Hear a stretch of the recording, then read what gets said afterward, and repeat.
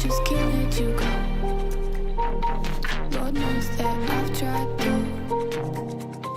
You said I was the only one. No one likes being lied to. You made this mess and left me with the pieces. Now I wanna burn all the bridges between us. I can't focus, I can't forget. I've been thinking too much lately. I just need to clear my head.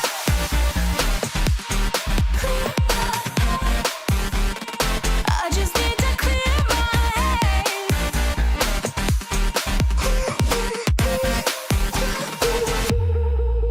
I've been stuck going in my way,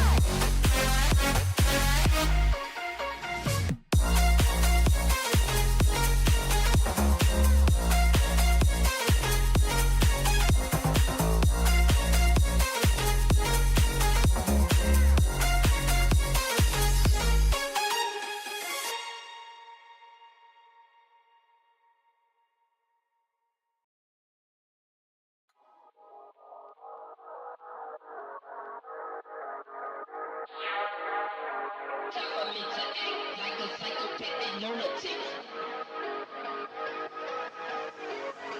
people don't believe that I can get ignorant. I'ma cock my nine, mother.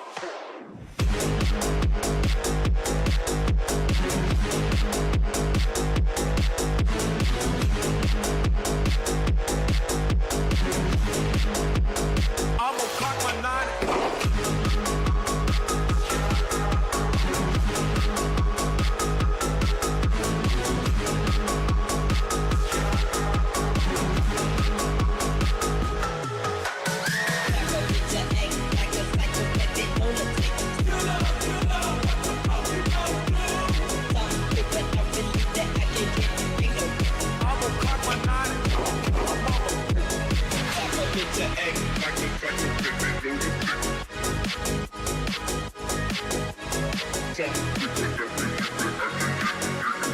I'ma cock my nine, mother.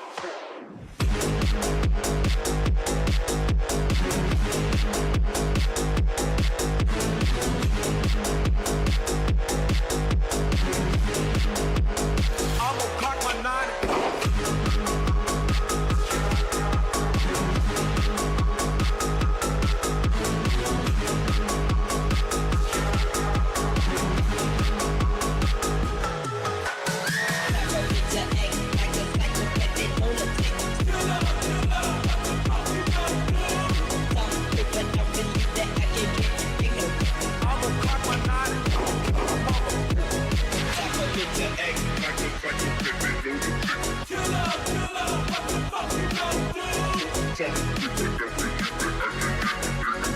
I'ma cock my nine, mother.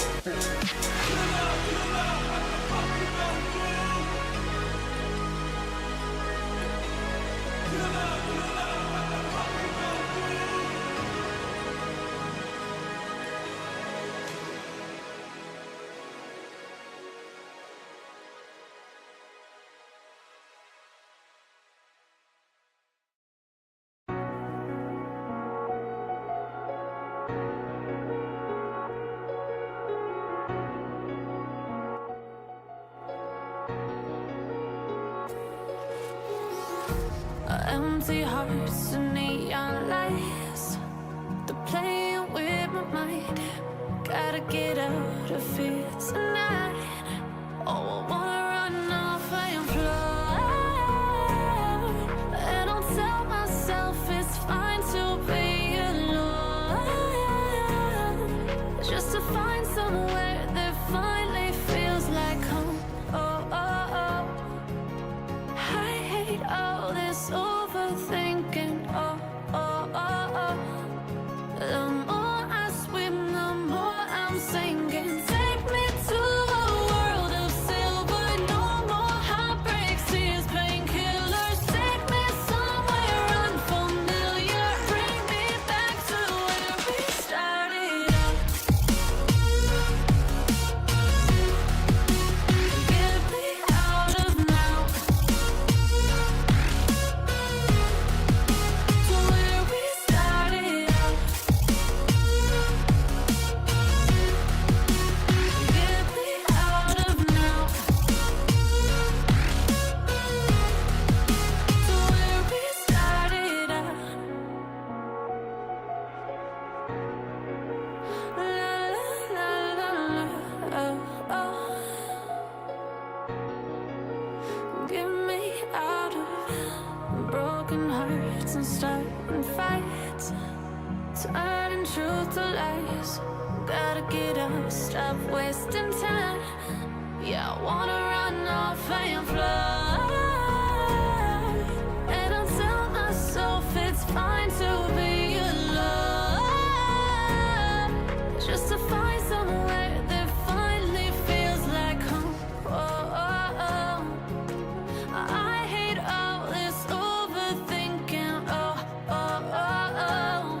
The more I swim, the more I'm sinking. Take me to a world of silver. No more heartbreaks, tears, pain.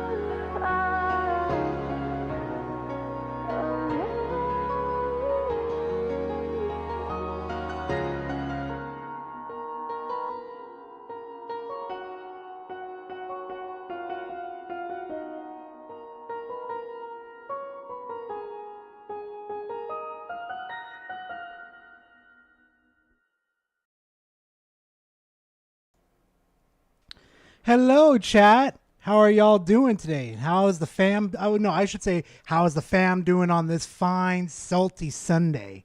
We've got some fucking content today, guys. We gonna be eating good today.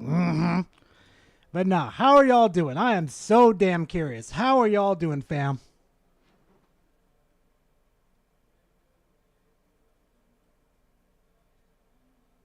Fucking glad to hear it, fam. Because you know what? You may never know when it's a last fucking salty Sunday. You have. Welcome to the family, son. Hey, thank you very much. Welcome to the family. I appreciate it, Meepa. I really do. But anyway, yeah, we got some content today, fam. I'm gonna feed you guys good. But you know what though?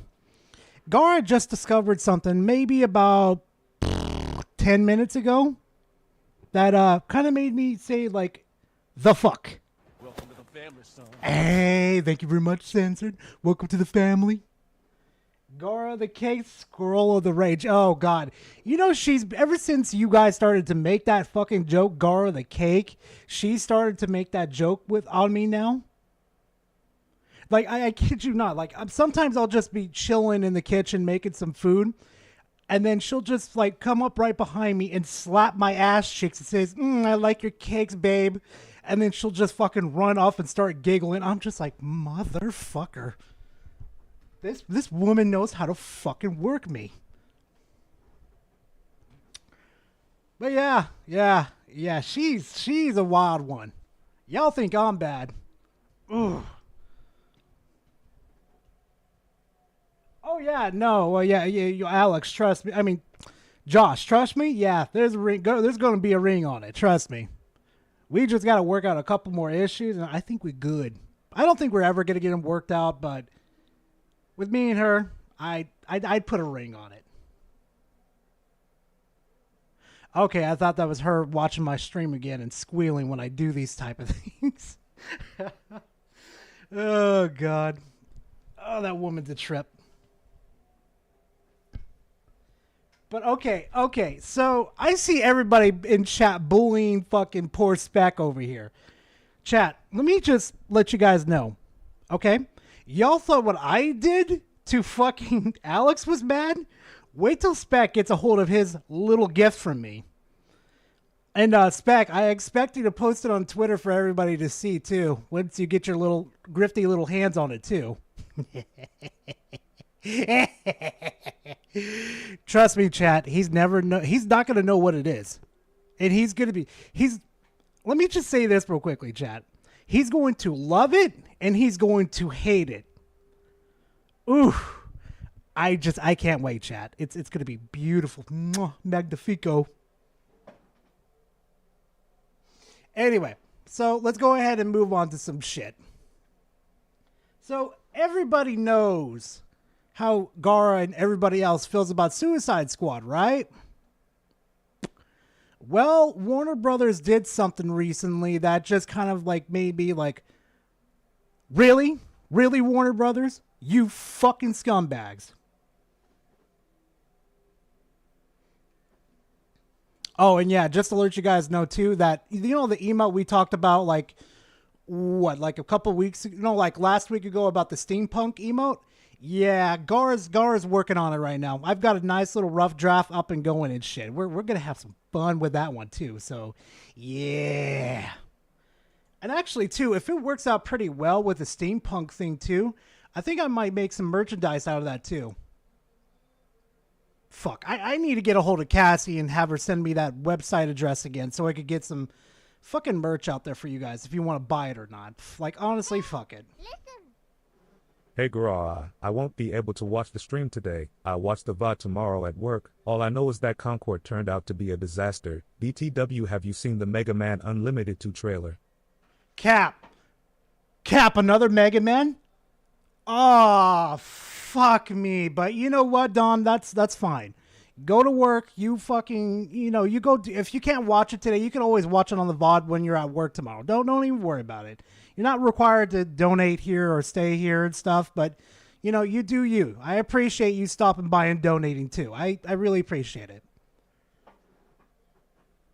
But yeah, chat. Let's get back on topic real quickly. So Everybody remembers Suicide Squad, right? I'm going to need to get my pimp hand strong with, I'm going to need to get my pimp hand strong with fucking Warner Brothers. Rocksteady, WB, sweet baby, give me my motherfucking money back. Free to play? I'm finna ruin your day. Oh, I've got some choice words for you motherfuckers. Since, you know, which you guys wanted to fucking rip us off now and you want to make this game absolutely free to play, which this is a red sign for me to say, you know, a big ass sign to say to me that they're going to make this game free to play. That's probably their last fucking Hail Mary. And I know it's on Prime Day, what the fuck ever. But are you fucking kidding me? Really? It's not even like a year old and you guys are already making it into the fucking year and you're already making this game free. Are you fucking kidding me? I'm so glad this game tanks so fucking hard that they're going down this route. Fuck Warner Brothers.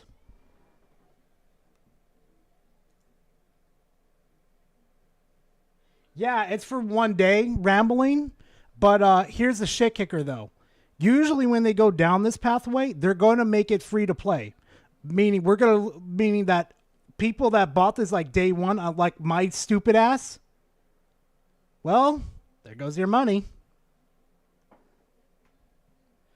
Probably, Kalina. Probably. You just took a steaming wet pile of doo-doo on mine. Ladies and gentlemen, as the majority of you may know by now, I bought Suicide Squad Kill the Justice League, the deluxe edition, when it first dropped. I pre-ordered the game and waited for it to release. Now, I did that process on my lady's account so we could play through that torturous slop together. But I guess I should have read the fine print. Because in the terms and conditions, upon ordering the game, I didn't see that only the account that the game was purchased on would get the pre-order bonuses. So there went like a... That's absolutely fucked. No other companies do that type of shit. That is absolutely fucked. Oh my god, why would you do that in the first place? Why would you cut off content? It's fucking Warner Brothers. Why am I not surprised? It's a fucking corpo. $100 and whatever of my money to not get what I fucking paid for. I have never seen a video game do that before. And just like literally all of you, I've game shared with people too. Yeah, game sharing is pretty fucking good, especially with the consoles. And now I think you could do it on Steam now, but if you guys ever get the chance and you got like a very close friends of yours and like you're on console or Steam and you're kind of thinking to yourself, man, I want to game share, but I want to game share with somebody, kind of make it cheaper for us to buy games and enjoy playing games with each other. Game share with each other. You're going to save yourself a lot of money. I shit you not. And not in a single one of any other game that I have ever played have I been hoed out of additional content the way I have been with Suicide Squad. So Rocksteady, give me my money. And then I heard I'm going to keep my pimp hand nice and fucking warm for you, Warner Brothers. Ooh, you motherfuckers. You pissed me the fuck off. News. I was watching a channel that I'd recently discovered. This one dope content creating lady that goes by the name Vera Dark. And I'm not trying to do no gymnastics on it. I mean it when I say that her content is really entertaining and it's full of nothing but facts. And I feel inclined to say that we, as a collective, should get that lady to 100,000. You know what, though? I'm going to admit it, though. She does do good content. I've actually watched a couple of her videos. Fucking good. And in this video, she stated as such. Suicide Squad Kill the Justice League is one of the worst video games to release in 2024, and honestly, of all time. It was buggy and broken, the story was terrible, character designs were awful, and it overall was just a very disappointing game, especially knowing it's part of the Arkhamverse. But for Prime Day, you get free games, and one of them is Kill the Justice League, and it seems that this is just a desperate attempt to get their player numbers up. Rocks. Go fuck yourself, Rocksteady, along with Warner Brothers and the rest of you motherfuckers. go fuck yourself. I was a fucking moron to give this game a chance. I really was. I can't believe I gave them 100 fucking smackaroos for this fucking pile of steam of a shit. But you know what, though? I made my money back on that video, though. Oh, and I got some good publicity off of that one, too. Ooh, people loved my review ripping that fucking piece of shit apart. Magnifico. Steady is down atrociously. I warned y'all over 4 months ago in a previous video of my own that this is the route that they would take once they got desperate for more players to hop on the game and throw a couple more pennies their way to save them from getting fired and to rescue their company from getting the studio shut down. So let's time travel real quick, why don't we? All the way back to this, I missed the old Rocksteady. Let me drop a goddamn demigod I ain't gonna lie, that thumbnail looks fucking good. prediction on you. Number one, they're gonna drop a DLC where the Justice League, in fact, were just clones. Maybe once per season, they bring back one member of the Justice League to help fight off the Brainiacs. Either that, or they'll revive the Flash and he goes back in time to warn the League about the bullshit, making them prepared for the attack. Also making it so that the Justice League never died in the first place. Prediction number two is that the game goes The prediction one right there would have been such a fucking baller idea. Like, it would have made sense, but corporate greed. goes free to play, and they make all their money from the cosmetic sales and the battle pass. Prediction number three, which is the most likely of the trio. Wait, what? They nerfed the booty on Boomerang? Oh, hell fucking no. They're gonna post a message on their Twitter in a year and a half from now saying some shit like this. We thank you all for your continuous support of Suicide Squad Kill the Justice League. What fucking support? It has been an amazing journey Stop lying. within Metropolis with all of you. Nobody's here, nigga. With great disappointment and dissatisfaction, we must announce the end of support for our latest title. What? Wait, are they not fucking supporting the fucking... Oh, wait, no, never mind. I think it's a fucking... I don't know if that's right. Hold on. Thank you for staying loyal and supporting Rocksteady thus far. Here's to many more failing live service games. Stay tuned for our next title, The Flash, where we make you pay microtransactions to go faster. Go fuck yourself. And the craziest thing about my predictions... Hold on a fucking minute. No, I've got to know, chat. No. Google. Let's go to Google, chat. Let's go to the fantastic Google. Okay.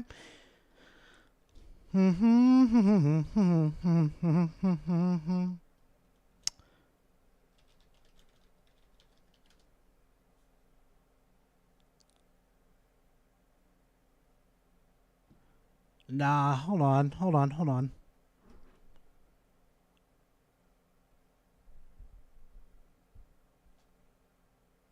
Okay, no, I must have been a little scared he did.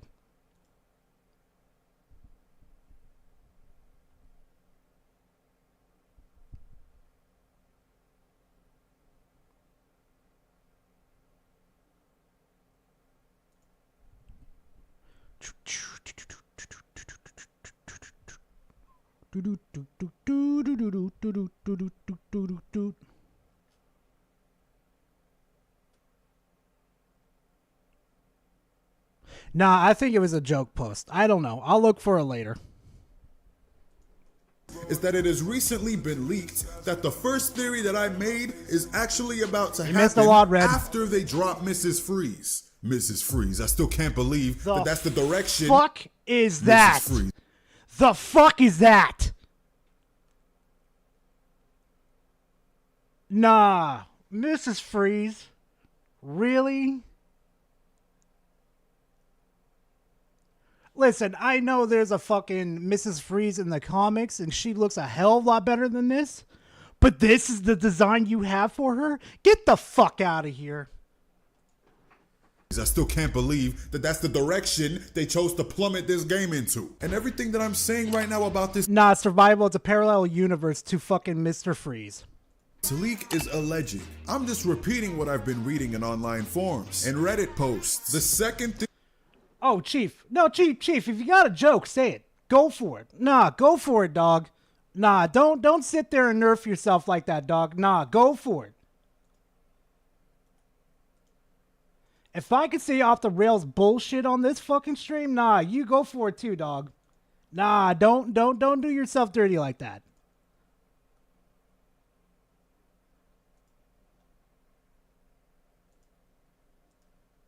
Nah, don't do yourself dirty like that, dog.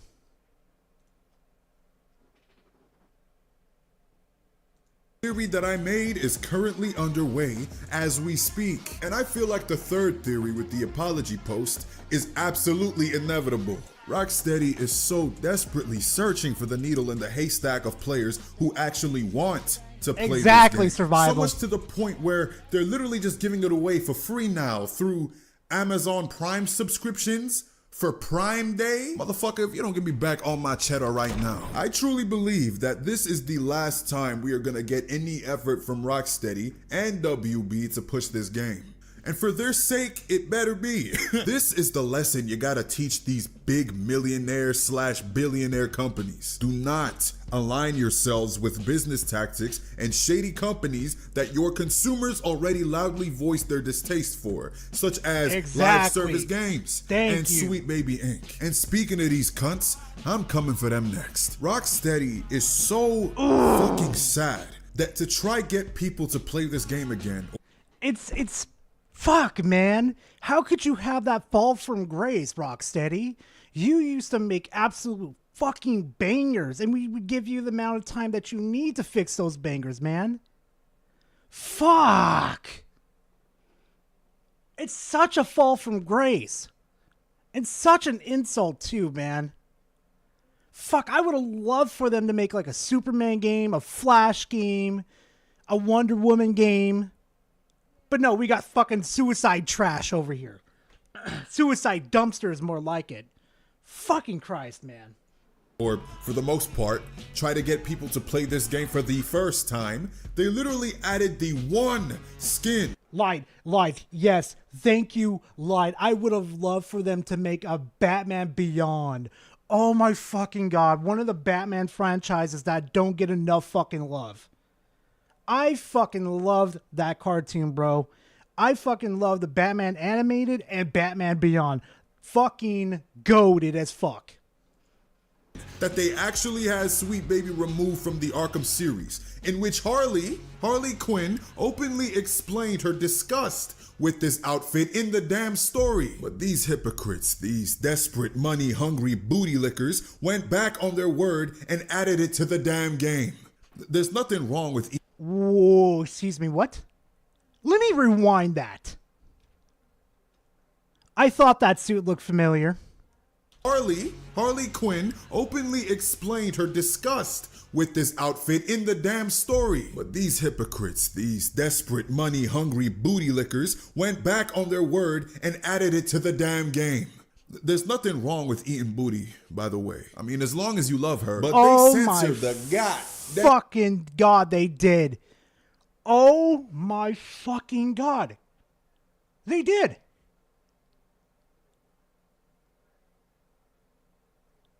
Oh, hell no.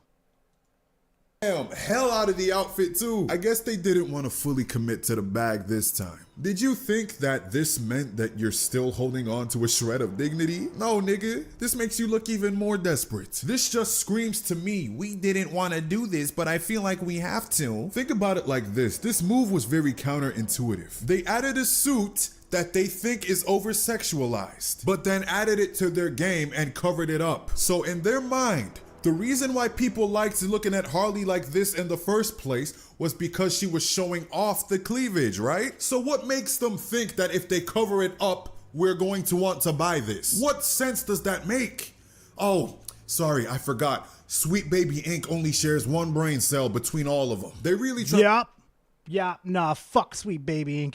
Why, Gara, why don't you supporting games with Sweet Baby Inc. in them? They don't do nothing wrong. This is the exact fucking reason why I don't fucking support these people. They want to corrupt the fucking video game industry as it is already. Fuck, it's already corrupt as it is, but they're just gonna make it fucking worse. you know, a lot of these fucking fucktards on Twitter are like, hey, you should support them and stuff. You know, it's their own fucking design. Bullshit. Bullshit. They're taking the original designs and fucking with them. To pull a Sony Stellar Blade with this outfit. A game that's allegedly made for mature audiences, but yet you censor the titties that most men and women see on a daily basis. Y'all have got your priorities all the way messed up. I'll be awaiting my refund as soon as you send out your apology letter. Bitch ass coleros. Let's be some interest in there for all this free publicity. Damn. One thing that has severely pissed me off about them making this game free to play after only being out since February of 2024, quick reminder, it's July, bitch, would be the fact that y'all just proved to the world that the only way you can get people to play this game now, you know, because it's that bad, is if you give it away for free. And even then, they might as well, even if it's for fucking free. That moment, you remember WB canned a Batman Beyond film that was in the style of Into the Spider-Verse. I wish you just heard my neck right now because it just popped as I just looked at chat real quickly to make sure I just heard that right. Do you understand how much fucking money they would have made? Do you know how much money they would have robbed me? Because I would have gone and see that movie like 5 fucking times. Then it probably waited another 2 weeks. Go see it 5 fucking more times. Do these corporations just don't like money or something, chat? Holy fuck me raw. How can you fumble the bag like that? I've got no comment.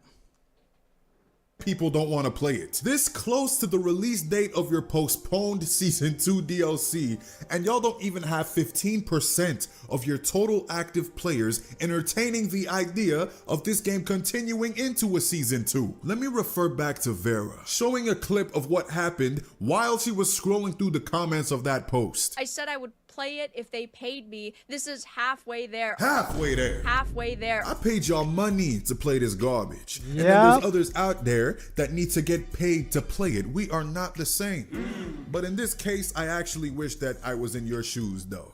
Because then I'd have another $100 going towards me moving house. And if you would like to help me with that, by the way, just click the Help a Brother Out feature in my description. Help a I'll be Brother able to Out. do YouTube Oh my God, more that's a good full-time one. that way. So I'm going to be making more content and more videos of your boy tearing down companies that deserve it for you. We use cancel. Oh yeah, Rambling. No, they don't need to make it free. What they need to do is shut it the fuck down and pretend it never happened.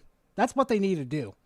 Actually, even if they, I just thought about it too. Even if they did a No Man's Sky where they just fucking did zero communications with everybody and just started patching up the game and make it even better, that's still not enough. That's still not enough for the fucking torture they put me through to fucking deal with this game. Nah, burn the studio down at this point. Culture properly over here. Now, I don't think Rocksteady should go away. No, he's not. Despite No, all no, of what not happened silent, with no. Suicide Squad. It is 100% one of their grandest screw-ups, but their biggest fuck-up was partnering with Sweet Baby. And if they go away, who else is gonna make my Red Hood game? Square Enix? Nah, we've been there before. Bro, I will love a Red Hood game. Oh, that would be fantastic.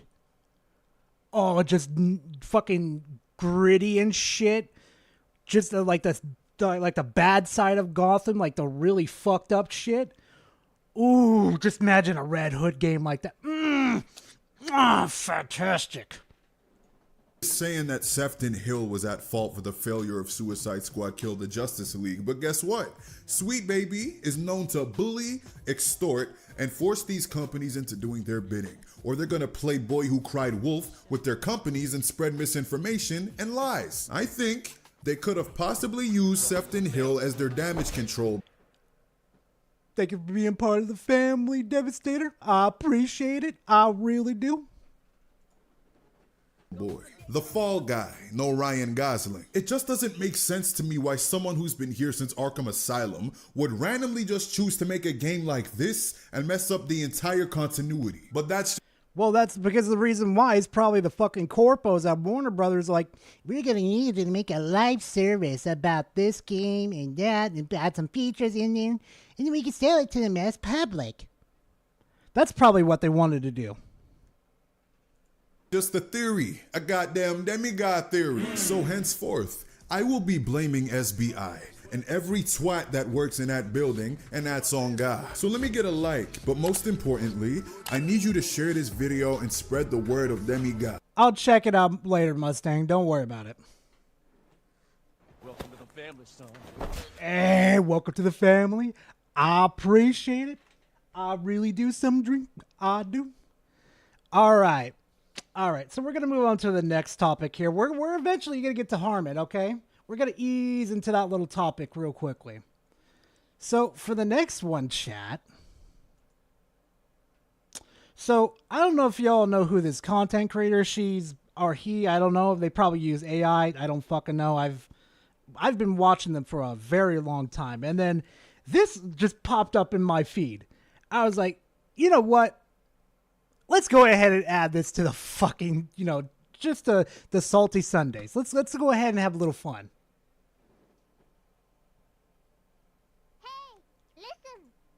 Can Hollywood fail like they did in the 70s again? Oh yeah, they will. Don't worry about it. They will.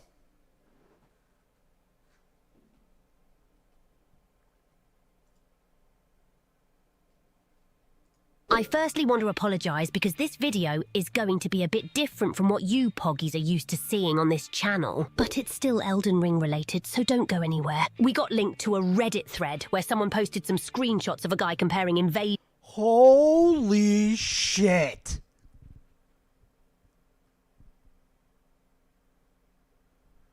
Angry Redditor strongly believes we are... Whoa!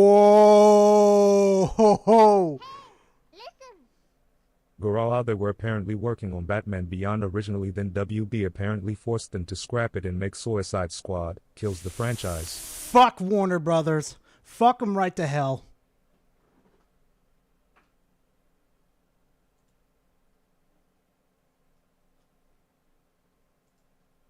To, well, Morlocks who commit tragedies in schools. In our quest to find the source of these insane comments and see if this was a troll or not, we stumbled upon the original Reddit thread and boy, oh boy, how we wish we didn't. Buckle up, because this is going... Oh, so it is true. Oh my fucking God.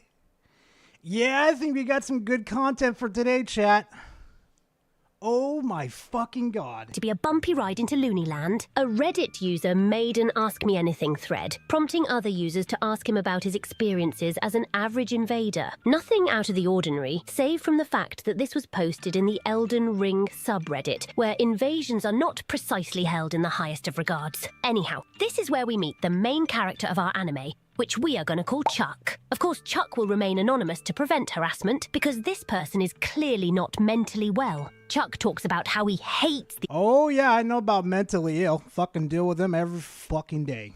...the invasion mechanic, because he believes that by design invasions are not fair, as the invader is usually prepared for PvP, while the poor host and his babysitters are not. In case you are not familiar, an invasion is when another player joins your world uninvited, and I use that term loosely, to defeat you and your friends and claim the reward. In Elden Ring, the only way to get invaded is by using a special item that activates them, or by summoning another player. In either of those cases, you're voluntarily opening your world to invaders, to a lesser or higher degree. The bottom line is that you're taking a conscious decision to let invaders join your world. Exactly. Thank you. This is what people don't fucking get. If you don't want people to invade you, just turn off the online interactions then.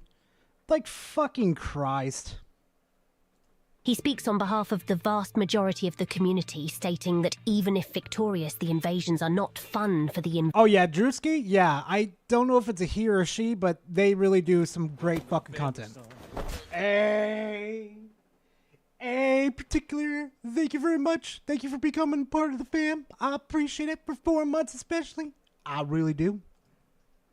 Invaded, and how he was on his 24th attempt trying to beat Radon, only to be invaded and defeated after 20 minutes or so of trying to summon someone. Chuck, I'm gonna let you in on a secret. Yeah. Oh, fuck yeah.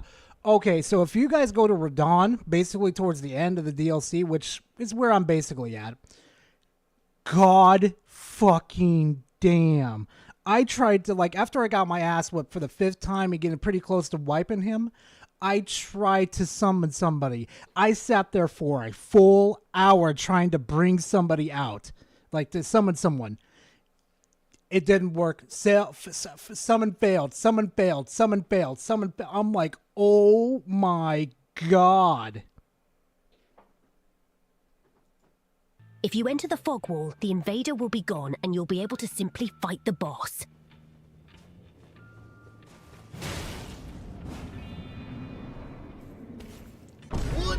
Yeah, that's one way to make them fuck off.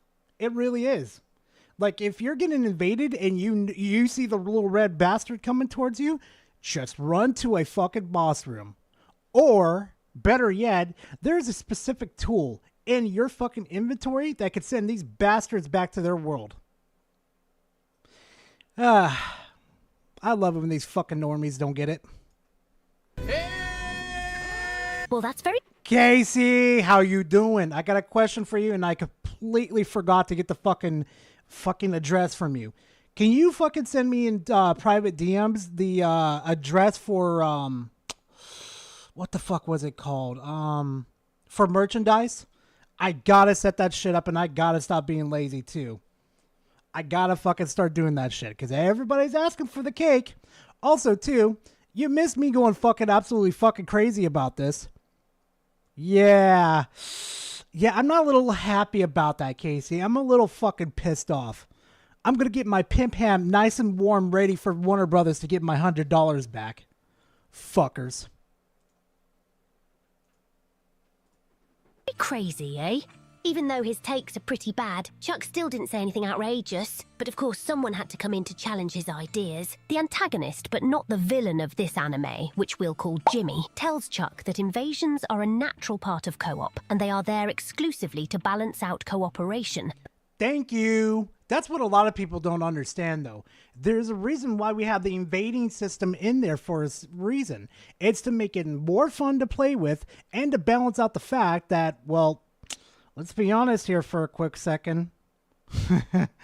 You need some challenge. And this is the best way to give you more challenge within the universe or within the game. As it inherently reduces the difficulty of the game. He also points out that the invader is at a massive disadvantage in every way, be it because he has to fight... Oh yeah, especially if you fucking hide somewhere or you transform yourself into like a hidden object that's around. Motherfuckers won't see you coming. I have fucked with people doing like this when they're invading me. I wish I still had that Dark Souls 3 fucking clip where I turned into a chair in Lothrith or something like that and I was getting invaded. This dude had no idea where the fuck I was. I saw him walked everywhere. It took him like maybe 45 minutes to find me. It was fucking hilarious. I wish I still had that clip.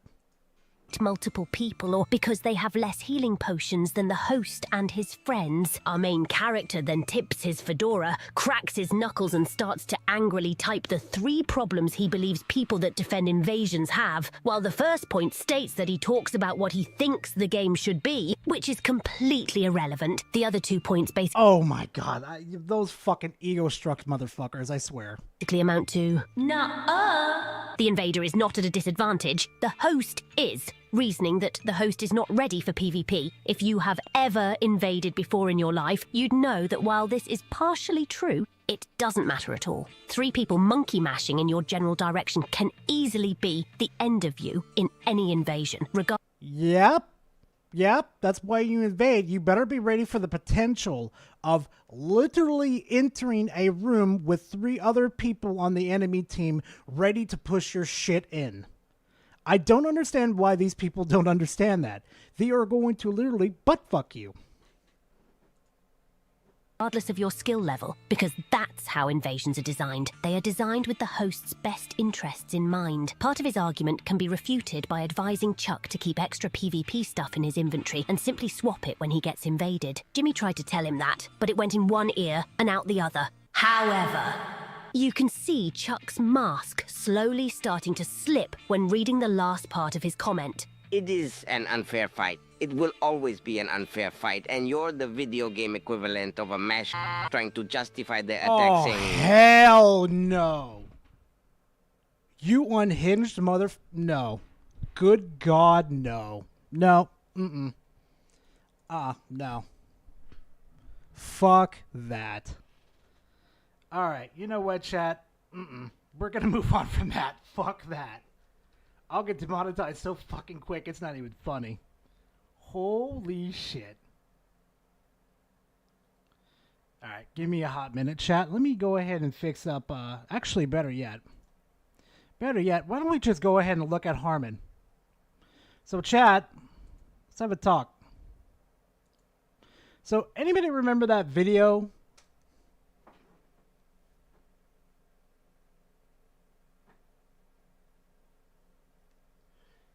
Yeah, Demoness, I think I'll go over it today. I'm not too sure, but yeah, no, I don't know if chat wants me to go over it again today, since, you know, we had other things happen during that time I was, watching that video and critiquing it.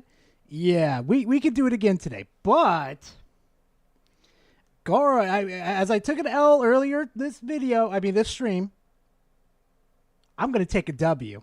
Because anybody remember that Elden Ring video I did on Harman? The one where he let me explain this again. Let me show you guys the video.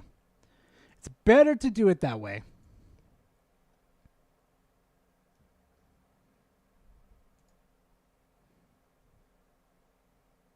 This one right here. This one right here. So, if anybody's not going to understand what I did, there's a purpose. There's a purpose as why I did that, okay? Because I knew Harman had a fucking ego on him. Okay? If I called him out, show him all the reasons why this fucking idiot could never complete Elden Ring, well, you're going to see why.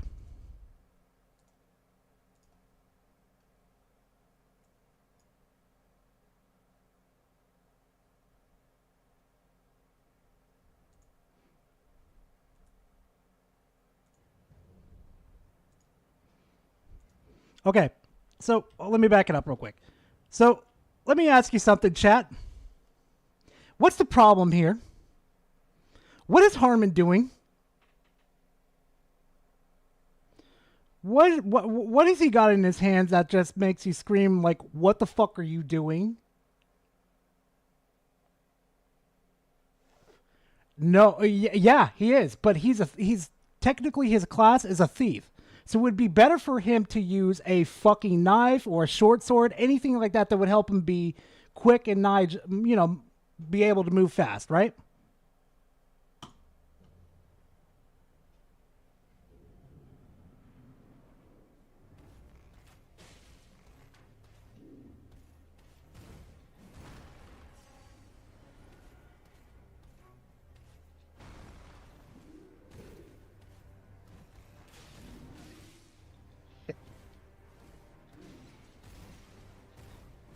Getting cut on the wall is not fun.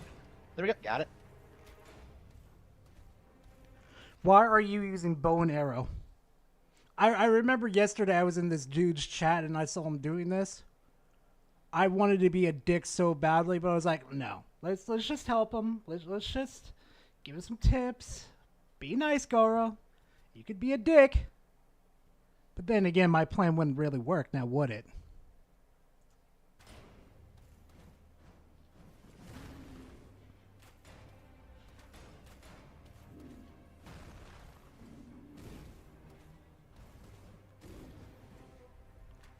Okay. Yeah, okay. Keep hitting him in the head, you dumbass. Hey, chat, let me ask you something. You see where he's locked onto? His chest, right? With the bow and arrow? And he's firing? You know you can lock onto his legs, right? So instead of firing up right to his fucking head, if you're going to do this type of run, you should be aiming for his legs.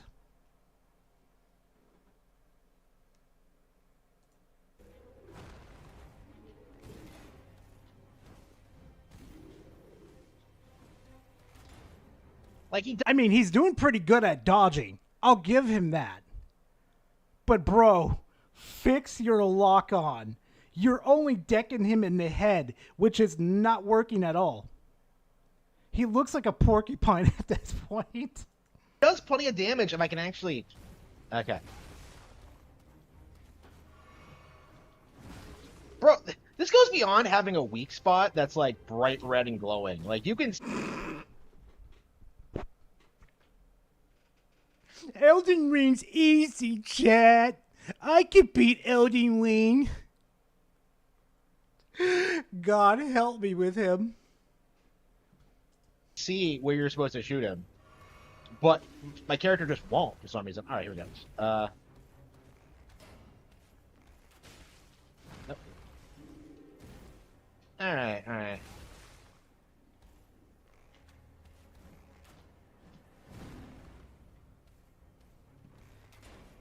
Okay, see, Harm, this is what I'm talking about. The wind up on that thing, you could have launched that arrow directly on him and got damage and then rolled away.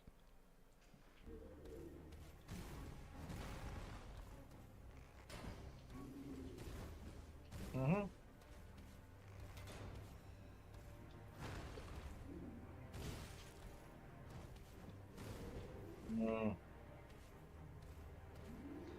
Like, why are you using a bow and arrow, bro? Get your fucking knife. There you go. Look at that. Wait, what? Hang on, wait. What's that? He used the F. He used the cerulean tears. He replenished his FP. What the hell? Why didn't I... It's too easy, chat. You think he's got to win on this one, but he doesn't. He really fucking doesn't. Hang on.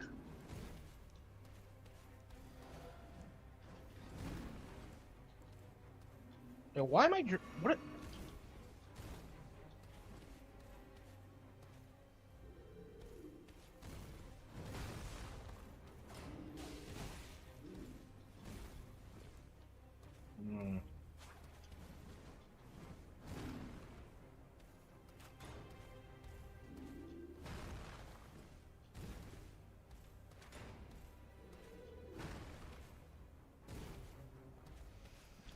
I'll give him credit, though. He knows how to dodge. Parry? Fuck no.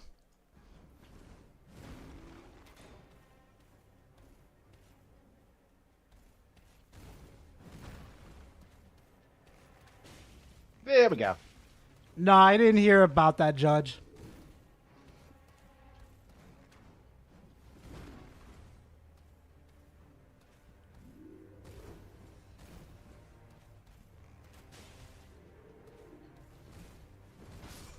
God damn it. Okay, so what, like, I'm going to be honest with you, Chad. You're in a closed area. You're not now in the open world where you can, like, cheese bosses and everything with a bow and arrow. You're in a closed room with an enemy that can do a lot more damage than you and just really fuck your shit up. So the smart thing would have been done, get your fucking knife out, fucking swipe at him, dodge, swipe, dodge, swipe, dodge. It would have been that much easier. But no, we got to make this harder for ourselves. Double 30 is awesome. Fuck you. How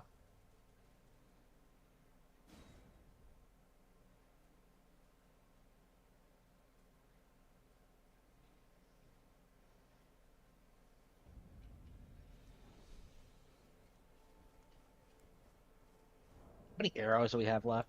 I'm worried we're gonna run out. 19. Wait, hang on. Oh, this is where I remember I came in at this part of the fucking chat too, and I told him that you can have more arrows, but you're gonna have to farm. Bolt, Lord's Warden Bolt. Those aren't arrows though. Yeah, can I do it with 19?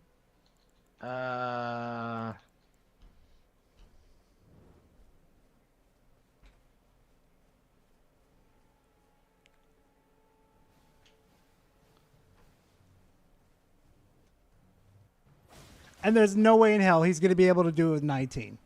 That's what I was telling him in chat. There's no way in hell. Especially he's so leveled right there, low leveled, and his dexterity is down below what it should be to where he could do some extra damage. Not happening. Look at this shit. Fuck. Really hard per se.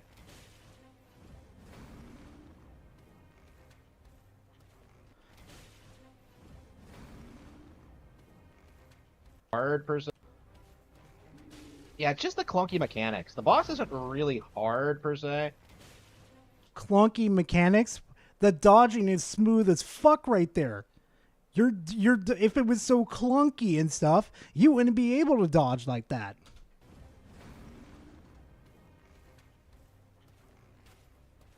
But like in most games, when like a boss is armored, you can just. Oop, that fuck.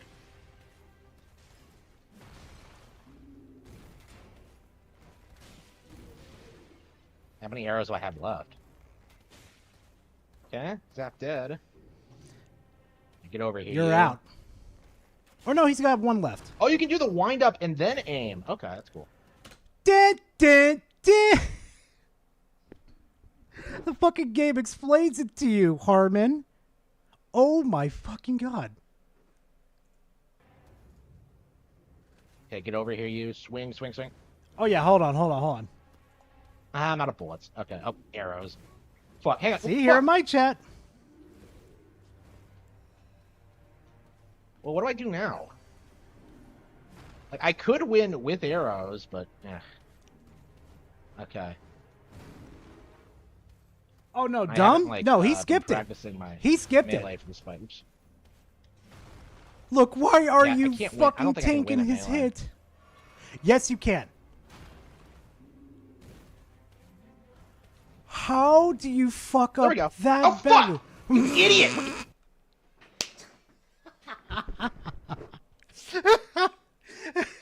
As soon as I saw him on stream fighting the Mad Pumpkin Head, I'm just like, bro, I gotta say this for stream. This is too fucking good. I gotta save it for stream.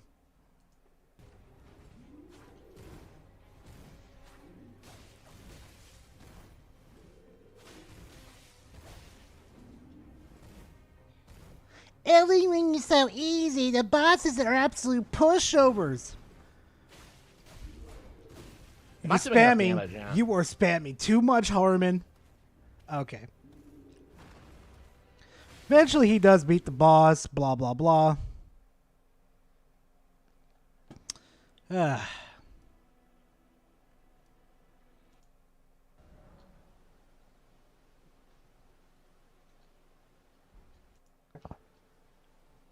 Ew!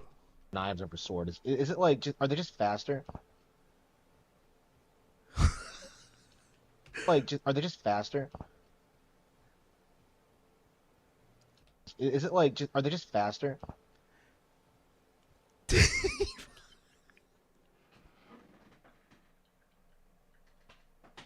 Harman, buddy. Oh my god. Oh, Magius, I have no idea what FPS he's playing at. I have no idea. I'm just surprised that he could run Elden Ring on his fucking computer.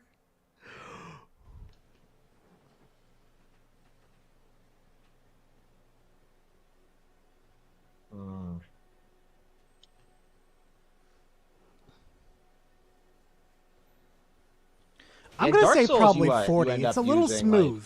Like, I tend to use the same thing throughout the entire game. So it's interesting to actually have the flexibility to play with different weapons. Oh, Harman, I thought the game was fucking bland. But I like the game because it has variety in fucking weapons.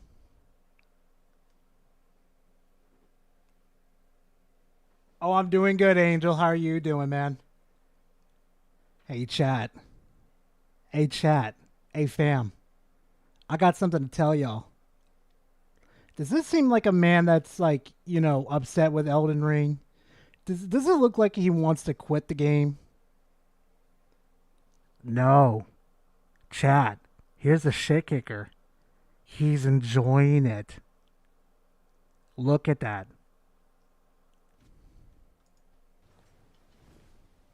So what the hell was that?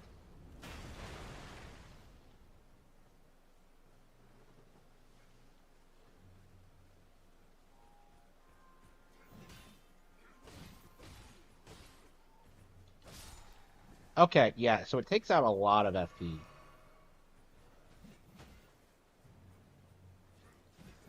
I don't know why he keeps holding up his little fucking dinkly-wrinkly little fucking shield like that. Parry with it. That's the use of it. The game even fucking tells you to. No, the endurance, right? Yeah, FP is like the spellcasting thing. Okay, so this is endurance. Shit.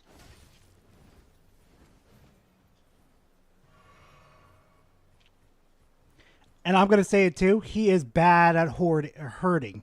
He's really bad at it. He's not taking, like, separating the group as much as he can, getting a quick swipe in, backing off, separating them again, take a quick swipe. He's fucking terrible.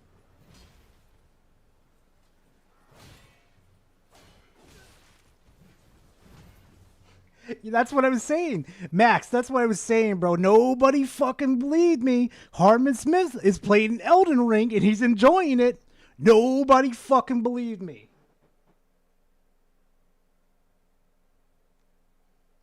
Exactly. Look at this. Why are you not parrying?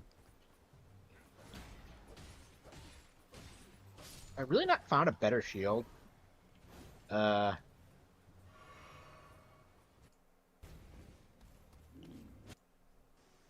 right, so there is one other I did want to show you guys. This whole fucking stream chat, I kid you not.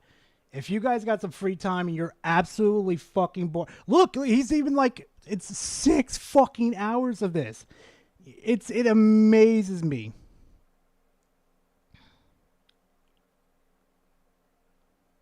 Look at his other games he does play too. Look at this shit.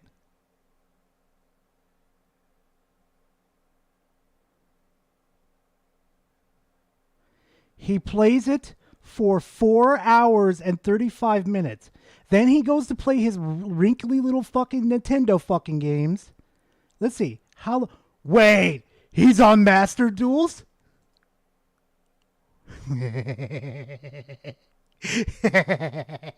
Don't let me catch you on Master Duels, Harman.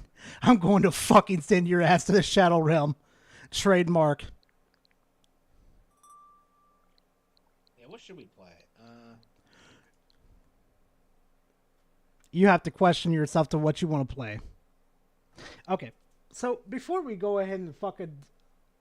Oh my god, no. Where is that one part? Oh, silent. Yeah, I remember this part. Now, let's go fucking... You got to give the man a little bit of respect. Where was it? Now, okay, so chat, quick question. Right here, okay? Let me ask you something. This is one of the filter bosses. This is where if you give up at this point, then you're just not built for Elden Ring. You just don't like the game. Go ahead and return it. Guess what, chat? Guess what?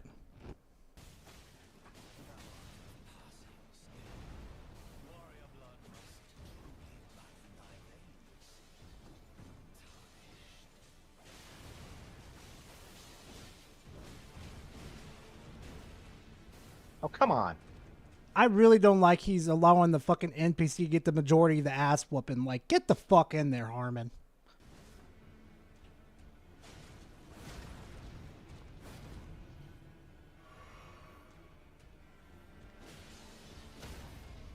Ooh, good shit, Harman.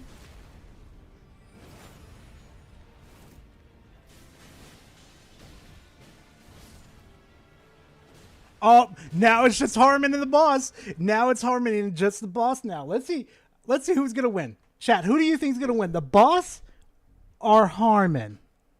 Who's going to win?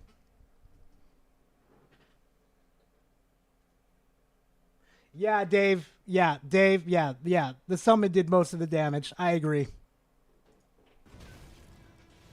Again, it's the third phase. Like, That's not how you use it, Harman. That's not how you use that term. It's the third phase. No. He has no fucking second or third phase. This is still the first phase. okay.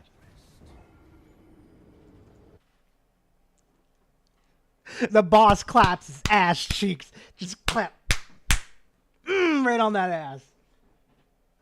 Ooh, whoever got it in chat, I gotta get some points on the chat so y'all can fuck with it and make bets. I really got to.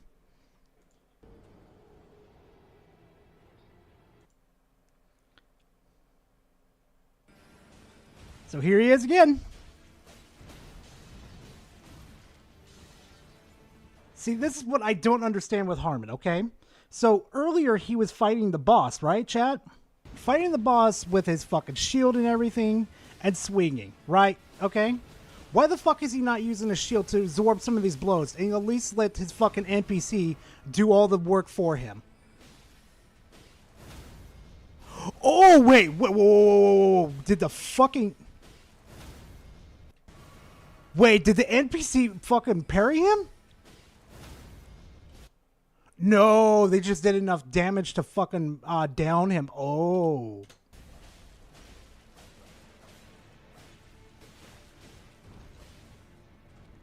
A little bit more. Got it.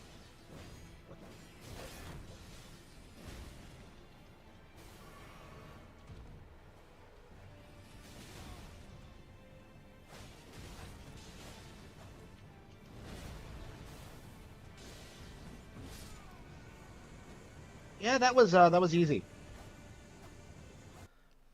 Look at his face. Hold on. Hold on.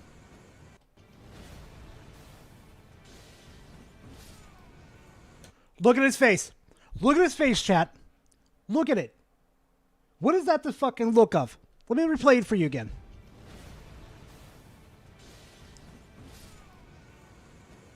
What is that the face? Look at that. Look at that. What is that the face of? That's the face of, holy fuck, I am so glad it's over. I finally did it. No, that's the relief of, fuck, I finally beat the boss. I achieved it.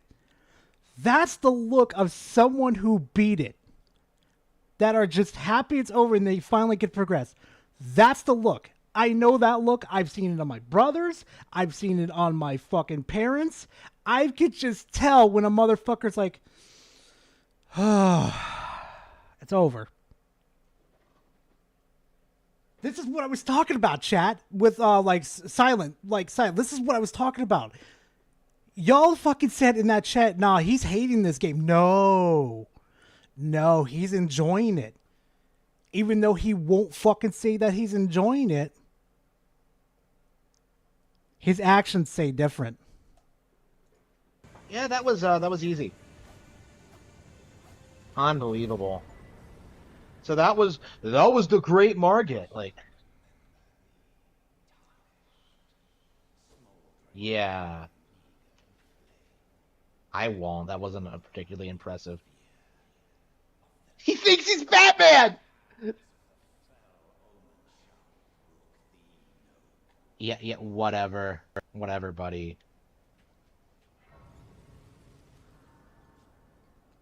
Jan, he never will admit it. You know, like my video I originally made on him, why he hates Elden Ring? That was bait. Because I know Harman watches my videos. This was bait for him to get into the game. So not only did he spend his own money to go play this fucking game, he's also proven me right that he would enjoy Elden Ring. Spam chat with the fattest fucking W's you can produce right now, chat. I want to see this whole chat lit the fuck up. I want them fat, juicy fucking W's.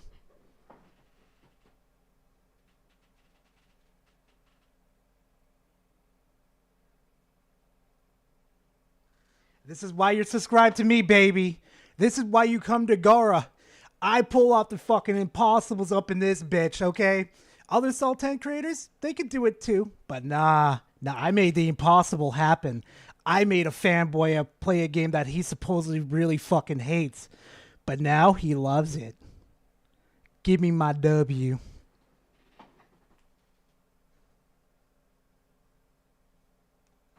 Yeah, that wasn't a good fight. Okay, what should we level up? See, so since I left earlier, okay, no, see, here's a shit kicker, chat. So here's the thing. Earlier in his chat, right, I gave him specific instructions in order to do certain things. Let me see if I can pull it up on here. Come on, replay chat, hello. It's going to be a shitter. So I remember I went into his chat and I told him to specifically focus on 4 things, especially if he's building Thief, that he needs to build up his vigor, endurance, strength, and dexterity at the beginning.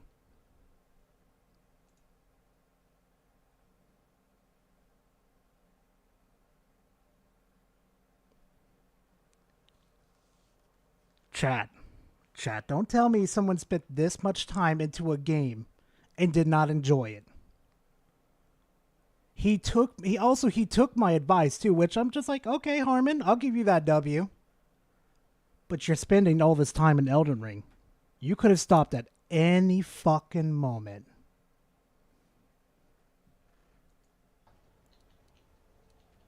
Oh, I have enough souls to level up twice. Okay, I think endurance and vigor is what we want. Boy, oh boy, if you guys could see my fucking face right now. I have like the biggest, meanest, greenest fucking grin on my face right now. Oh, this is just the Quantum. Like if I ever got Quantum to play fucking Elden Ring, I would never shut up about it, chat. I would make a trophy out of it. But you know what? This is good enough for second place.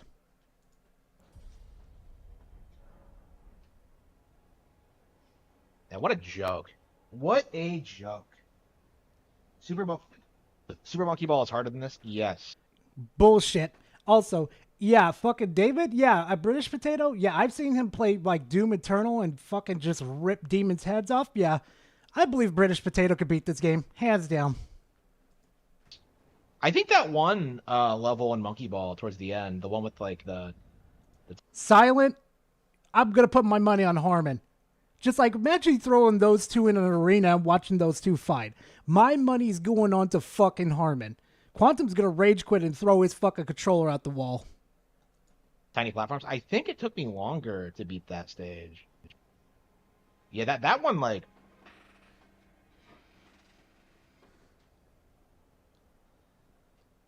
And keep in mind, like, Monkey Ball isn't an action RPG either, so. Oh. Wait, what?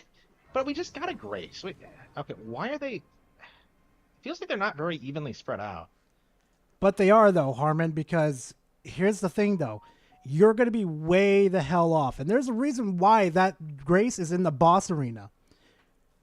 You want to know why? Because there's stuff hidden around there. You should go back. It's not true, chat. I'm just being a troll. I want him to jump off the bridge. Yeah, I'm one of those fuckers. Okay. Oh, I remember seeing this from the, I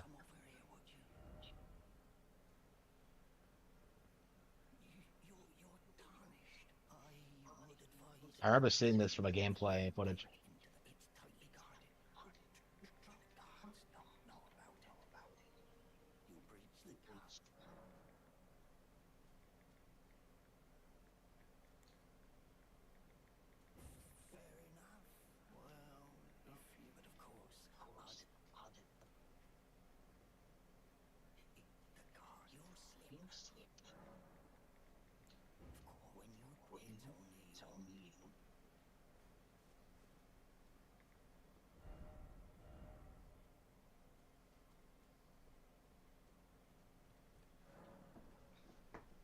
Okay.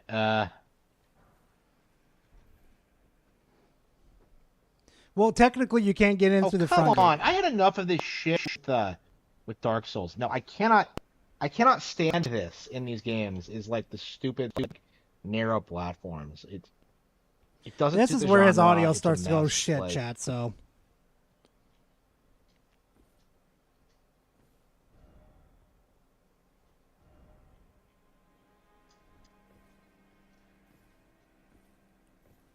Oh, that's not...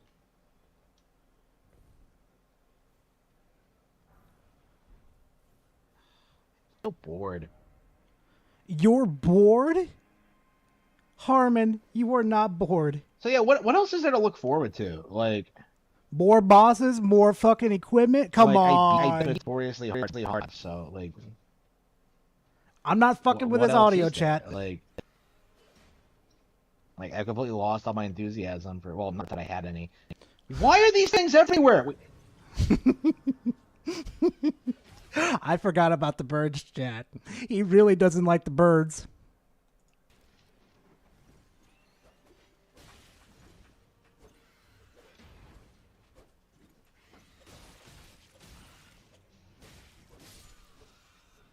It has blades on its feet. Okay.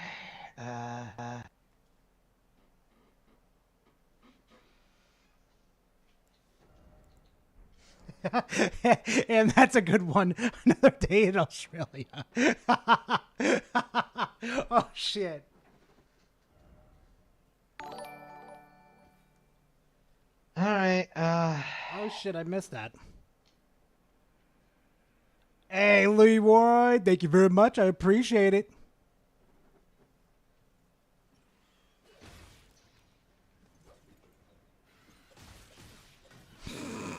There you go, Harman. You have a shield for a reason, buddy.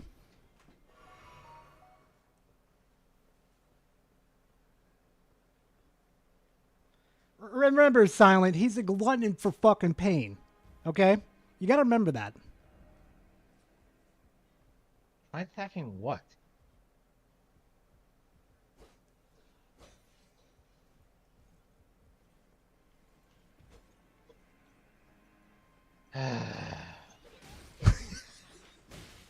The birds are just picking on him.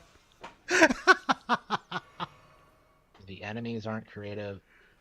How are they not creative? Are you fucking kidding me? Oh my god.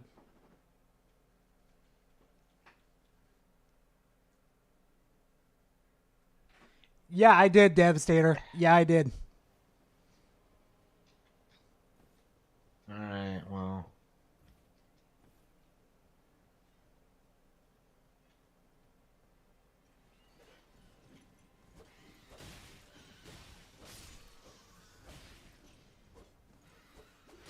Where did they get these swords? Like, who bits birds with blades on their feet? Elden Ring does, motherfucker. You literally live in a world where gods fucked each other to have demigods, okay? And then they use those demigods to fuck each other, and then those demigods just cause a whole bunch of fucking chaos. This is the fucking thing that fucking makes you question it?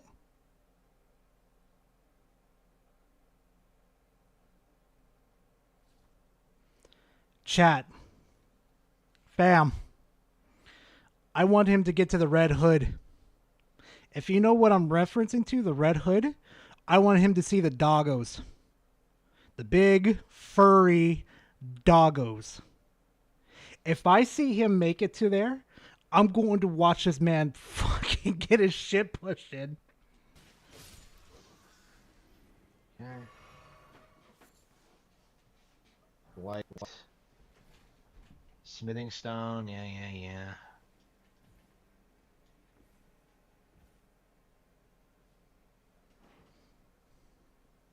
Your Baldo lot is covered in blood. Alright, well, whatever. Another one? They're everywhere. No, wait, now we just got turned around. Exactly, Harman. Okay, can I level up yet? Okay, we can. This part. Oh, thank God I got it at the right part. Silent Spec. Remember I was talking to you guys last night yesterday in Discord that he got his shit pushed in? Door.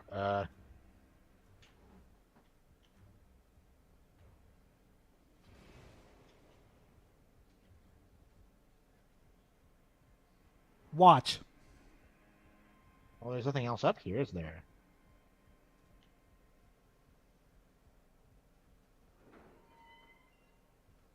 He's scared. Look at it. He's scared. He knows there's something there. You saw that, right?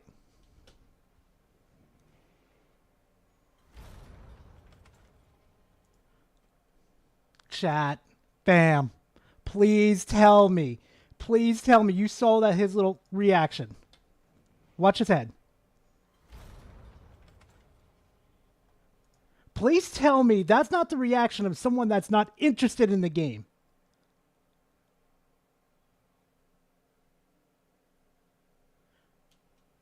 Oh yeah, we're about to see the part where he gets his shit pushed in.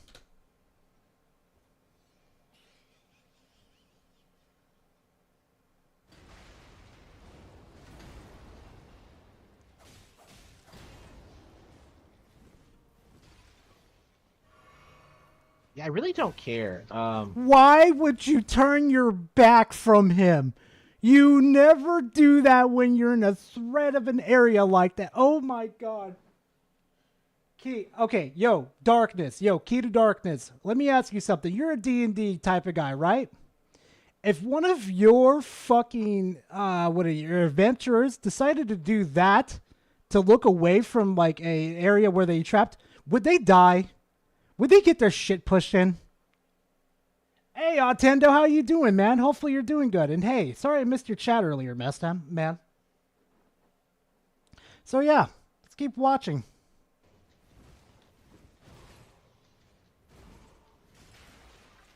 Yeah. Good to hear, Tendo. Oh yeah, guess. Hey, Tendo. Guess who likes Elden Ring now? Take a guess. That video was so articulately, beautifully done by me. I gotta give myself a pat on the back. I gotta go eat me a hamburger for that.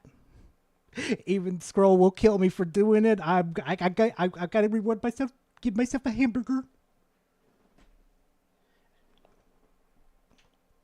Harman likes Elden Ring.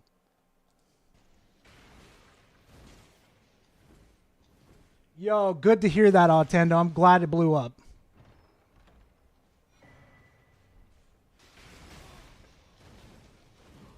Should I switch my sword?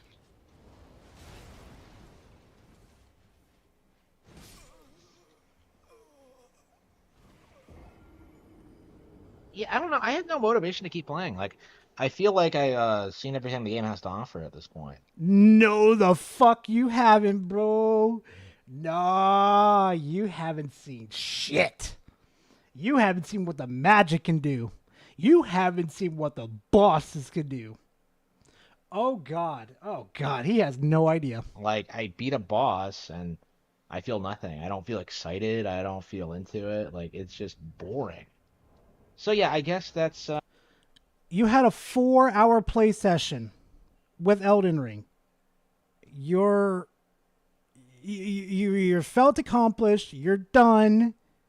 Go take a break and go play something else for a little bit, Harman. So keep this in mind for a second. 4 solid hours of Elden Ring chat. Okay, it held his attention for 4 hours. Now I wonder what's going to happen with the rest of the 2 hours. Not even 2 hours, but like an hour and 40 minutes. That's Elden Ring for you. It's just a boring video game.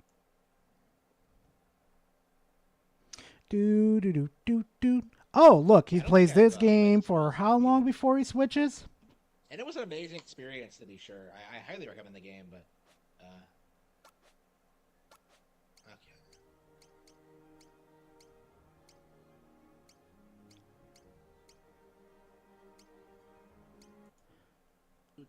only lasts about 40 minutes on that game.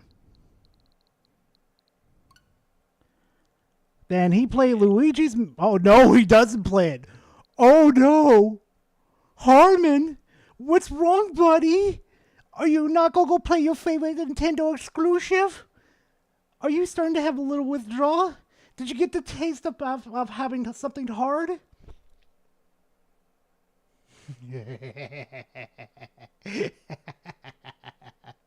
He got the taste of Elden Ring in his mouth, and he can't handle it, chat. I think we should do Phoenix Wright, honestly. You know what? Survival wouldn't be a bad idea to do that. Justice for all. So he plays that. I forgot what the name of it. And only lasts about 35 minutes.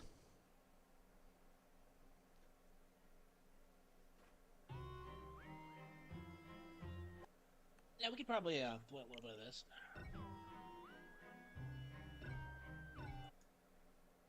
I kept saying all these Lasts 28 minutes. Lasts 28 minutes with that game. Tried to play it. I don't even like try to beat Gradius 3. I try to play it because I'm such a pleb.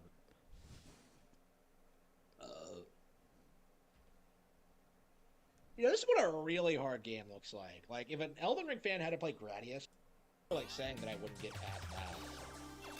Missile. I'm glad with them. But like now that I'm past that point.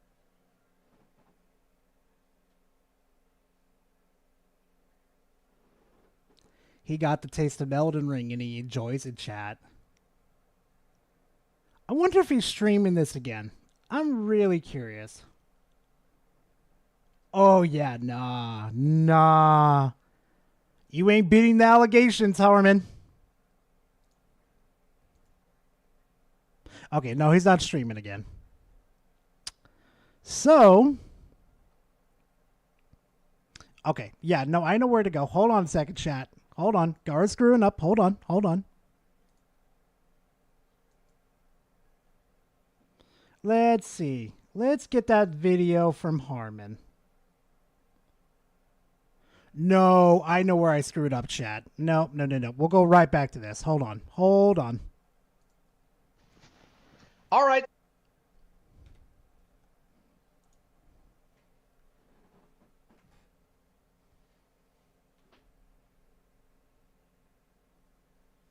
Exactly, Demoness. Exactly. Supposedly a Dark Souls vet. All right, so I have played Elden Ring. This may shock some of you, but I do have a gaming PC, and I am able to play Elden Ring. I have always been... It's a laptop. ...able to play Elden Ring. I just chose not to. So... Yeah, you chose not to until I made that video, and now you want to play it.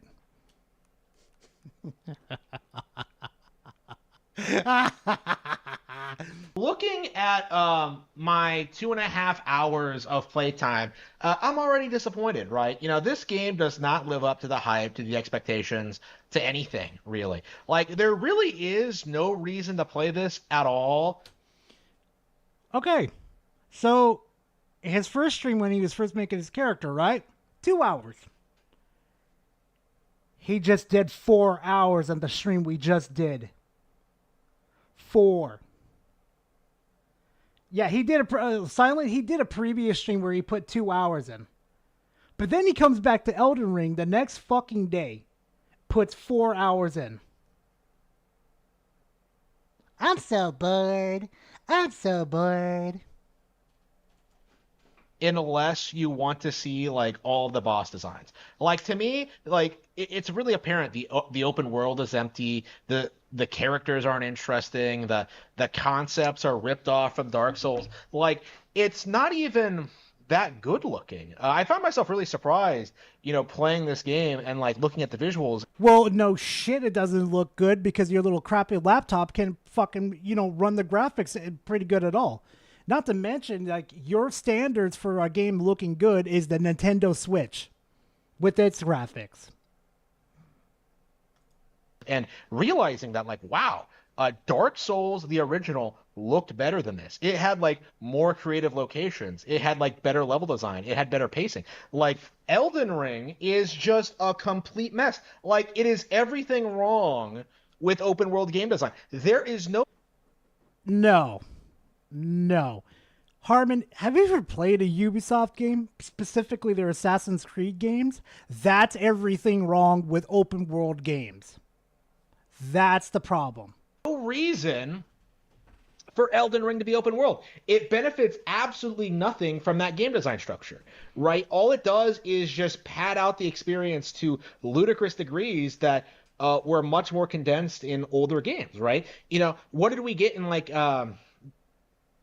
last decade, right? You know, we got Demon Souls, Dark Souls 2, Dark Souls 3, Bloodborne at one point. You know what? Again, like they all had like really tight, condensed areas that were unique, had good, interesting concepts, were able to keep the atmosphere fresh, right? They had a lot of variety. They were very unique for what they were, right? Right. But they decided to try something new with Elden Ring, and it fucking worked. They struck gold. Okay? There was an absolute banger.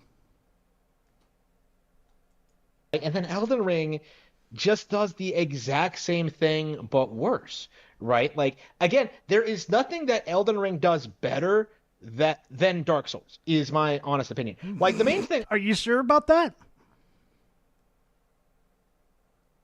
The leveling system no, not the leveling system. The open world's a hell of a lot better. It's not linear. You could actually go around and pick off the bosses in order that you want to do, except for the mainline ones. You know, go ahead and pick them off and upgrade your character. You can, let's see. Oh, yeah, you have a horse. You could traverse around. Oh, yeah, you could also cheese bosses a lot easier, too. There is a whole fucking menu's worth, buddy. I thought was better than when that was Dark Souls. It was that, like, yeah, it was less clunky, and it Oh, it was less clunky? Hold on. Let me make sure I heard that right. My honest opinion. Like, the main thing I thought was better than when that was Dark Souls. It was that, like, yeah, it was less clunky, and it, Dark Souls was much more clunkier. The mechanics were more fleshed out and interesting, right? You can actually use your bow in Elden Ring. You can actually do things like that. Like, I felt like look at that in face. Elden Ring, look at that face. Look at that face, fleshed out chat. and interesting, right? You can actually use your bow in Elden. Look at that face. Don't tell me you did not enjoy Elden Ring. You got a fucking smile on your face about a mile fucking worthwhile. A mile field long. Chat. Come on. Don't tell me he's not enjoying Elden Ring. Exactly, Jan. Exactly. Ring. You can actually do things like that. Like, I felt like that was a little bit more streamlined and easy to understand. You know what? I'm gonna do this as a favor. I'm gonna do this as a favor for Dragon. God damn it. Chat, fam, spam the whole chat with caps. Get that cap on. I want to see a sea of blue. I want to see it.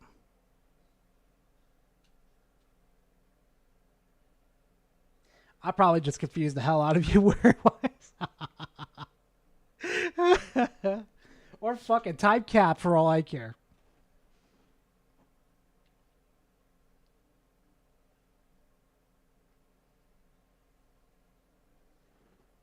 Very nice. Very nice. Nice and blue. Yes. Yes. And like it didn't feel as convoluted as Dark Souls did, but maybe that's because I'm like used to Dark Souls. You know, I've beaten it twice, but like looking at Elden Ring, you know, playing Elden Ring, you know, going through the mechanics, beating a couple of bosses. Yeah, there's nothing all that impressive with what they did here. Are you sure about that? Hey, listen. Say his name and he appears. I know, I believe right? in Cody Lee. Stop it. Stop it. I would be surprised if Harman even came into this stream right now. I would probably invite him onto Discord and have a fucking little chat with him. And I find myself, as someone who actually played Zelda, unlike the rest of you plebs who like... Oh, survival? Oh, survival. You gotta try it, bro. Just go for it, man. Declare FromSlop to be better than Nintendo in every way. I've actually played Zelda. I actually played Tears of the Kingdom. I actually played Breath of the Wild. Tears of the Kingdom was better than this, right? Breath of the Wild was better than this, right? You can see that simply by the opening segments, right? The introductory, tutorial stage, right? What do both Breath of the Wild and Tears of the Kingdom do? They set you on this, isolated piece of land that introduce you to all the unique mechanics. You are introduced to combat, you're introduced to the environmental puzzles, you're introduced to concepts like Ultra Hand and climbing. The mechanics are really fleshed out and interesting. They demonstrate to you right out off the bat what Zelda gains by going open. But they do it on Elden Ring too. You just skipped everything and did not pay attention to a fucking thing, Harman. You literally are in a cave teaching you how to play the game. Harman would have a brain aneurysm if he plays BG3. Oh, tactless. Oh, tactician. Yes, he would. Oh my God, I would pay for his copy of the game. Give him another $100 to join co-op for him, then pay another $100 for him to live stream it. Just so I could be there, just to watch his fucking brain fucking melt. World, right? When you compare that with Elden Ring, which is the same thing as Dark Souls, but open world with no innovation or change at all to the formula, you see, right off the bat, why FromSlop is a mere imitator of what Nintendo is doing. And I do think that, really needs to be... What do they do? What do they imitate that Nintendo has? Think about that for a second. Elden Ring has more challenges in it than fucking Breath of the Wild and Tears of the Kingdom. I would have more of a challenge in Elden Ring with its creative bosses versus fucking Breath of the Wild and Tears of the Kingdom. Tears of the Kingdom and the Breath of the Wild has the most predictable fucking bosses and attack patterns. I could fucking blindfold myself and I could probably fucking beat those bosses. Probably not, because you need your vision to do that type of shit, but you know what I'm saying, Chad. But again, Harman, those bosses are fucking easy. Compared to Elden Rings, oh yeah, you're gonna get fucked. Understood. Playing Elden Ring, you can see the influences of Breath of the Wild. You can see that Miyazaki was crying himself to sleep over every night. Oh, I'll never make anything as good in the Breath of the Wild. And yeah, he won't. He doesn't have the talent. He doesn't have the skill. He is a one-trick pony. He doesn't have the talent. He doesn't have the skill. He is a one-trick pony. Really? Because if he was a one-trick pony like Game Freak, don't you think he would have stuck with the linear shit? Don't you think he would not have done the open world? Right. I do think it's time that people understand this, that the difference in quality between FromSlop and Nintendo is just insane. It's not just about Zelda. It's all their other franchises. Exactly. Metroid, Mario, Pokemon, the works. I can't think of any mainstream Nintendo franchise that's worse than Elden Ring. There's not a single thing that I would rather. I can, and it's the games that you mentioned. Pokemon is in a worse state than Elden Ring by a mile. Breath of the Wild, Tears of the Kingdom, it's becoming a close third for me on that one. You want to know why? I'm getting sick of the fucking system of every time I use a fucking weapon, that shit breaks. It's what the fuck? It's a stupid ass system. Some people enjoy it, understandable, but that system, I fucking hate it. Play Elden Ring over, it's a disappointment. It's just unbelievable. Now, I'm not shocked by this at all. Hey, tactician, thank you very much, and welcome to the family. Hopefully you enjoy your stay. Oh, and FYI, hey, Hey, Jesus, people.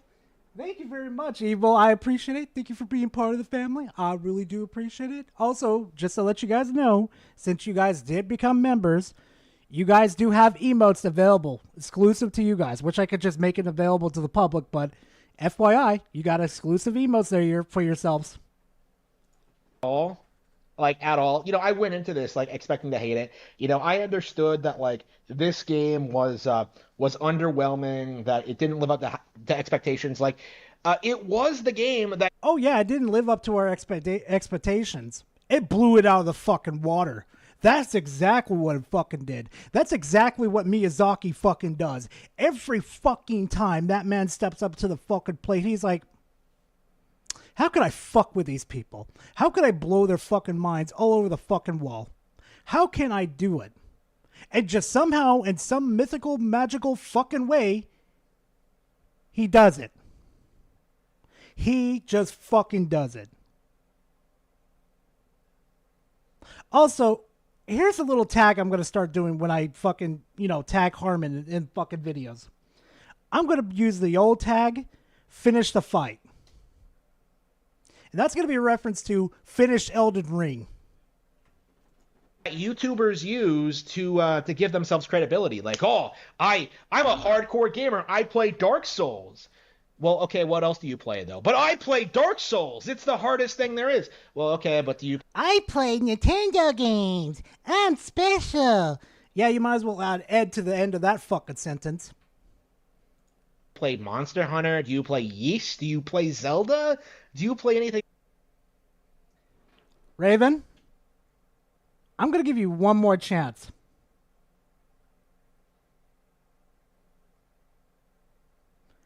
Do something like that again. I'm going to let the mods have a fucking field day on you.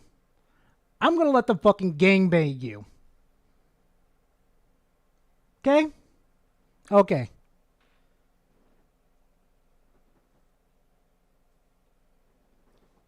Yeah, that's like, nah, not cool. That's not fucking cool, Raven. Like, what the fuck, man?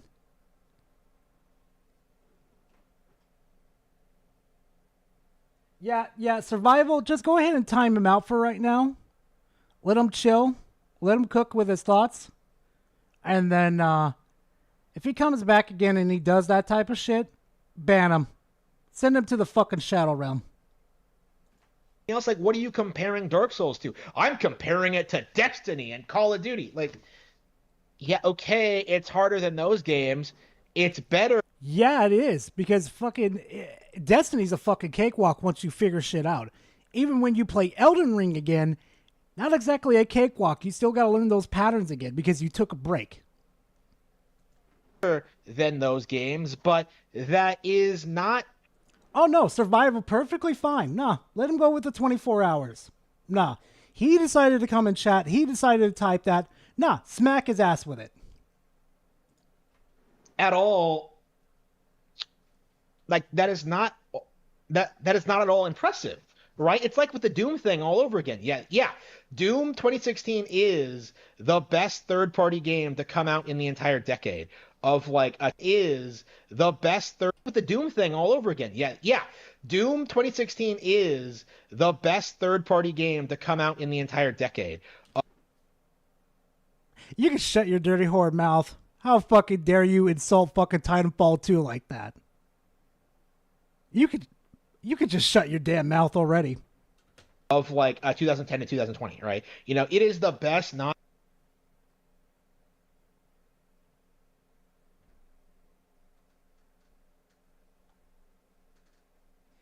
Yep, send his ass to the Shadow Realm. Yep, beautiful. Yeah,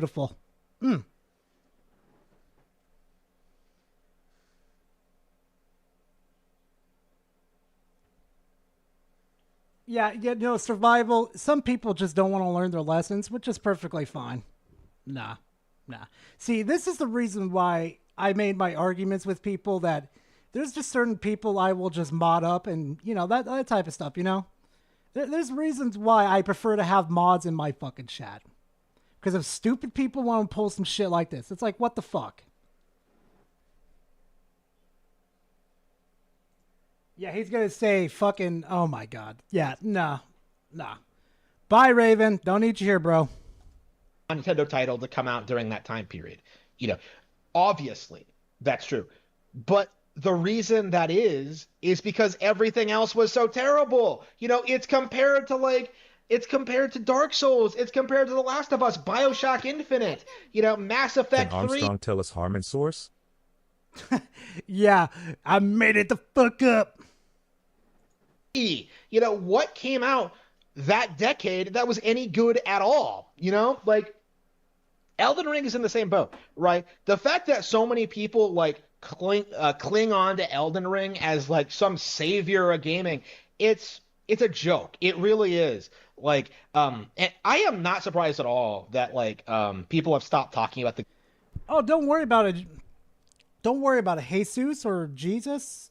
I don't know what to call it because, you know, different ways of pronunciations with it. But don't worry about it.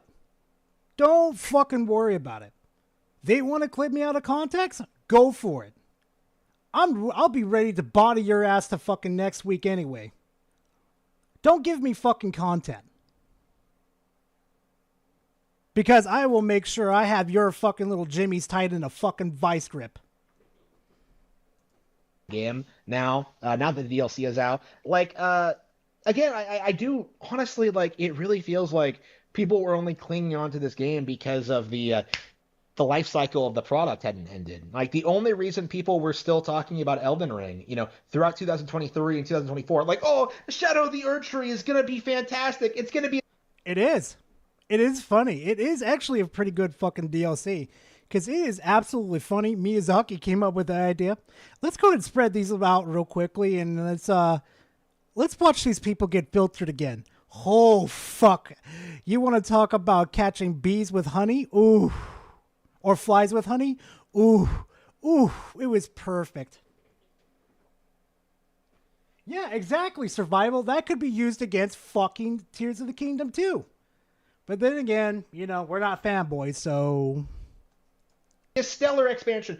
Now it's out and nobody talks about it. Nobody remembers it. Like, you know, everyone's complaining about the lore and just like the inability of the developers to come up with anything interesting or fresh or exciting. Really?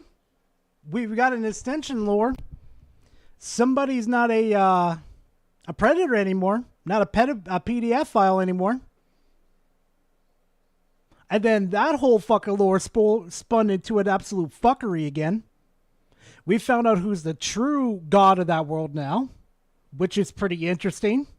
I don't want to spoil it for anybody. But, yeah, it's going to get interesting. You know, people tried doing that thing they always do. Like, people only hate Shadows of the Erdtree because it's hard. They're Elden Ring fans, okay? Like, again, like... They're Elden Ring fans. You know, you had a moderate build-up to a decent argument, Harman, but now it's starting to fall apart. It's starting to decline into the fucking trash can.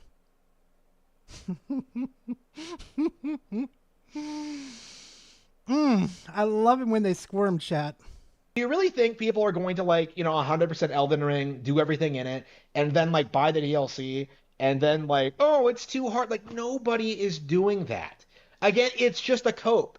You know, and this is the thing about Elden Ring in general. Like, this is the thing about FromSoft. That's cope? You could cope these nuts in your mouth, Harman. Harman's talk is nonsense. I'm playing Dark Souls on Switch and blasting the new Eminem album all weekend. Don't let people kill your joy. Exactly. Bitch, don't kill my vibe. B-Simes, thank you very much for being part of the family. I appreciate it, fam. Thank you very much. And yeah, there's a famous old saying that I used to fucking go with before I'd started doing content. When a motherfucker starts popping off about a video game telling me how it's bad, I'm just like, bitch, don't kill my vibe. You don't want my vibe to be killed. In general. And this is the thing I had an issue with. The thing like I was accused of being, right? You know, everybody always tells yeah.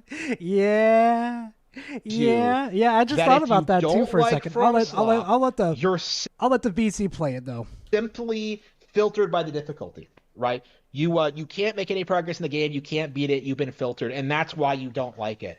But in reality, there are plenty of like real practical reasons to not like Elden Ring. Name the fucking reasons, Harman. I am so damn curious. Right? It's not that you got filtered. It's not that it's too hard. It's that it's just not very good to begin with.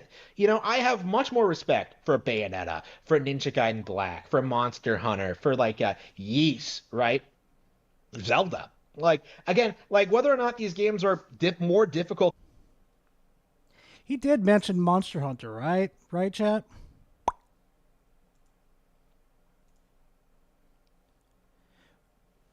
Oh, this is going to be fun. This is going to be fun. Monster Hunter Wilds. Block.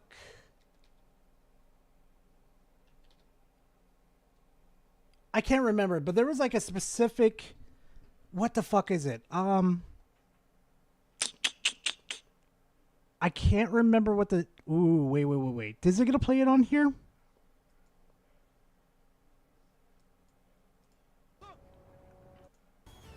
Is it going to play it on here? There was just a sick-ass mechanic. I don't remember where it came from. But you could use this mechanic to seriously just straight up block the attacks.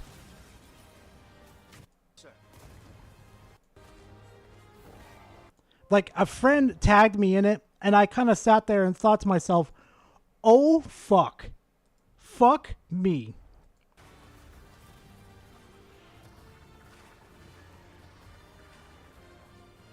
Bro, that's so fucking cool. Monster Hunter is such a cool-ass fucking IP. Don't worry, the hunter is here. Just watch. You'll see what hunting is all about. Hey, listen! They're Elden Ring fans, so are you, Harman. Gotcha. Exactly. Now he's an Elden Ring fan too, so you see where I kind of put the position on him now.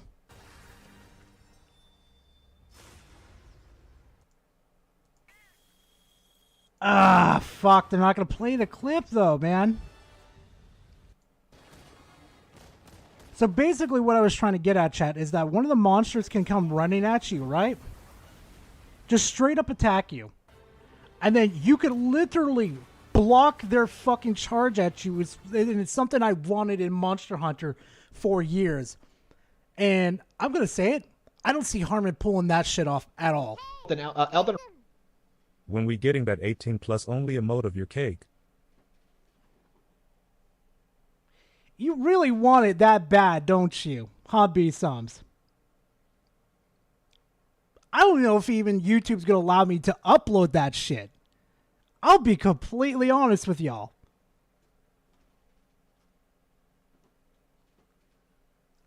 Tendo, if you're wondering what he's talking about the fucking, what was it? The piece of artwork I had you done for me.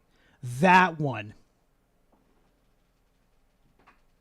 Ring is irrelevant because all of them, every single one of those games I just listed, are better than this, right? Like, they're better in their own ways, but sometimes some of the things that they do that Elden Ring does do not do it better than what Elden Ring does.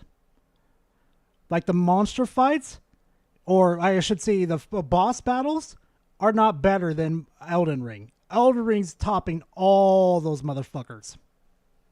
FromSlop really is nothing special. And like playing their 10 out of 10 masterpiece, you know, on stream and like experiencing that for myself. Yeah, I was completely 100% right about this title. You know, No, you're not. No, you're fucking not. Yeah, I was completely 100% right about this title. You know, I called it that this game was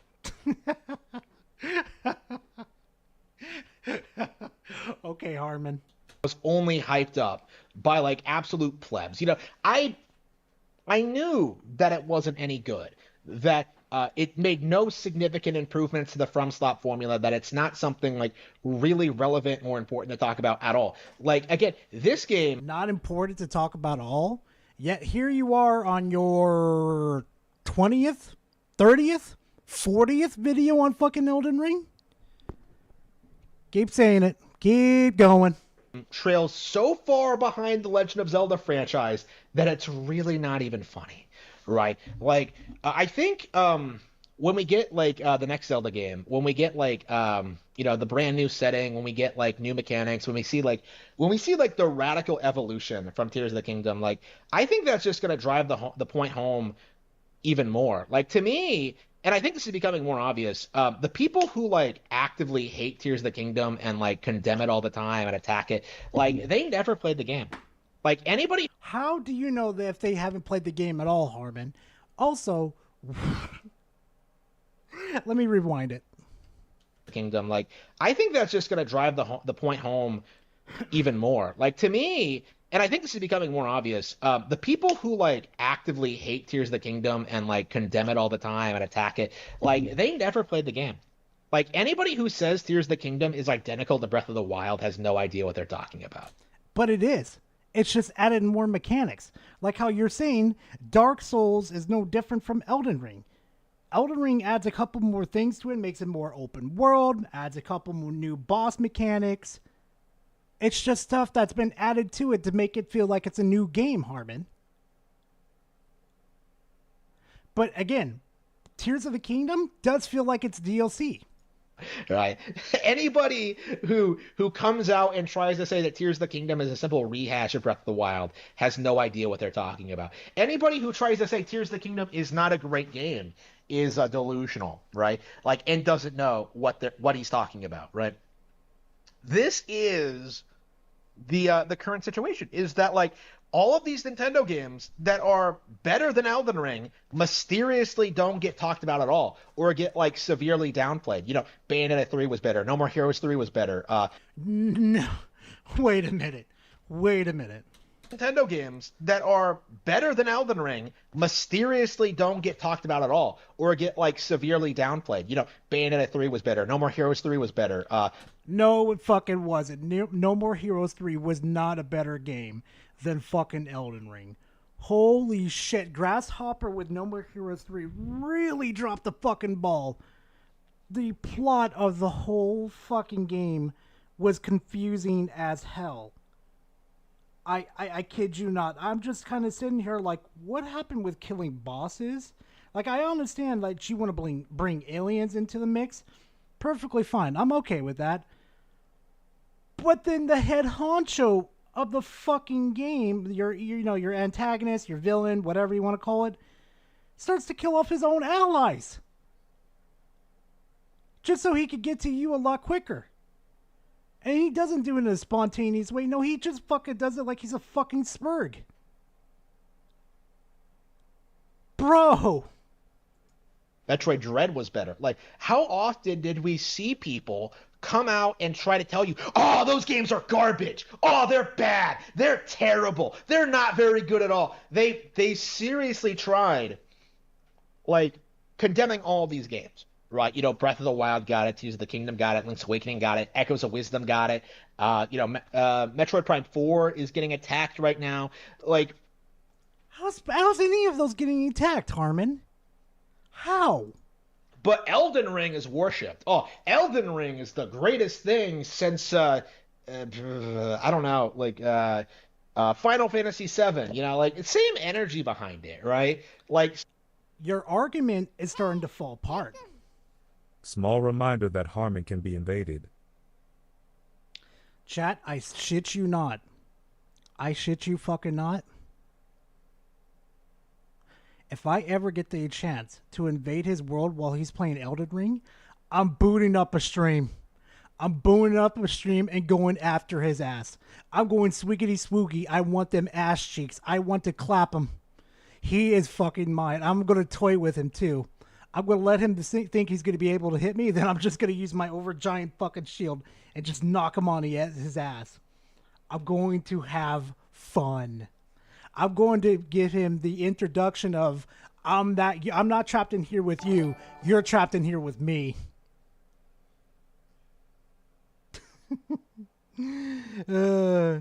Hey, Metal Gear, I appreciate it, bro. I really do. Same kind of same mindset is just like, oh, it's what did Ocarina of Time do? Oh, it introduced like 3D space to gaming. It introduced all these new novel concepts. Oh, it has this really great story, great combat system, great dungeons, great pacing. It's one of the best games of all time. What does Final Fantasy VII have? It has a couple of waifus and the girl dies. Like, okay, like again, if it has a couple of waifus and the girl dies. Oh my fucking god. I know a certain content creator will just rip his ass apart if he heard him say that about Final Fantasy. Oh my god. Like, okay, like again, Final Fantasy VII is like objectively a great game, right? But it did not innovate to the same level that Ocarina of Time did. And that, in hindsight, that's really obvious. Like, considering how Ocarina of Time is still considered like one of the greatest of all time, and Final Fantasy VII fell off a long time ago. But like, the same thing you can say about Zelda. Ever since they started doing that formula with a Breath of Wild, and they started to break their do the mechanics of breaking your weapons, it kind of, the series went out from like a 9 to down to a 7 for me. Like, when you like at the time, throughout the 2000s, like Final Fantasy VII was considered neck and neck with Ocarina of Time, and it was the same kind of logic, right? That like, oh, it's mature games for mature gamers. Like, well, okay, but what about all the other games that like? Chat, what did I say about mature game? He watches my content. He watches it.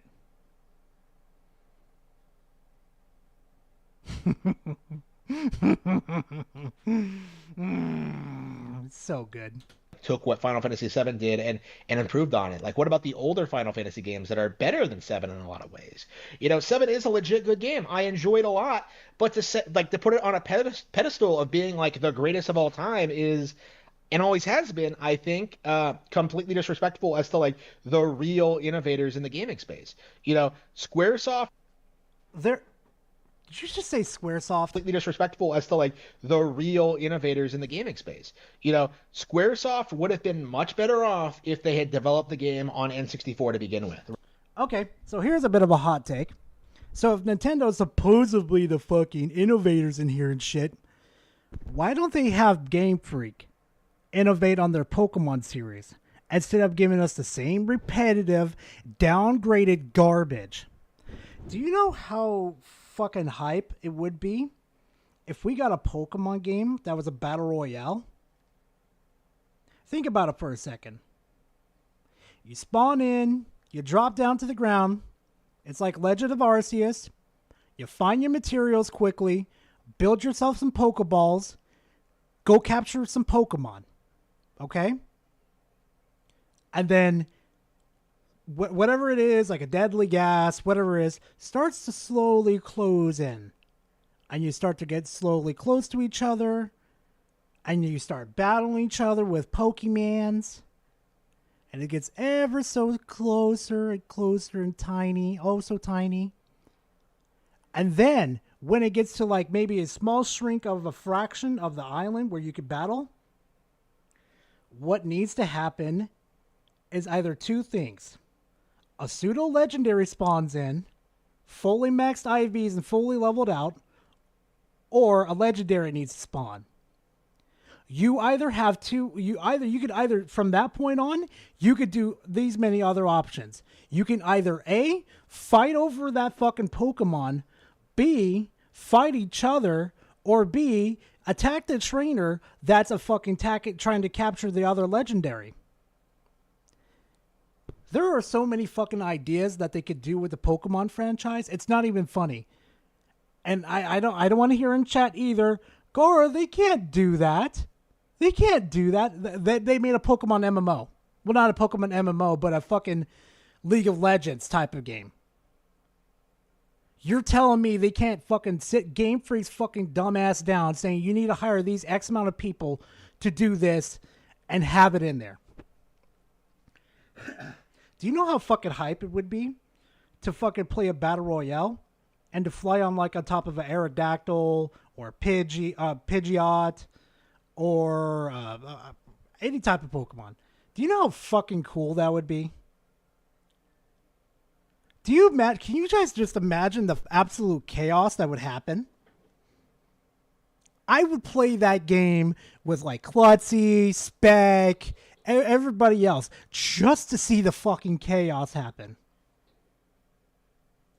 Right, where they could have actually like incorporated real 3D visuals, and maybe then they would have been like, been able to compete with Nintendo. But no, they shafted all of that for extra disc space and cutscenes, and like again, really shallow features that appeal to like really.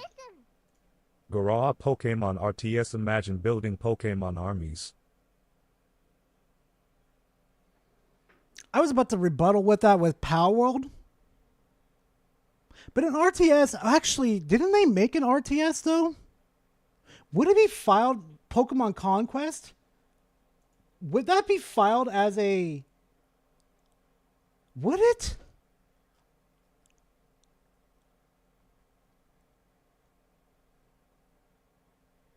I'm trying to remember. Is it?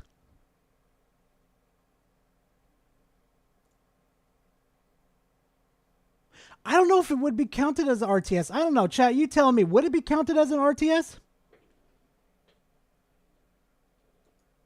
That appeal to the plebs. That appeal to casual gamers. Right? Fair enough, Devastator. Elden Fair Ring enough. is the same way, I think. I think a lot of these kind of games like kind of sell themselves on this idea that in order to be a real gamer, in order to have status in the community, like you have to play like Doom. You have to play.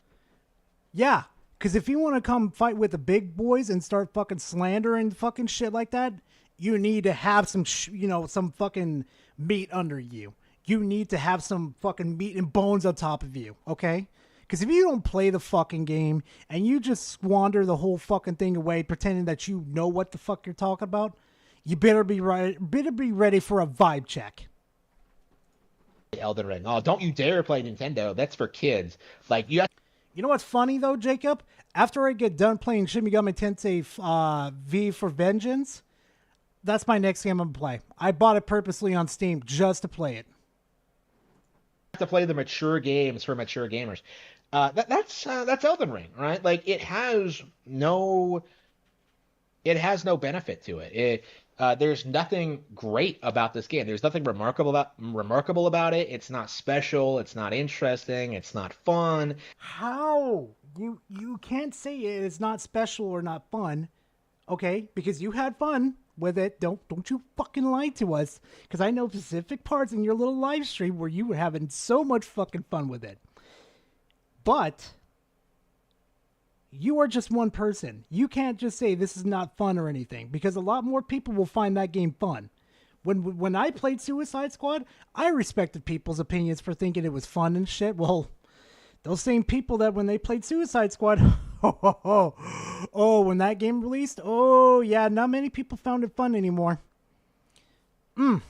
It's not particularly well made. The monster designs aren't good. Like it's a mediocre product that is consumed by people that do not have a sophisticated enough palette for video games, essentially. Like FromStop is good because everyone says it's good in the minds of like the general public.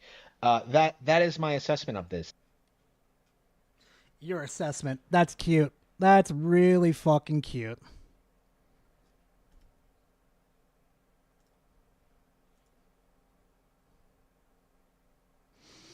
All right, so this is gonna get interesting. This is gonna get interesting. So right after we finish this up, we're gonna jump to JTAG, or we're gonna go talk about MBG. Okay. The MBG one with Concord is gonna be very interesting. You guys are gonna get a laugh out of that one.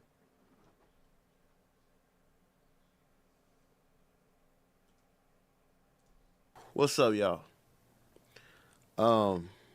I just want to get on here, man. I owe some people an apology. I said some things I shouldn't have said. First off, I know you're thinking like, okay, we're getting an apology. Why is there an ad on his video? Because, you know, an apology, you ain't supposed to put an ad on there. Yeah, come on, ask man. my electric bill why there's an ad on there. I'm running a computer here. I need, you know, to power it up. So I appreciate you. That's why the ad is running. But I said some things. I want to apologize to the ER community.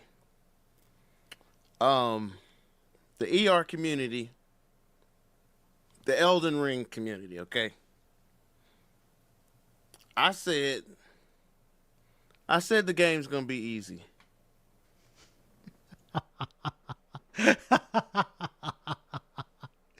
Come on, bro. Don't say that. Don't jinx yourself like that. I said it was gonna be easy, man. I live streamed it. Israel 85 Gaming, Twitch. Not trying to promote it. Follow over there, turn notifications on. I mean, if you want. I'm not telling you to go do it, but go do it. And I streamed it. If you watch the stream, at the beginning, you seen I was hype. I was dancing.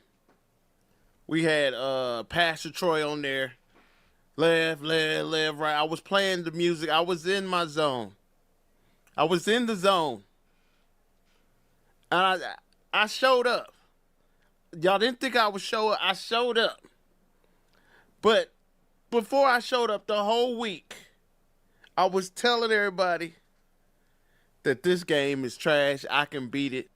No, Max, what this is basically what he's doing. He's kind of hamming this up for a bit. But he's also kind of admitting that he got his ass whooped in Elden Ring for talking so much shit. Within 3 tries. Boy, I got my ass whooped. It's hard to talk about. I ran into a MBG can't aim low. I guess that's most ponies low. Shh. Don't say it yet. Don't say it. I want everybody to see that. I want to see how bad it is. man on a horse. A big-ass horse. It was a big-ass man on the horse. Tree said with no. armor.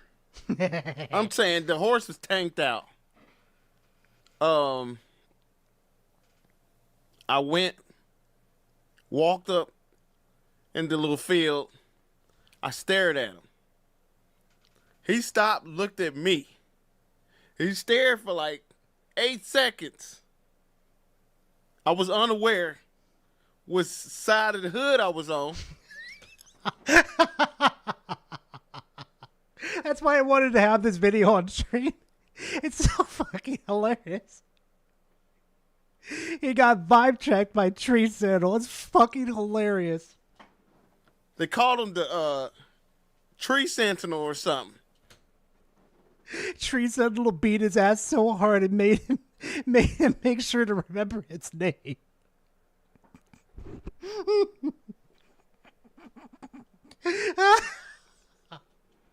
Sentinel tree.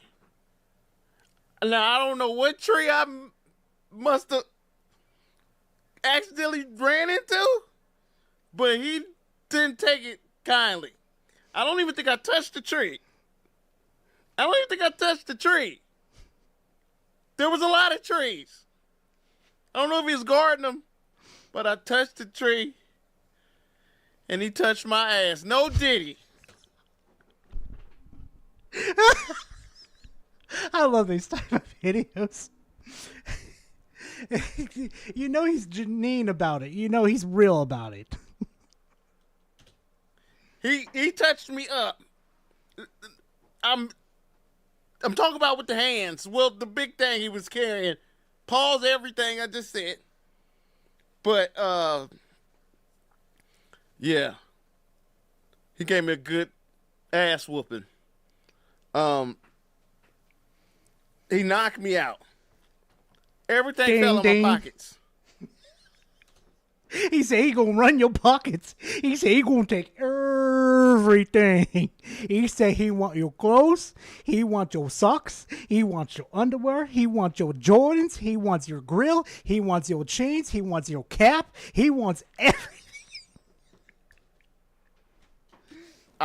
When I came back, there was stuff glowing in the grass. Hey, Power, how are you doing, bro? I said, chat, what is that? They said, that's your shit. Go pick it up.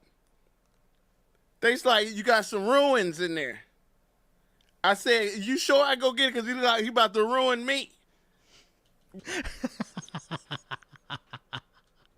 Basically, the whole night I was trying to lose by the gates where I came in at. So it was easy to get it back. You know what I love about Elden Ring 2 and Dark Souls in general too? Wherever you get your ass handed to you, you got to do the walk of shame to go pick it up again. That's what I love about the Souls fucking games. You get your ass whooped. Now you got your ass whooped by something. Now you got to go do the walk of shame to go pick up your runes. I love it. They said I lost some stuff. I had flax. They was trying to tell me. They said, put the flax on blue. I've never played this game. They said, put... Chad was fucking with him. Put the flask on blue. Yo, that's so fucked. Crip your flax out. You don't need red ones. Whatever the hell that means. I did it. The chat was trolling me, which I understand because I was talking big. I didn't know I had a special till 2 hours into the stream. They didn't want to tell me. I was a samurai. Oh, no, you were a samurai? Oh, no, that vigor. Ooh. Yeah, chat was fucking with him. I thought this was a knight in armor game. I was a samurai. They told me go samurai. Get your flax on the red. Go out there. Fight big man on horse. Then it was like, after the 40th time, it's like, you don't have to fight him. I'm like, bro, I'm fighting for my life here. They finally tell me you don't have to fight him. Yo, that chat is devious as fuck. Oh, fuck. Nah, chat. Let me just tell y'all something, though. I've gotten trolled before. That's where our motherfucker came from. Black Cobra got me with that one. If I ever play, I'm probably going to play a couple more games on stream, to be honest with y'all. If y'all ever see me streaming and you know something you could troll me with, go for it. You have my permission. Y'all might rustle my jimmies a little bit, but that shit's fucking hilarious. I kid you not. Let me tell you guys something. So many content creators saw the fucking Resident Evil thing, what happened with me. They died of fucking laughter. That shit is funny.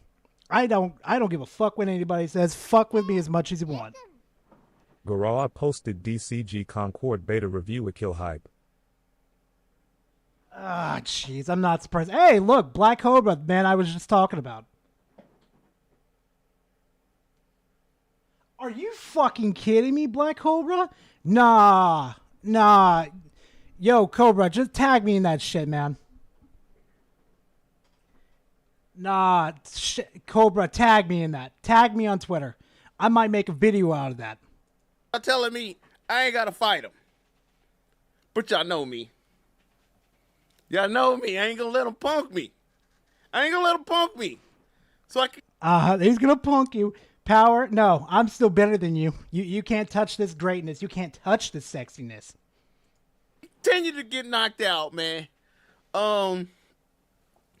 So I continue to play. I figured him out, though, y'all. I exposed that big man on the horse. If you check out the stream, I re-upload my live streams. Israel 85 Live, link in the description. On YouTube, I re-upload them. I exposed them, y'all. When he fully commits, if you're seeing this, it means that I'm no longer playing the game. I exposed him. what you have to do is when he starts running, you run backwards. When he starts coming at you, you run backwards. And once you run backwards, he comes in with the swing. If you ran right, the swing will be in front of you, and the horse will slide next to you. You hit him with the moves. You hit him with your sword, and you continue to do that. Soon as he commits to the run back. He won't be able to reach you with it. Message from me to you to the ER community. That being said, man, yeah, I was getting whooped. It was just a game until it got real. Okay, we're definitely done with that. That's all we need out of there for a good ass reaction. That shit was funny. All right, chat. All right. So, do we want to watch? Actually, I know what to do, chat. I'm gonna put a poll up for y'all, just to let y'all abuse that poll for the fuck of it. Okay. Let's do. Oh God, really, Gar? You forgot? Oh, there it is. There it is. Let's do a poll, chat. What do you guys think?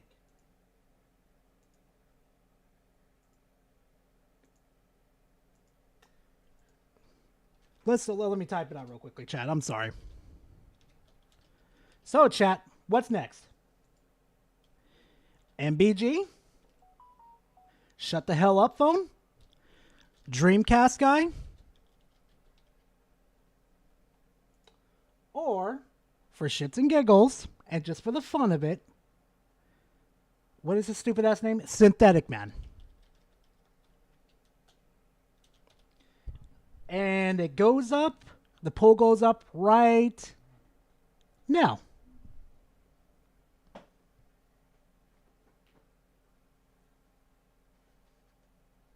The poll's up, chat. Abuse it. Abuse it like it owes you money. Abuse it like I'm going to go abuse Warner Brothers for fucking taking my $100 away from me.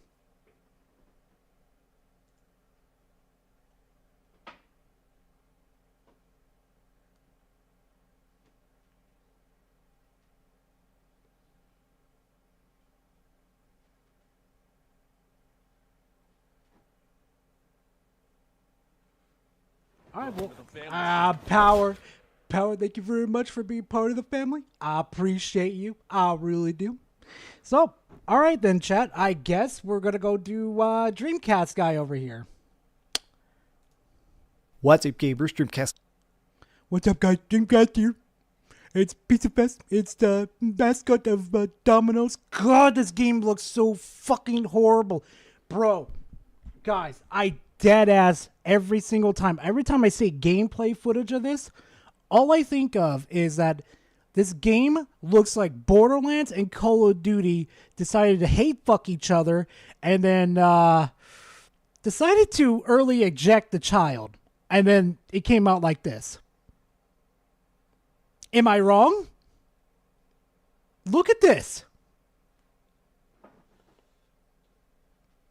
What's up, gamers? Dreamcast guy here, and Drisky, it's Concord, the PlayStation Fanboys' big new game. This is Does It Suck? The show where we take a... Okay, so from what I've been told, that this game right here, this game right here was made by veterans of Halo, Destiny, Call of Duty, and one more franchise. The Destiny part I could see.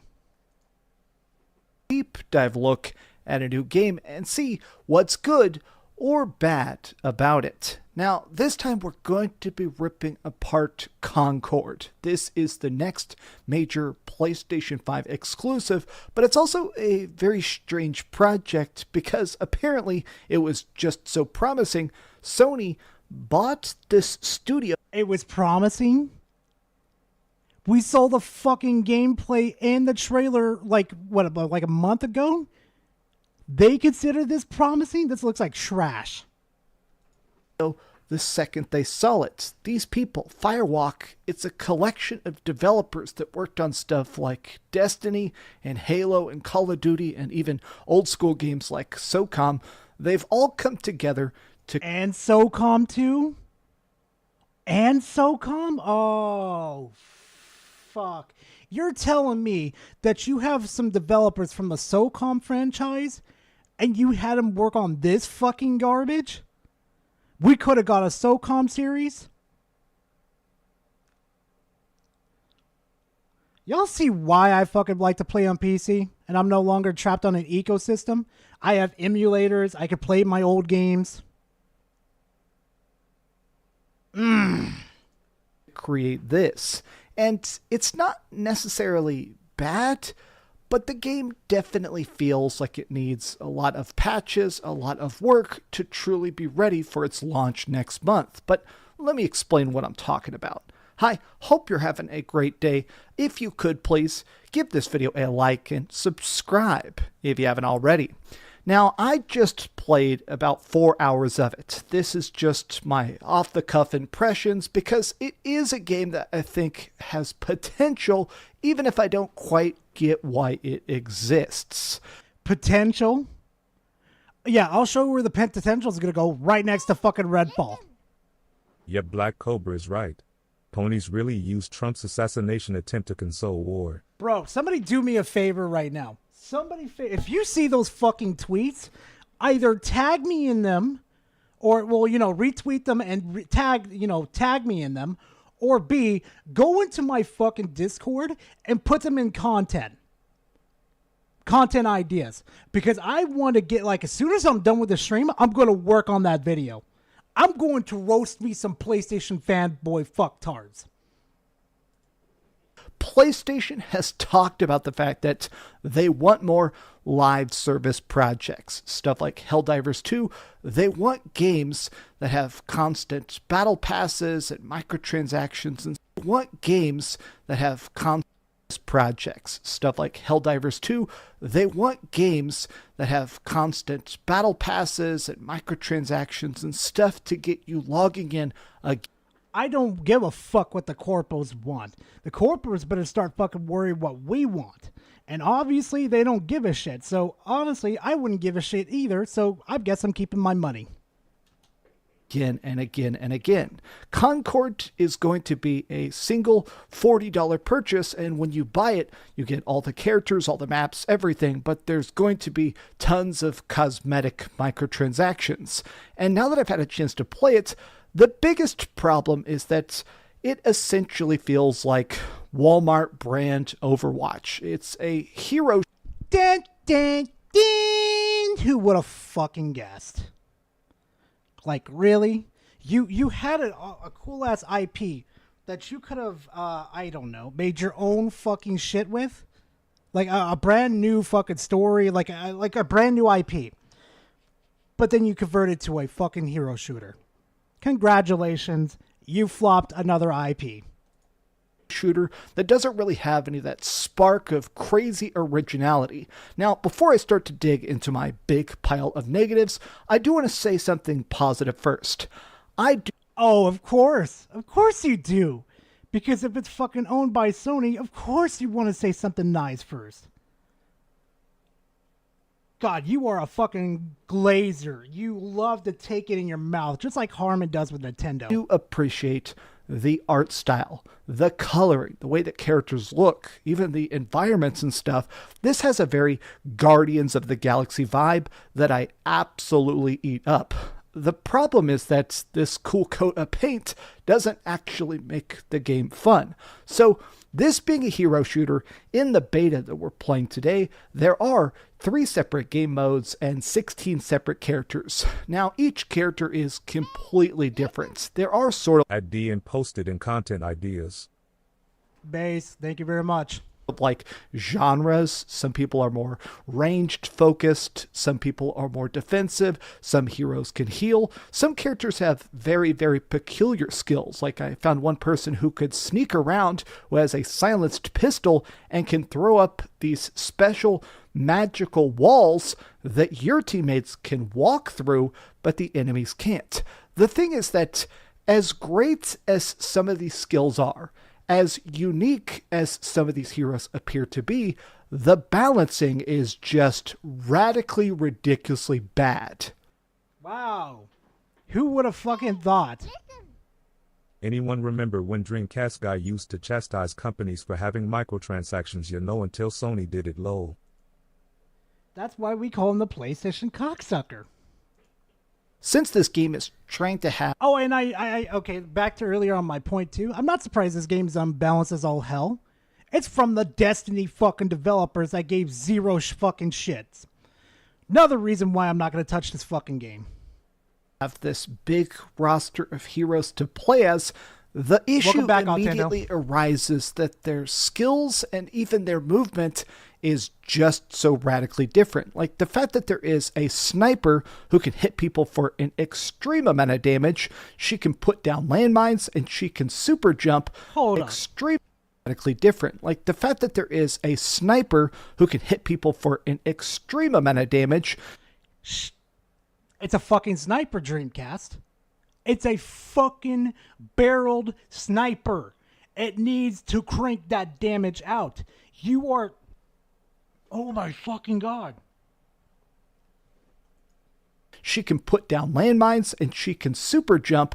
That person is incredibly dangerous, whereas a lot of the tank characters walk at like half a mile an hour. Like when I finally get to the battle... I wonder why? Because they're huge and they have a lot of weight on them? Oh my God. Battlefield that I can actually start fighting people or helping defend my teammates, it's cool that I can hopefully deal some damage. My problem is that because since movement is based on each character, jumping is based on each character, and even your damage is based on each character, it often feels like there are particular characters that are unfortunately not optional, that there are people that if they are not on your team, you are going to lose. My thing is that I feel like a lot of... We're playing a team-based game. You need to work with your team. Oh my God, this is why I don't play fucking Overwatch anymore. Fucking morons like Dreamcast get in there and they start spouting this retarded ass shit. These heroes are fun. I think that this like gunslinger dude who has 2 separate 6 shooters that deal heavy damage, and then he can drop healing for other teammates. There's people that can do special scans of the map to make it where you can see enemies through the wall. Or my personal favorite is the standard Call of Duty guy who's just got a little stupid assault rifle that can totally mow people down. I got a lot of kill streaks with him. The biggest problem is that when I'm trying to accomplish these objectives, certain characters are so strong they can take out multiple people by themselves. There are characters that... Gee, I wonder what their fucking roles are. Can you guys guess what their roles are that could take out multiple people? I wonder what role that is. Nah, it has to be the healer. That's the only logical sense in this situation that could take out multiple people, right? No, it's fucking DPS, Dreamcast. No shit. Feel like they are powered up beyond the necessary amounts. Like, it feels weird when you're playing good, when you're supporting your team, when you're moving as a unit, and a super strong character comes along and just completely wipes you out. Now, that's why you call him out when they come around that fucking corner. By themselves, mind you. Your job as the tank is to get in front of that damage, and the healers are meant to heal you to recover that damage so you can fucking outpace the DPS. And then 2 DPSs that you have with you need to fucking focus that fucker. Teamwork makes the dream work. Now, part of this is just because, honestly, it is a beta. This is early access. The game doesn't actually come out till next month, but I almost feel like the issue is with 16 separate characters, they're going to have trouble trying to tune all the knobs to make it so stuff levels up, so everything feels properly balanced. Now, I do think that it also comes down to the fact that because there are so many different styles of defensive ability, I think they tried to scale it so that damage is very, very high, so you feel extra incentivized to do passive defensive skills. Like there's this one like alien spore guy who's able to drop these things on the map that actually soak up damage. Anybody who's standing on his spores automatically has extra defense. Now that's cool, but this again feels like a character that actually isn't optional. Like you need this guy. As someone who mained Reinhardt and Overwatch, Your positioning as a tank is absolute Feels dog like a shit. character that actually isn't optional. You're Like, not paying attention to your health, mind you. oh, but this Your health is again, dropping like a fucking feels like rock. a You character need to that hide so actually you can isn't heal. Oh my optional. fucking Like God. you need this guy. I would have been that asshole in game chat that got banned. I would have fucking cussed out Dreamcast. I would have made him fucking cry to his fucking powder coat, fucking powder. Fuck it. Especially if you're doing the permadeath mode. So if you're playing it, there's like casual and then there's essentially ranked. In casual mode, you can respawn. And every map, it's like, all right, you're trying to get 30 kills. First person with 30 kills wins the round, you know? But in the permadeath mode... Why 30? Make it 50. What the fuck? Mode, you get 1 life per round, and a lot of times you're trying to capture a point or just kill the enemy team as efficiently as possible. And when it comes to that, I feel like you have 2 separate avenues. Everybody stack the brokenly high damage dealers or stack the incredibly tanky... Oh no, Jacob, you're doing perfectly fine. Don't worry about it. ...defensive characters and just try and wait them out. And my problem is that, honestly, neither of these feel fun. Now, obviously, part of this is just the fact that I'm playing it by myself and I'm just doing callouts with random people online. But even when I am in voice chat communicating with some very nice, very skilled people, it never felt like, even when I'm doing like callouts and trying to properly buff and detract and distract, like it never actually feels that thrilling. It just feels like another basic match of Overwatch. Wow, like everybody was saying, this is just a Redfall and an Overwatch type of... No, they say an Overwatch type of clone, and it looks like a fucking Redfall. And that's why I made that little tweet on fucking Twitter saying that I hope they enjoy their Redfall. Because, God, this is a disaster. Something that you can just do mindlessly without any real thrills or enjoyments. I never had like a nail-biting victory or anything like that. Now, I'm going to throw out some random suggestions. The biggest dealio I have here is the fact that, honestly, the fact that Concord costs $40 up front, it does feel like the interest in this is extremely lacking. It just seems like a lot of people are not extremely thrilled about it. I think that the fact that this costs an upfront cost, especially the fact that it's $40, I think a lot of people are not going to buy this at all. I think if it was free to play and they gave us some sort of like patch roadmap, if they were talking about the fact that, hey, people can go to the forums and suggest changes and a community manager can help communicate which classes are the most broken or which people have figured out how to stack the most crazy abilities and stuff like that. My thing is that I think Concord is going to fail before it has a chance. Even if it went free to play, this game was destined to fucking fail.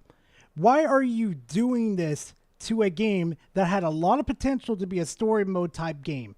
This screams that this should have been a story mode game, not a PvP focus.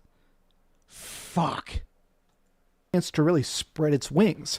I do believe that with enough like actual patching and tinkering and stuff like that, this game may end up being fantastic. This early version of it is kind of rough, but I think the other problem with it is what I just mentioned. The fact that, honestly, who's asking for another games as a service project? There are just so many of these live service games that cost so many hundreds of millions of dollars to create. I guess I'm also at a point where I'm like, okay, what's the point of making a game that's so big, that's so expensive, that has such a huge roster if you can't even wrangle it? Like, I'm almost afraid with these games as a service things at this point because they always get shut down. Any of the microtransactions I even spend on this are going to eventually get flushed down the toilet. And no shit, Sherlock Holmes. You wonder why a lot of people are getting sick and tired of the live service?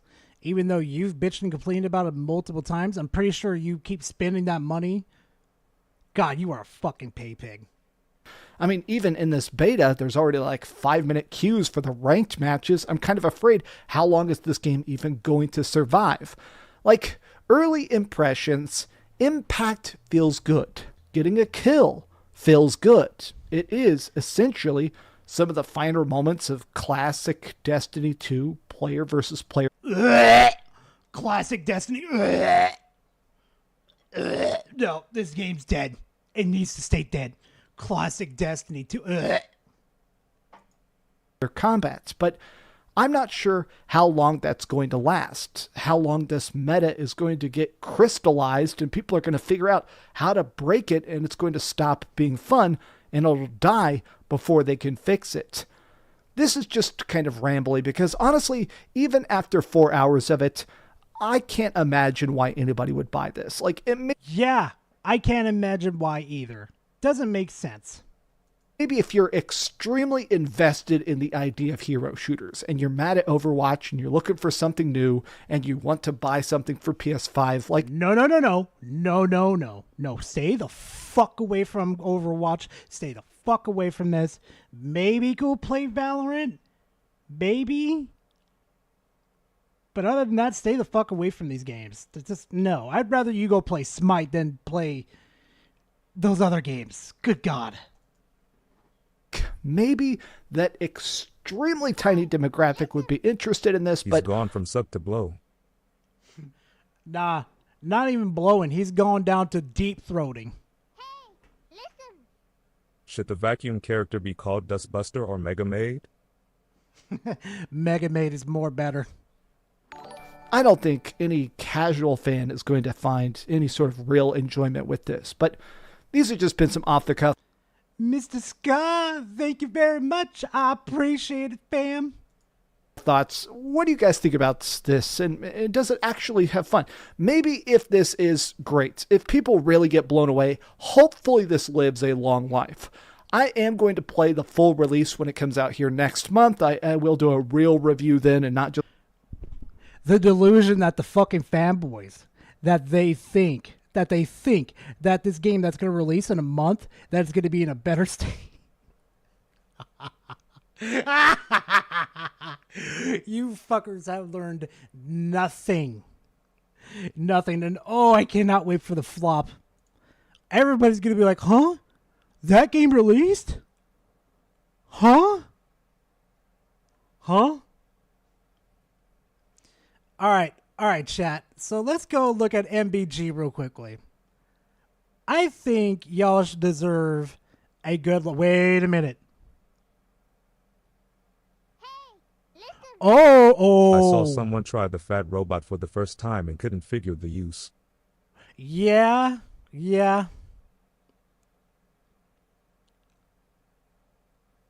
Oof. Hold on a second. So, chat, when you play a hero shooter or any type of shooter, it is best to stay with your allies, okay? Not run off by yourself. MBG over here? Oh, hello there. What the fuck? Why were you spamming? You need to jump and move. You need to get the fuck out of there. Look how many people fired focus his ass. 1, 2, 3, 4. God damn, he got lit the fuck up.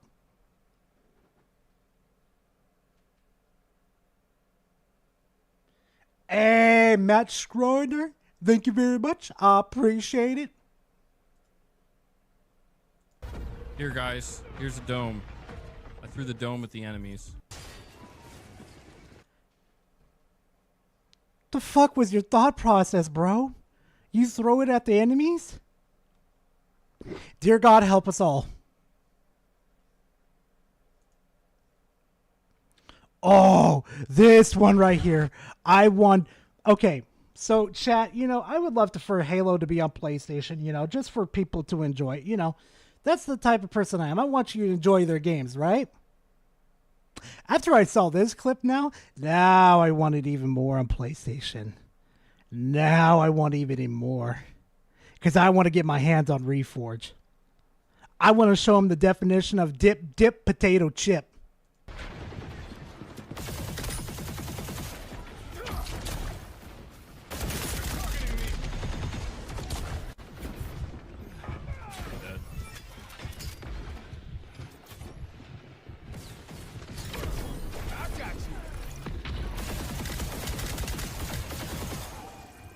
That reticle place, bro, you need a little more practice.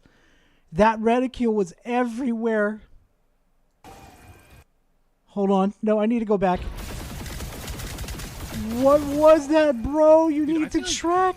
Look at this. Like, what kind of pea shooter is this? It's like not doing anything. It's a machine gun. It's a fucking machine gun. Oh my god.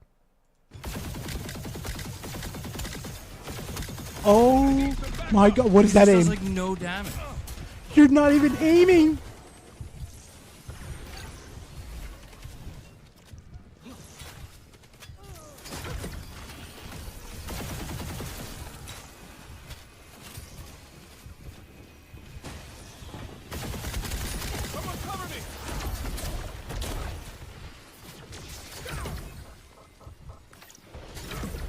Get your strength back.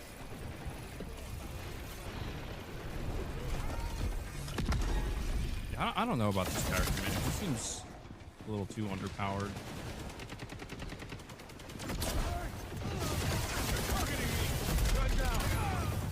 Why would you go after them like that?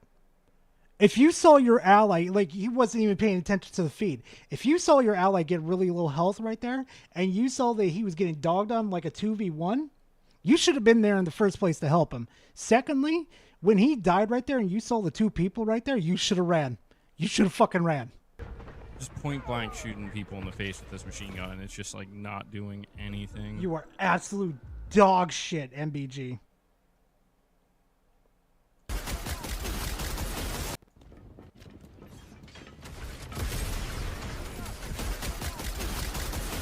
Oh my god, dude, look.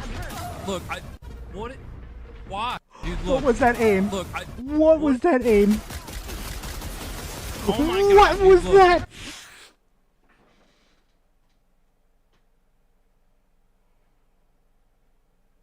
What was that aim, MBG? Bro. Is this how the fanboys play their games? Is this how they play them?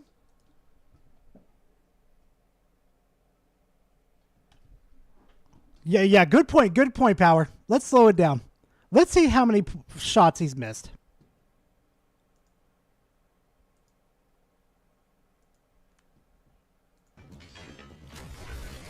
One,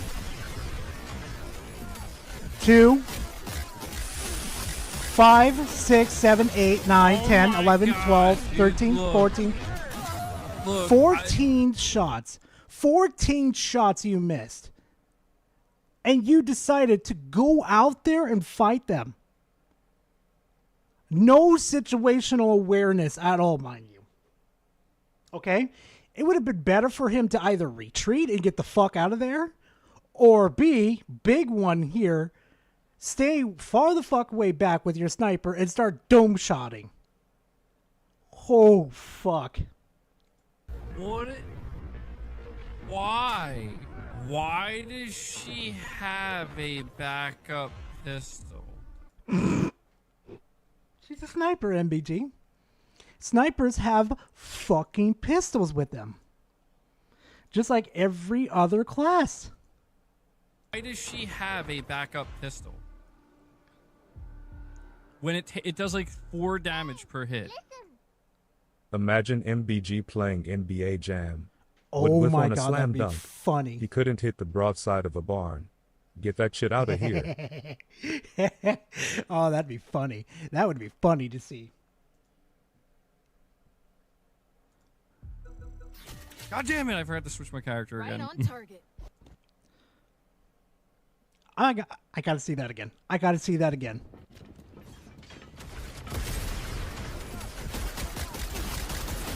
Oh my god, dude, look. Look,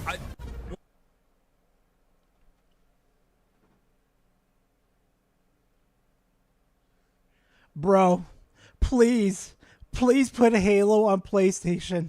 I want to get my hands on MBG and Reforge. I want to fucking... The things I will do to those two. The things I will do. I will make the himbo blush. I will make Fertanga fucking offended from what I will do to them. I will make fucking Mixie reconsider what being my friend. Klutzy will fucking call it a fucking war crime what I will do to them. I will take Black Cobra. I will take Power. I will take... one more person I can't think off the top of my mind, and we will fuck the whole lobby up. You could have 12 of you little PlayStation fanboys with you, and we will fuck the lobby up, okay? I know. I would work with them. We will make this look like the biggest cock fucking bang ever that's ever. I'll take Spec with me too. I'll take Spec. Spec's decent too. We will destroy. There will be nothing left. I will spawn. No. I will spawn trap personally Reforge. I will spawn trap him. And I will whip out my cock and say, yeah, daddy's home now, motherfucker.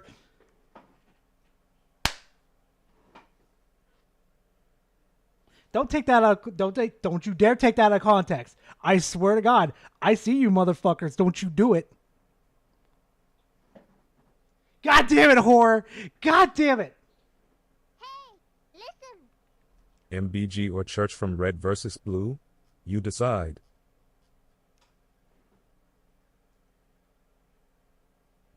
Wait, what do you mean by that, censored?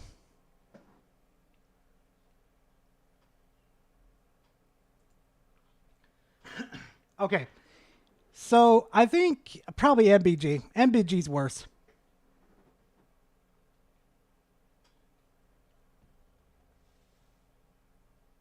See, at least fucking Church can hit his shots, okay? MBG over here,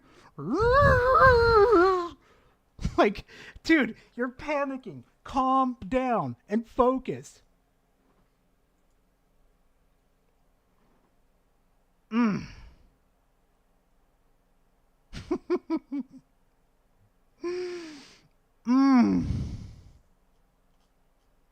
I've got no comment. I have no comment. I can't even comment. I didn't realize it was this fucking bad. Okay. We'll do one more. Okay, you know what, chat? One for an MBG video or two for Synthetic Man. What are you guys feeling? What you guys vibing with? One for MBG, two for Synthetic.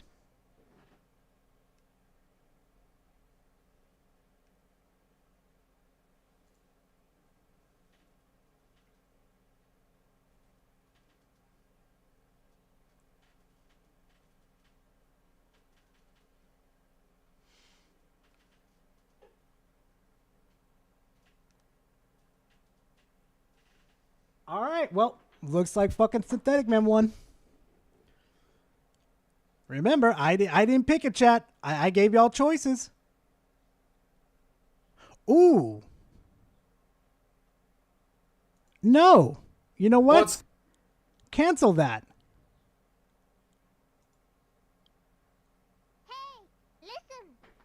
Minxie would run rings around them.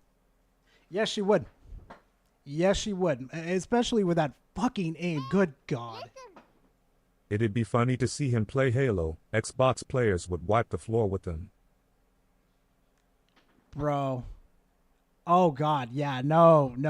See, PlayStation fanboys might be decent at story mode based games, but the Xbox players, we were bred for multiplayer games. We were bred for it. We shit talk each other like it's nothing. Okay? We are literally the pure definition of we have an axe to grind with you, okay? And we're going to make we're purposely going to shit on you and your day. Oh, Power, you haven't seen this guy before? Yeah, no, this dude right here. Yeah, this is an Xbox fanboy. I found like way the fuck early. It's the Xbox fanboy. He is actually an Xbox fanboy. Yeah, you're right. I forgot about the poll. Bad Goro.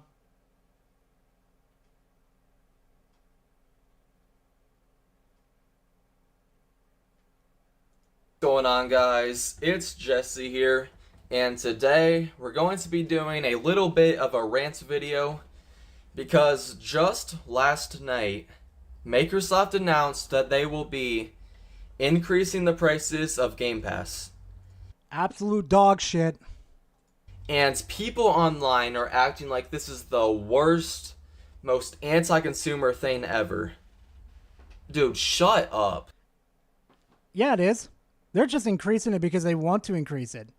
They could keep it at this price point. This hasn't gone up at all. If you can't afford an extra $3 a month, maybe you should get off your console and get a job. Seriously, bro. I don't understand why. Even with the fucking job and in this current economy, unlike your dumbass that, your parents pay for your shit, we have other bills to pay for. People are throwing hissy fits about this. Grow up, dude. Get some money, dude. It is not that difficult, bro. How about you get some bitches, okay? And how about you go get some more money for yourself then, huh? Get some beachies. Guys, we are gamers, okay? Gaming is our hobby, bro. This is what we do. Because that's the only argument that they think they have, hell. That's the thing. Also, I keep forgetting to do this every single time you come into my chat.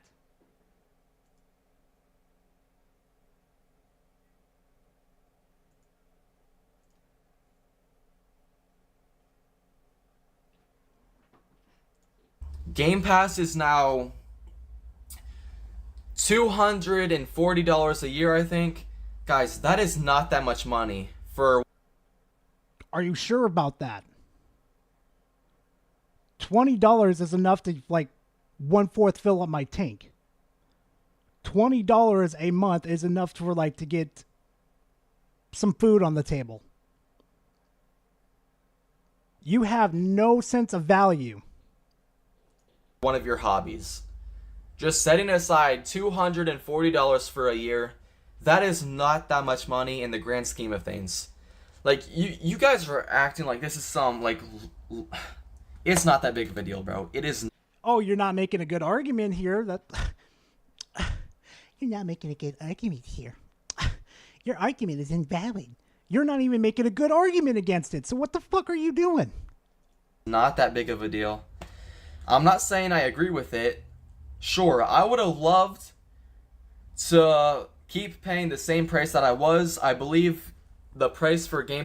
Oh, it would have been nice. But now you're kind of counterprotecting yourself there. Yeah, it would have been nice to pay the same $15 or $10 a month. But nah, here you are capping. Game Pass Ultimate was $16.99 a month, but now it's $19.99. It's not that big of an increase, bro. It is $3. Stop. But it adds up. And if we just give in to Microsoft right there, that's just giving them the okay to keep increasing that a price. You don't think, okay? Especially that you went after Sony for increasing their price of their memberships. Yeah, how to turn tables. Bitching. Stop crying. It is not the end of the world. It's like you guys are trying to paint Microsoft out as these greedy, anti-consumer, just evil corporation.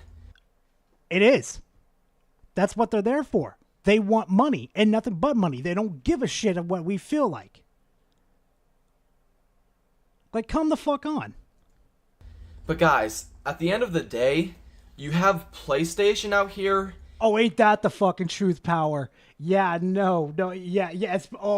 Speaking of that too, Power, bro. Sometimes I see them on Twitter saying, it's welfare pass.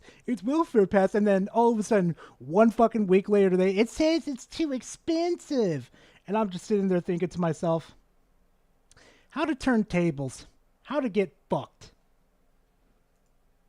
Increasing the prices of PS Plus with literally no improvements or extra value added to the service. Okay, that's a fair point right there. But then again, the services that fucking Microsoft is offering isn't too much better either. Ooh, we get day one access. Whoop-de-fucking-do. I could think about one service right now that's $15 a month. I get access to all the PlayStation games, Xbox games, and Switch games, and previous gen games too. Trust me, there's better deals out there. And you have Nintendo out here selling Donkey Kong Country Returns HD for $59.99, $60. Donkey Kong Country Returns HD. And guys, just to put it into perspective, this is one of the first video games I've ever played. This game is so old, and they're selling it for $60. Are you serious, bro? Like you said, you don't have to spend money on it. And guess what? I'm not spending money on it. Actually, as a matter of fact, too, with Microsoft, I have a different way of getting Ultimate now. And I don't have to worry about paying $20 a month anymore.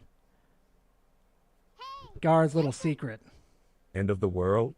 No. Bullshit? Very yes. Exactly.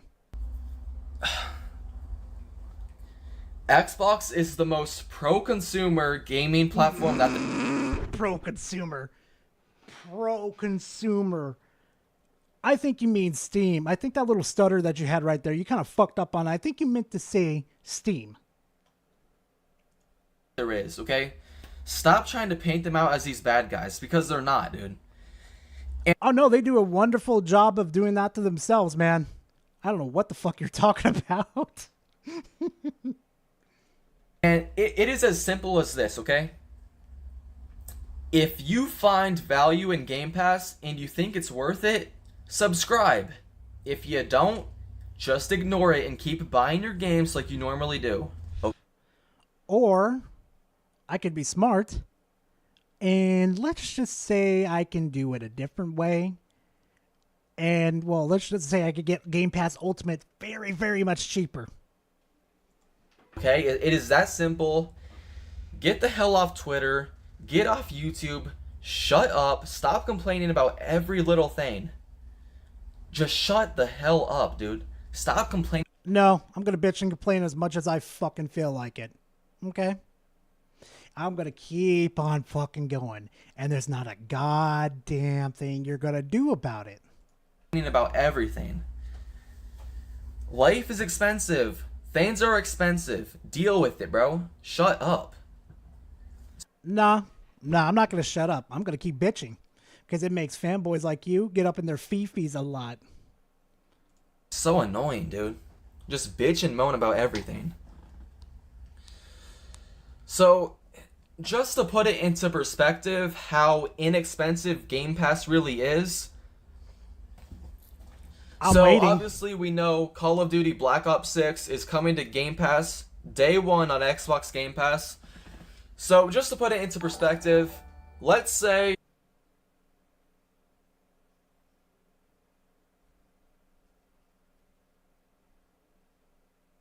Oh, Chris, thank you very much, man. We are gamers. We have to consume product and accept corporate taking money off us. Stop being brokies, bro. Not a big deal. I'm not saying it's a good thing, but no, I ain't paying $30 a month, okay? Oh yeah, fuck that, Nintendo. Exactly. BTW, DKC returns on Wii is less than $10 on eBay. Well, shit. Oh god, what's going on with Discord right now? Do do do do do do do do do do do do do do do.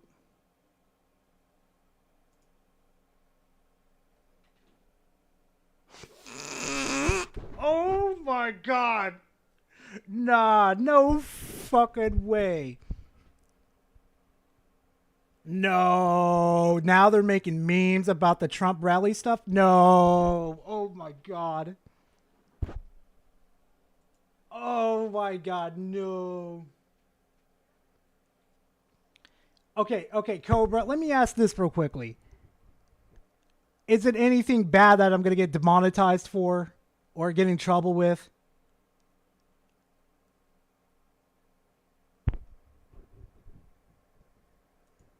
Okay. Fuck it. You know what, chat? Fuck it. We're doing it live.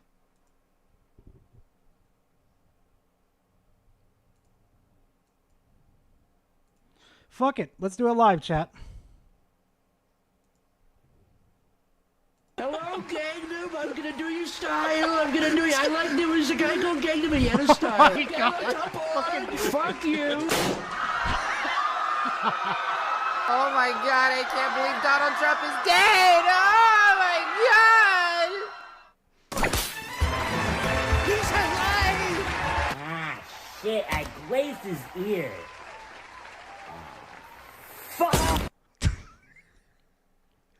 God damn it, Ricky. Bro, I love Ricky. Oh my god. That man's got fucking... how can anybody hate Ricky? Hello? How could anybody hate Ricky? Oh my fucking god. Yo, I bet you guys anything, fucking Trump loves that shit, bro. And I'm gonna hate to say that. I hate to say it too. Not to hate to say it. Jesus Christ, Gara. I'm just gonna say it. Ever since that happened to Trump right there, yeah, Democrats are gonna have a hard time making a good case. I'm sorry. There's no fucking shot. You don't subscribe to Game Pass, and you just buy Call of Duty like you normally do. Well, to buy the standard game, that is $70. And just a quick disclaimer, not to confuse anyone, any price in this video that I talk about, I'm talking about USD, American dollars, so not to confuse anyone with currencies. Ain't that the truth, hell? We're talking about American dollars here. So to buy Call of Duty, that is $70. The standard game, $70. And if you play multiplayer Call of Duty, which I think most people do, that is now $75 for a year of online. So that is what? 70 plus 75? That's $145. What? To play Call of Duty. Hold up. So that is what? 70 plus for a year of online. So that is what? 70 plus 75? That. Where the fuck did you get the additional 75 from? That is what? 70 plus 75? That's $145. Okay, so he's going with the base one. Okay, he's going with the base one. Okay. To play Call of Duty multiplayer for a year. That is $145. And the price of Game Pass Ultimate for 1 year is $240. So that's like what, an extra $95? Guys, you might as well just cough up the extra $100 and subscribe to Game Pass, okay? Fuck no. Guess what I'm gonna do? I'm gonna sell off my Xbox along with my controllers and everything else, invest into a PC, and then I'm going to fucking wait till the game releases, pay the $13 a month, and see if the game's even worth fucking playing. If the game is worth fucking playing, guess what? I'm going to go ahead and go buy it on Steam when it's in December at a discount of $40. Take a guess how much I saved myself from fucking money. I spent $55 if we're just going to base it off of just the ground level of purchasing the game and some membership. I saved myself I paid $50 mulas instead of spending hundreds. Thank God I'm not a fucking fanboy anymore. Thank God. Game Pass is not that expensive, dude. It is not. So yeah. I think a lot of people will find Game Pass worth it once they add Call of Duty to the service, because if you really do the math, if you really think about it, $240 for a year is not that much money for a lot of people. Especially for a lot of gamers where gaming is their main hobby. Like, you have people out here spending $22 a month for Netflix, and they have the audacity to come out here and complain about $20 for Game Pass. They're gonna bitch and complain about Netflix too. Netflix is getting over expensive too. I don't pay for fucking services. I got different ways of watching my shit. Pass, shut up, dude. Stop complaining about everything. And again, I'm not happy with this price increase, but I kind of agree with it. I understand why they're doing it. Activision. Oh, you understand? No, everybody saw this fucking coming. As soon as they picked up Activision, it was game over right there. If they didn't pick up Activision, and then they decided to increase the price, oh yeah, no, Microsoft, you fanboys wouldn't have a fucking leg to stand on. Games on Game Pass add a ton of value to the service, so it makes sense. So yeah. And yeah, we're going to be getting more Hasn't been confirmed to go on the Game Pass. Activision games on Game Pass, like Tony Hawk, Crash Bandicoot, Hasn't been Insane confirmed Trilogy. yet. So yeah. We're going to be getting a lot of Activision games on Game Pass. This is a rumor. This is a rumor, not confirmed yet. Though it would be nice to see Transformers Fall of Cybertron and War for Cybertron to come. It would be really nice. I'd lose my shit. But then again, who knows? Very soon. And I understand not everyone plays Call of Duty. I understand not everyone cares about Activision games. But guys, we just saw the Xbox showcase, right? We just saw the Xbox showcase. Right? Guys, we are at a point where Xbox is set to have one major first-party release around every 3 months. Like, just for this year, for the rest of this year, they have Towerborn, Microsoft Flight Simulator 2024, Pass, Aura History Untold, Maybe. Age of Mythology Retold, Indiana Jones, Avowed, Call of Duty Black Ops 6, and that's just for the remainder of the year. The remainder for 2024. That is 7 first-party games. That is insane. I swear to God, these fanboys just love making their little charts right here to make their pee-pee feel good, huh? I find this so fucking hilarious. Insane. Actually, wait a minute. Isn't Doom not only slated to come next year? And so is the fucking even Blade's not even dated to come out yet. So it's like, guys, even if you don't care about Activision, why is the Outer Worlds right there? Wait a minute. Why is the Outer Worlds right there? This would technically make it 20. State of Decay 3 doesn't have an announced date yet. Boy, why is the Elder Scrolls Online here? That game's already released. Now we've knocked it down to 19.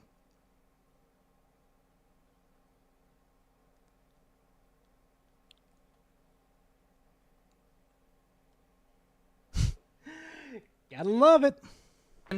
even if you don't care about Call of Duty, we're at a point where we're going to be getting an Xbox first-party release every 3 months. That is insane. I think that warrants a price increase for Game Pass. No, it doesn't. Just because they're doing their fucking jobs finally does not warrant that. If they acquired like another big ass studio, maybe. But this, nah. Because let's face it, guys, if you own an Xbox, if you subscribe to Xbox Game Pass, you probably care about Xbox games. So I swear to God, y'all, having an Xbox these days is really not good. You might as well just have a PC at this point.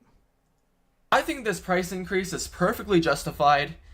I just wish people would shut the hell up. Stop complaining about everything. I'm never gonna shut the hell up, Jesse. I'm never gonna shut the hell up. I will always be here. I will bitch over there. I will bitch here. I will bitch under the water. I will bitch under the rock. I will bitch over in the fucking air. You can't fucking stop me, bitch. Just shut up, dude. Life is expensive. Everything is expensive. Everything is trying to milk as much money out of you as they possibly can. That's life. But it doesn't have to be that way. Excuse me, chat. It doesn't have to be that way. But here you are wanting to take in the ass from Daddy Microsoft over here. It doesn't. Okay? It doesn't have to be. But you just want to take in the pooper. Deal with it, bro. If you don't like it, don't subscribe. And these are all day one games coming to Game Pass in the future. So yeah, it's like, guys, the value of Game Pass is there. If you are a real gamer, Pidgey's got his own game. Congratulate Pidgey. He's having his own game released. There's a high chance that you think Game Pass is worth it. If you're a real gamer, if you actually play video games, you probably think Game Pass is worth it. The only way where a gamer wouldn't find Game Pass worth it is if they're like a super casual gamer. All they do is play Call of Duty. All they do is play Madden. All they do is play FIFA. Like, if you're a super... I'm not a real gamer. Youngwin, I've played so many fucking games.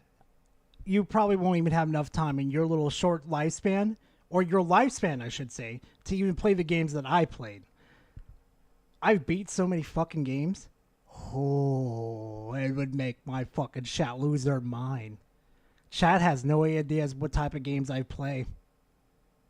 Motherfuckers be in the comment section saying, bro, why are you always playing different games? Because I ain't no basic bitch. Casual gamer, Game Pass probably is not worth it. But if you're a real gamer, yes, if you I play have power. games all the time, all sorts of games, a huge variety of games, you probably think Game Pass is worth it. So, no, Survivor, I'm not that much of a degen, but I know the himbo does. Yeah. And again, we're getting all of these Activision games on Game Pass. None of these have been confirmed. None. This right here is already on there. Oh, it's free to play, so... But yeah, these... None of these have been confirmed. So it's like, I don't understand why people are bitching and moaning about everything. Game Pass is the best gaming service out there.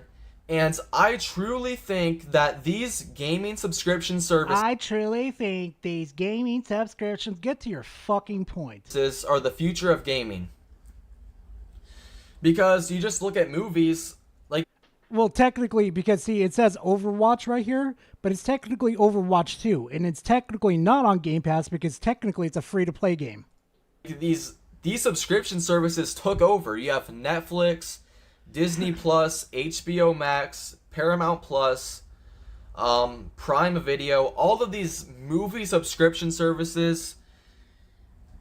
I think subscription services like Game Pass, PS Plus, whatever Nintendo has, I think these services are the future of gaming.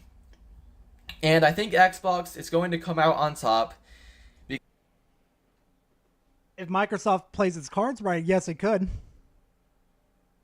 But as far as it's going right now with the bad publicity, I don't think so.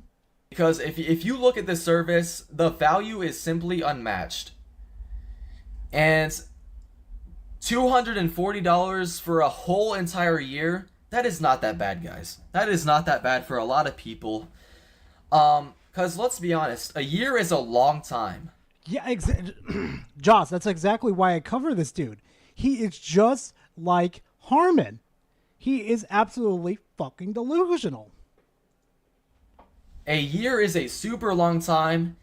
If we live healthy lives, which, let's be honest, a lot of us gamers, we're not living healthy lives. We're sitting down. Are you sure about that? If you're sitting on your ass 8 hours a day, you have a problem. Your parents need to grab you and throw you outside and let you fucking walk around and exercise. Because if you're sitting on your ass longer than 4 hours, we have a problem. We have a major issue. All day, we're not in shape. We're living very unhealthy lives. But if we were to live healthy lives, we only get like what, 70 to 90 of these years. A year is a long time, guys. A year is a super long time. So instead of wasting your time bitching and moaning about a Game Pass price increase, shut the hell up and play games, dude. Play Game Pass. Shut up. Do what you want. Do what you enjoy. If you don't like it, don't subscribe. Anyways, I hope you guys have a good day and a good night, and I love you guys. Peace out. Ew, you love me? That's questionable.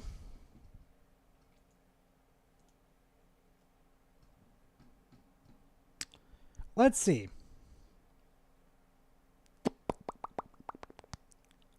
I'm trying. Yeah, you know what? Let's wrap this stream up with Synthetic Man.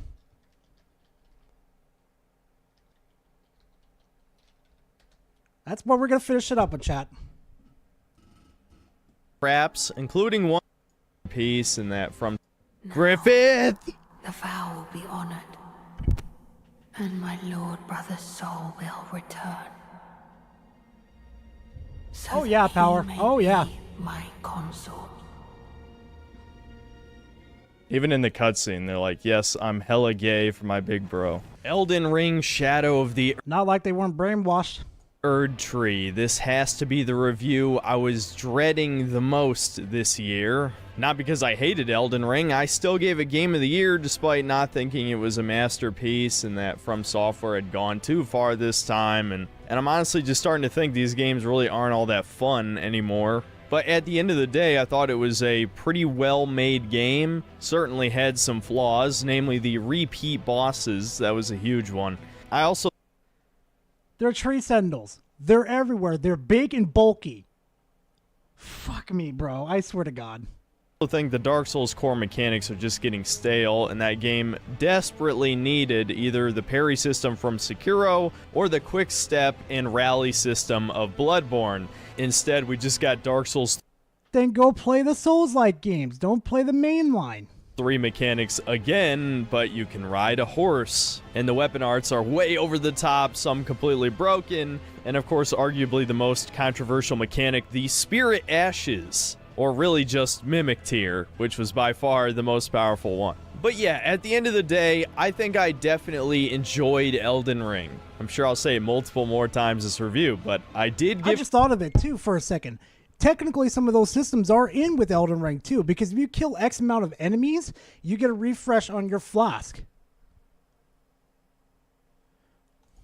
Game of the Year 2022. But I think it was also clear by the end of making that video that I was kind of just done with Souls-likes. Every time people ask me to review a Souls-like game not made by From, I am incredibly hesitant to do so. Not just because they're usually not as good as From Software's games, but this style of gameplay just doesn't appeal that much to me anymore. I've been saying it for years now. Hard does not mean good. I genuinely think all... It's not hard.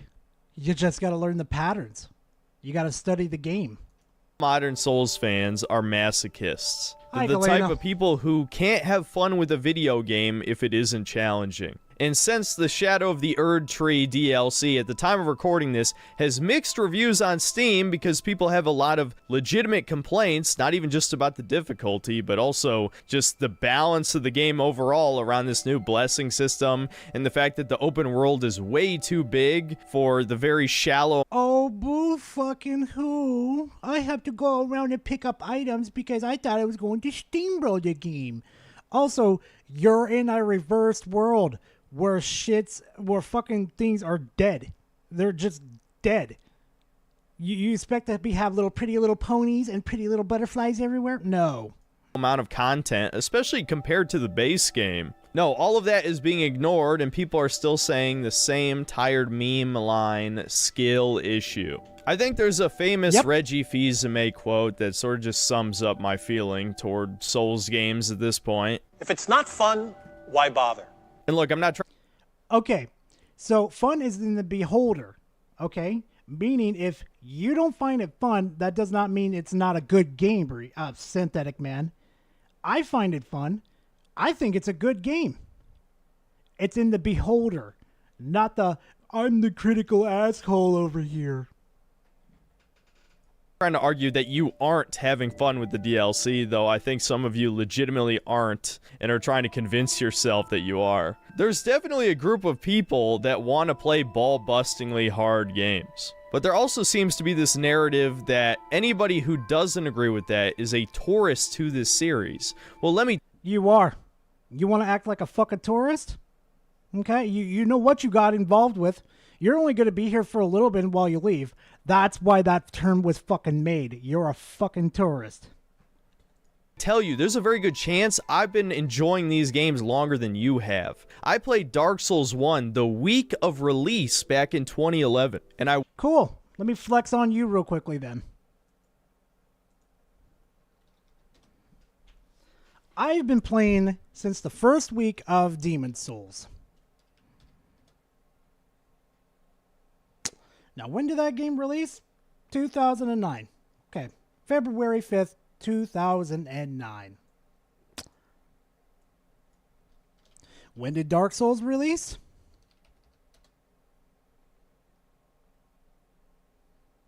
Oh, would you look at that? Yeah, no. Let's stop claiming superiority here, because if we were going to go in that order, I've got time on your ass and experience. Went on to play Demon's Souls not too long afterward, and I love those games. I love Bloodborne too. But honestly, the mechanics have just kind of gotten tiring to me. So you need to keep that in mind with this review. And I'm going to try my best to explain my issues with the difficulty of modern From Software boss design. So yes, I'm already rambling off topic, but I don't think Elden Ring really needs a proper introduction here. We've all played this game. It's essentially normie tier. It sold over 20 million copies. So the game sold well.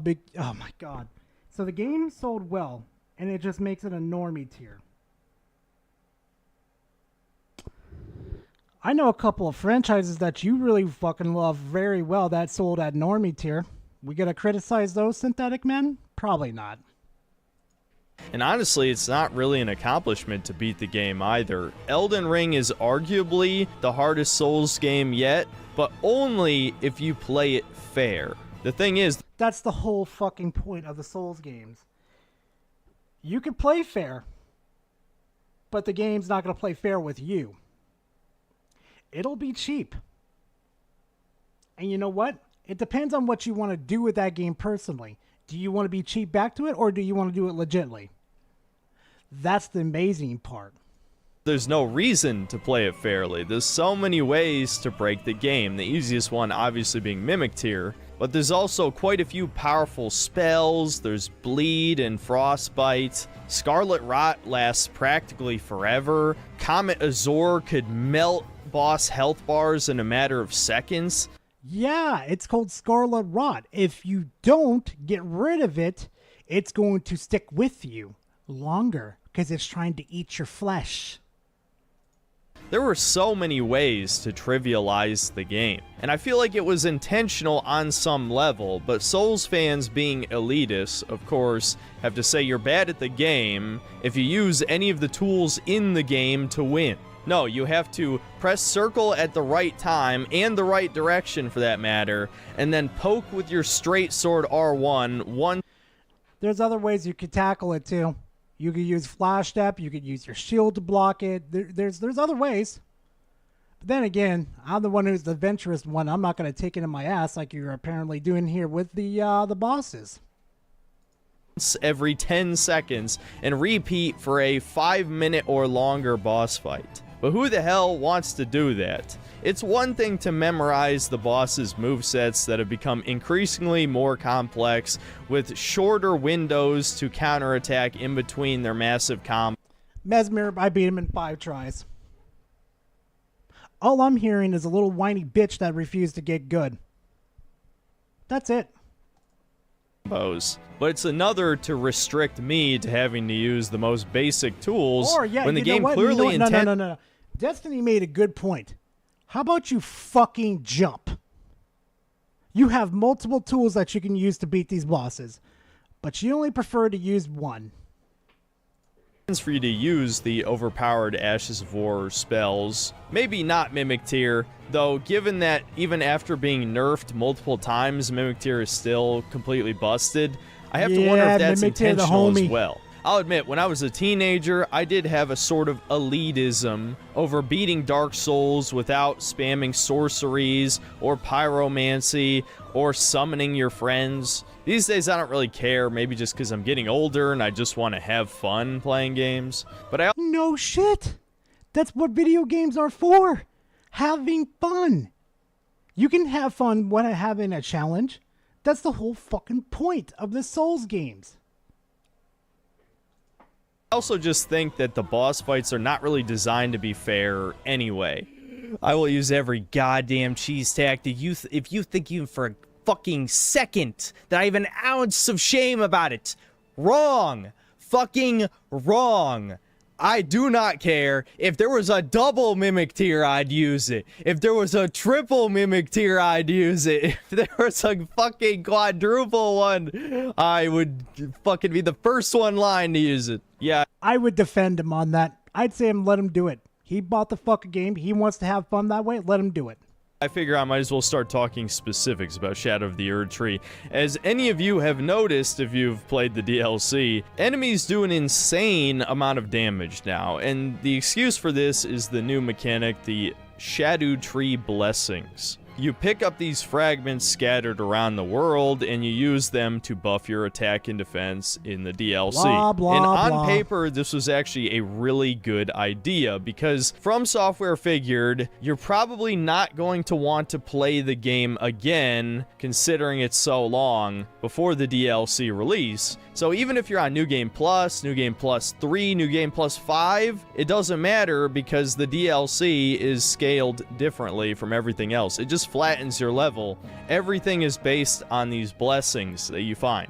Now, this doesn't completely eliminate level advantage. You actually still get a massive advantage for being a higher level, just because it allows you to equip whatever OP weapon or incantation or sorcery that you want. Me, I actually went into this DLC under-leveled because I want to equip You know what whatever. I love about this, though, right here? A lot of people bitching and complaining about Commander Gaius. What a lot of people don't understand is, you know you could trap him, right?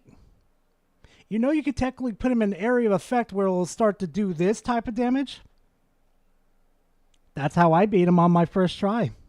OP weapon or incantation or sorcery that you want. Me, I actually went into this DLC under-leveled because I actually decided to play through the game again so I could Later, get warmed Oryx, have up, a good one. so I could get a good feel for if this was a significant difficulty jump over the main game, which it absolutely is for the most part. I'd still say Melania is either I wouldn't be surprised if he did that, to be honest with you, Demon X. Nix, I should say Nix. as difficult or more difficult than a lot of the bosses in this DLC. But the base game of Elden Ring was a lot easier than I remembered, probably because I stopped trying to play it fairly by the tryhard's definition. I actually used everything that was at my disposal, and so I beat most of the bosses on the first try in my second run. And ding, ding, ding.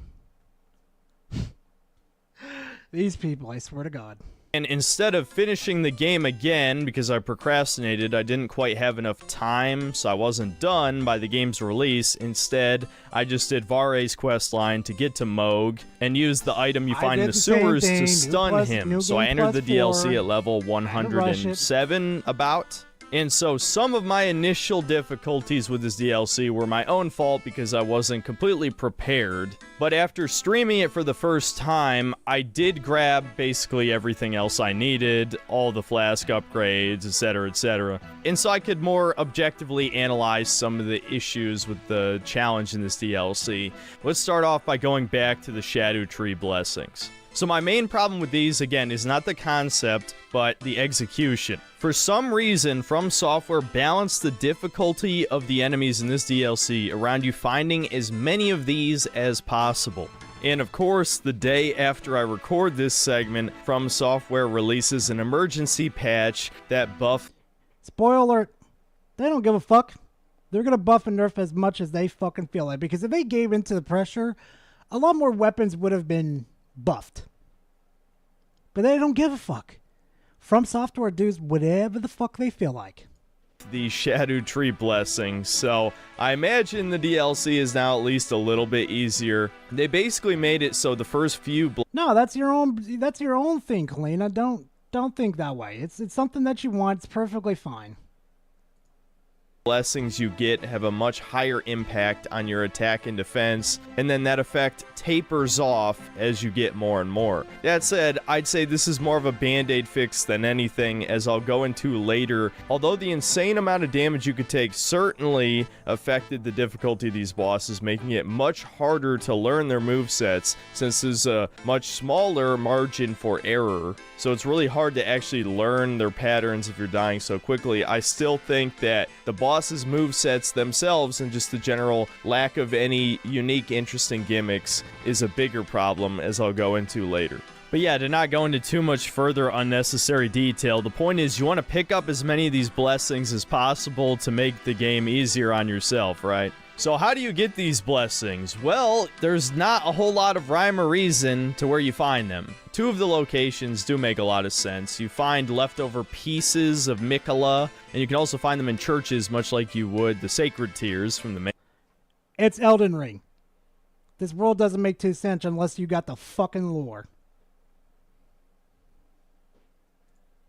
Game, so those both make sense. But for some reason, a lot of them you just kind of find in random places. Like a random shadow human with a pot on his head will have one. Or the mini versions of the hippo rhino. It's almost like it's trying to encourage you to pay attention to the world that's around you. Huh. Shocker. Rhino boss. Each one of those drops one. There's even a few random corpses that can have a shadow tree fragment, which is absurd given that the vast majority of them have useless crap like crafting materials. This motherfucker didn't read the lore. Also, the crafting materials are not as useless as you think it is. Especially those golems, the furnace golems. Oh, yeah. You get a specific fucking crafting material, they become your bitches. Or cookbooks that give you more crafting recipes. God, I fucking hate crafting. I'm not going to talk about that in this video, though. Let's just say it dilutes the loot pool to a severe degree, which makes you not really want to go out and explore and find these fragments in the first place. And so on the one hand, this definitely encourages exploration, but on the other hand, the world is way more empty than the base game. We're talking about... You are literally in a fucking world that has been ravaged. There is barely anything left over after the fucking war that happened in that world. What do you think's gonna happen, Synthetic Man? Come the fuck on. Liurnia tier. I guess From Software listened to all of the criticisms about the dungeons feeling very copy-paste from the main game, and so they removed about 80% of them. Unfortunately, the world is not that much smaller to accommodate this reduction in cool locations to explore. There are a lot of parts of this new map where you'll just be riding your horse for 5 straight minutes without finding something cool. I mean, yeah. Let me hear that again. Cool locations to explore. There are a lot of parts of this new map where you'll just be riding your horse for 5 straight minutes without finding something cool. I mean, are you fucking kidding me? There's a lot you can discover in this world if you go and look for it. Instead of like this clip that you're showing right now, you are so goddamn hyper focused. It's not even funny. I'm increasing this because he's boring the fuck out of me with his repetitive rant.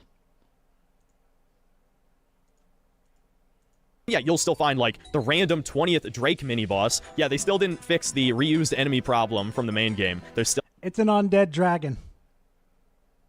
It's an undead fucking dragon while little enemies over here are attacking it. I'd say that's pretty fucking cool. It's fun to watch the enemies fight against each other, for once. Still drakes, there's still tree sentinels, and a lot of the basic enemy types are reused too, like rats. So because the sandbox is so big, despite being pretty Rats, like they haven't been used a million times. Synthetic, man. They're basic fucking enemies throughout the whole fucking D&D genre. The rats. Shallow in terms of content, and a lot of the loot is still worthless too. We're talking more crafting materials, you still find smithing stones and grave warts everywhere. This is going to push you to looking for a guide online to just find where every Shadja tree fragment is. Yeah, if you don't want to fucking bother playing the game anymore, yeah, go for it. Me, I said, fuck it. I'm going to hunt them all down. I mean, why wouldn't you? It's the only item that is guaranteed to make a difference in your playthrough. Yes, you can find some of the new cool weapons, which honestly are a pretty mixed bag. I mean, a lot of them feel like they're purely designed either for meme purposes, like the martial arts fists, or for PvP. Not a lot of them are actually that much greater than base game weapons in PvE, especially not for bosses. I still ended up using the Blasphemous Blade for most of my playthrough. And look, I know Zoomers don't exactly have the same gaming etiquette as millennials, but it used to be considered cheating if you looked up a guide online. And yeah, I feel like it's become so common. Who the fuck cares what other people say? If you want to look up a guide to help you figure out where you need to go ahead and do it. Fuck everybody else. Because you're just torturing yourself at that moment. Place to just copy whatever OP build your favorite YouTuber's using and to just look up for every Sacred Tear, Golden Seed, whatever OP weapon or spell you're using, and now the Shadow Tree blessings. And the funny thing is, I don't even blame you. I've joined you a long time ago now. So yeah, I feel like I don't even have to go into specifics about why this particular enemy is hard or this boss is hard when the core... Aw, welcome to being part of the normies. I hope you enjoy your stay, Synthetic Man. Reason that every enemy feels overtuned in this DLC is because of this inherently flawed mechanic. On paper, it rewards exploration. In reality, everyone's just going to use a guide. Now let's talk about the open world and the legacy dungeons. Like I already said, the open world is way more empty than the base game, and there's no excuse for this. I've had people try and cope and say that it is fun to wander around a giant empty wasteland. And when you add on my previous point that most of the exploration that it is fun, more empty than the base game, and there's no excuse for this. I've had people try and cope. You have bugs flying around you. You have crabs over there. Little Mr. Krabby over there. And say that it is fun to wander around a giant you have an enemy coming after you. And when you add on my previous point that most of the exploration is not rewarding, you have a serious problem. I have rarely ever felt bored when playing a Souls game. Shadow of the Erd Tree was boring about half of the time. I will say this though, some of the areas do look pretty cool, like the huge mountain peak. I thought it was ugly. Yeah, I thought you said it was ugly, Synthetic Man. You have to scale to fight Baal the Dread. That was actually... Baal! Baal, you fuck... No, I forgot what he says. A pretty keynote moment. I would say most of the biomes look diverse enough that at least they're pleasing to the eye, but in terms of gameplay, they're really just kind of dull. As for the actual dungeons themselves, like I said, there's far fewer of them, but the upside is they're not completely copy-paste. All of them have some kind of gimmick. One focused around these malformed flesh... Let me show you something, chat. You're gonna love this. Boring, huh?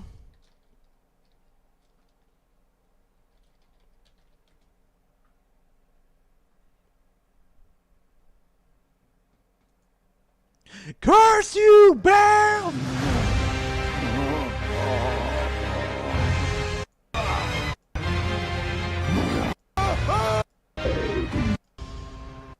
There is life in me yet. I will see Baal, vile Baal. Oh, terror incarnate. There is life in me yet. I will soon feast upon your heart. Mark my words, you too shall know fear.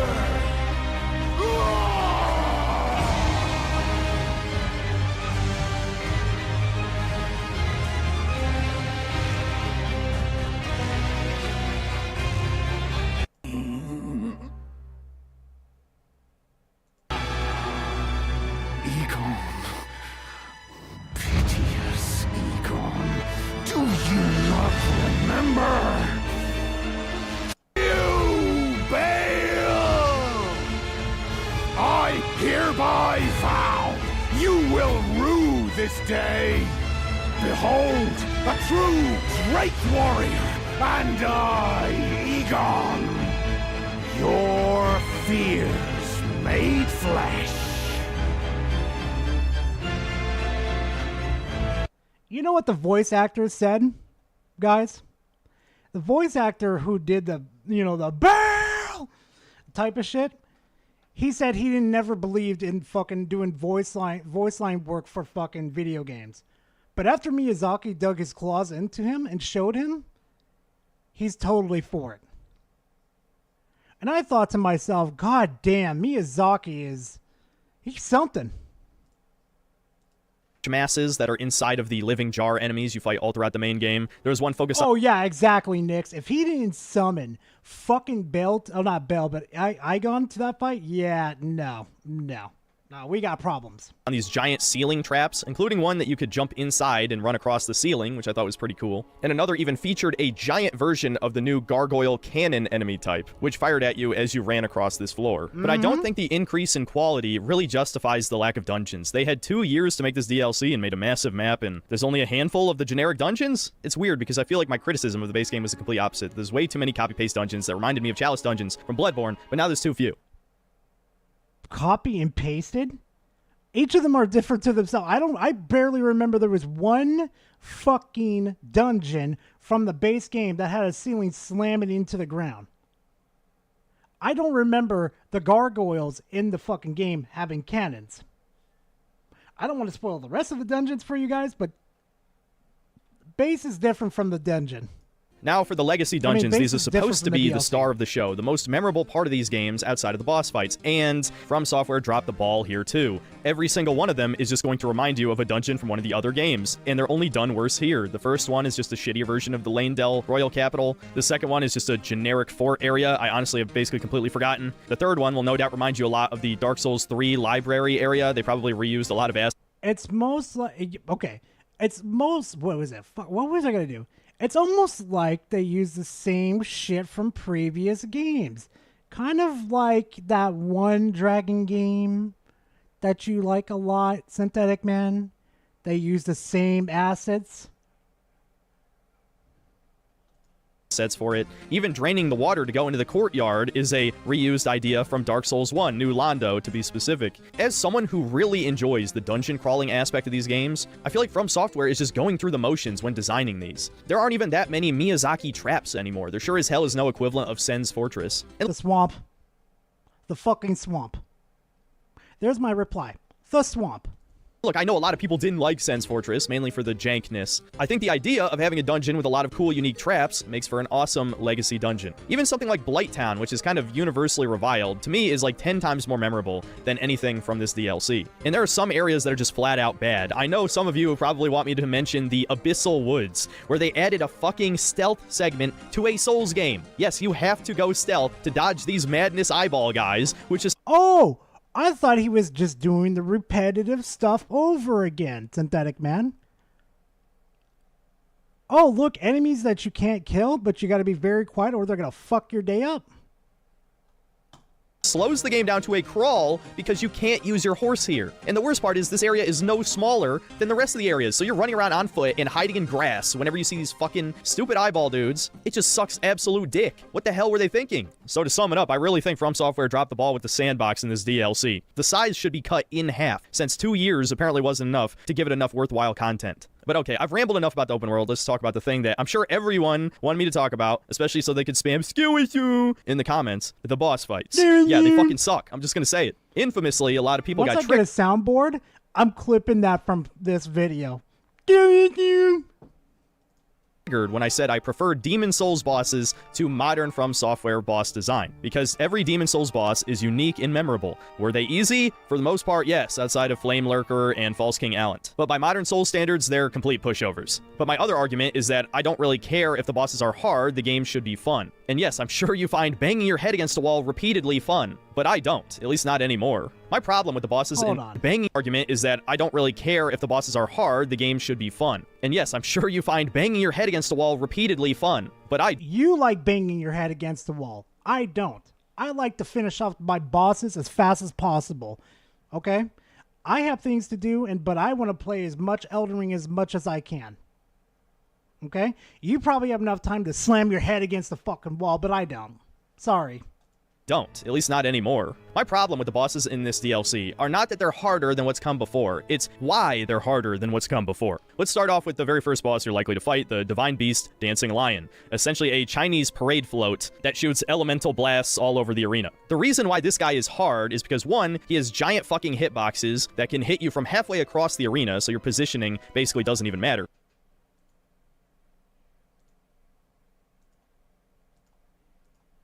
From is because elemental blasts all over the arena. The reason why this bloat that shoots elemental blasts all over the arena. The reason why this guy is hard is because, one, he has giant fucking hitboxes that can hit you from halfway across the arena, so your positioning basically doesn't even matter. Two, that he's gonna kill you in 2 or 3 hits with every single attack. 3, his second phase gives him a lightning aura, which causes lightning bolts to strike around his body until he switches elements. Skill issue.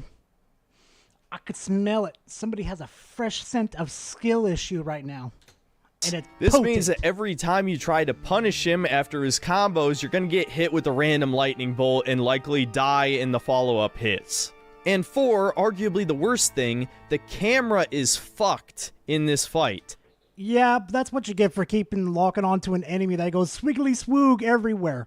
Also, if we're going to be worried about that too, it's been a problem in Elden Ring for the longest time, but you fuckers are just noticing it.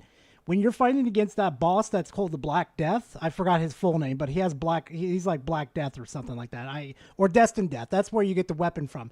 If you fight his ass, spoiler alert, motherfucker's like, let me see if I can go back to the beginning of the video and pull him up real quick. Hold on. Where is it? Show me, where is it?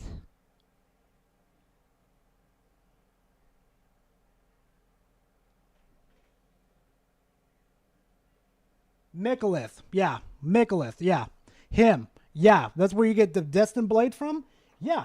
The dude is doing fucking somersaults and fucking, yeah, somersaults in the fucking sky. Barrel roll. Do a fucking barrel roll. And that's not a problem? The amount of times where it zoomed in past my character so I couldn't even see myself, that alone probably got me killed 2 or 3 times. Then don't get cornered. Stay out in the open. Quit getting cornered.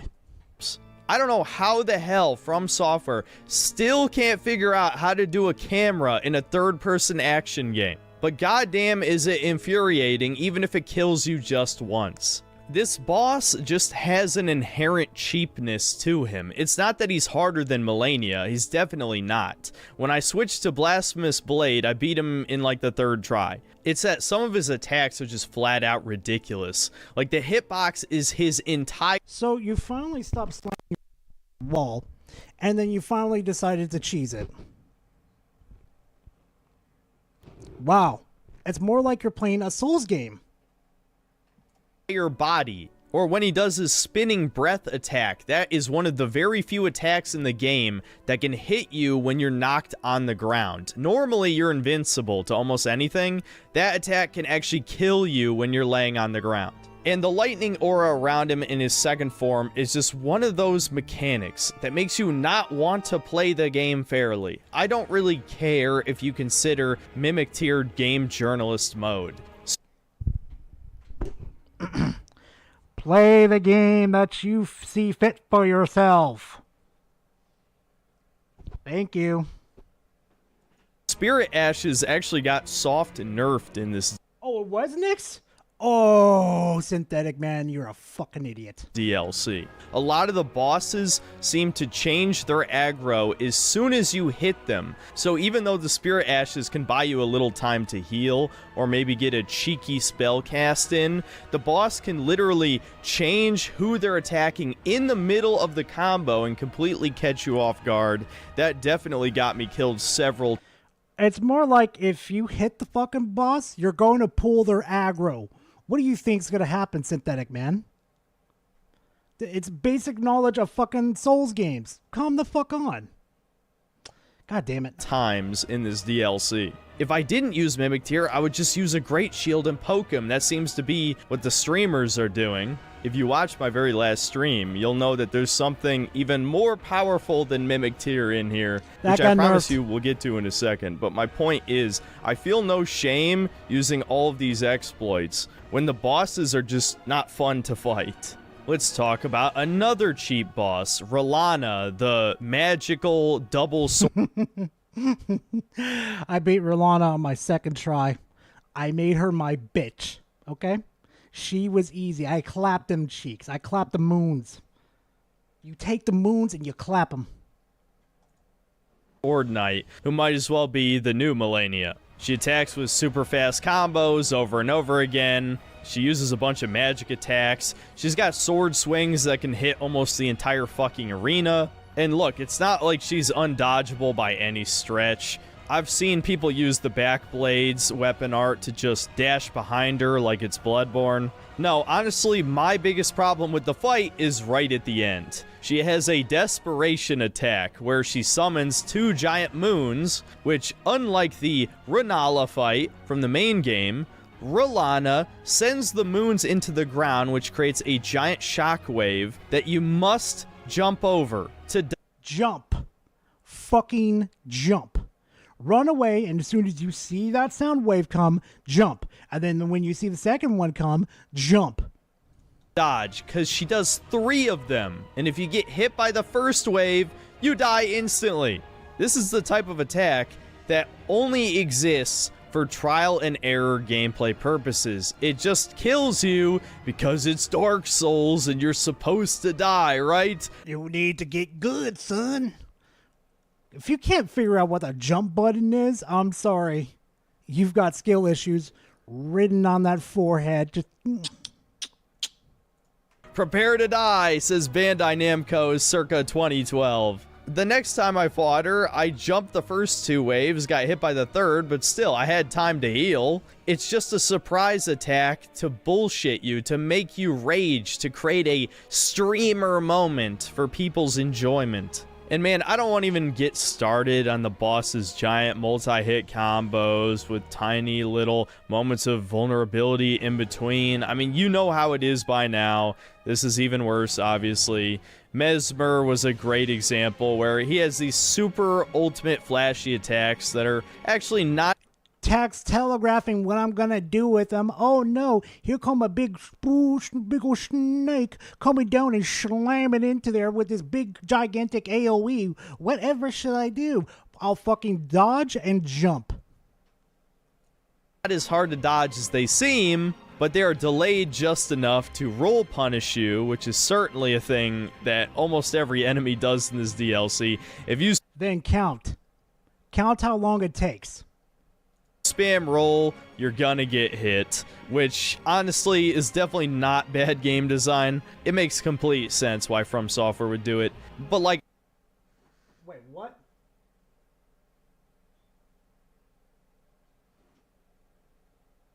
Yeah, Kalina, go in for it. Wait, Power, what do you mean about Reforged? What do you mean?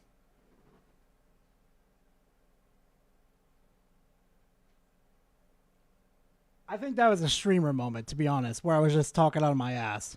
But no, seriously though, all you have to do with Mesmer is just dodge and then jump over his fucking AoEs. It's not that hard.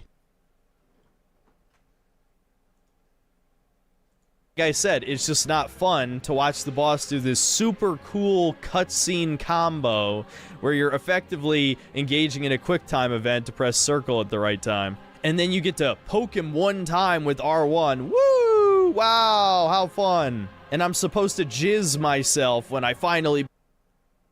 Okay. Yeah, it definitely wasn't. Yeah, you got me mixed up, Power.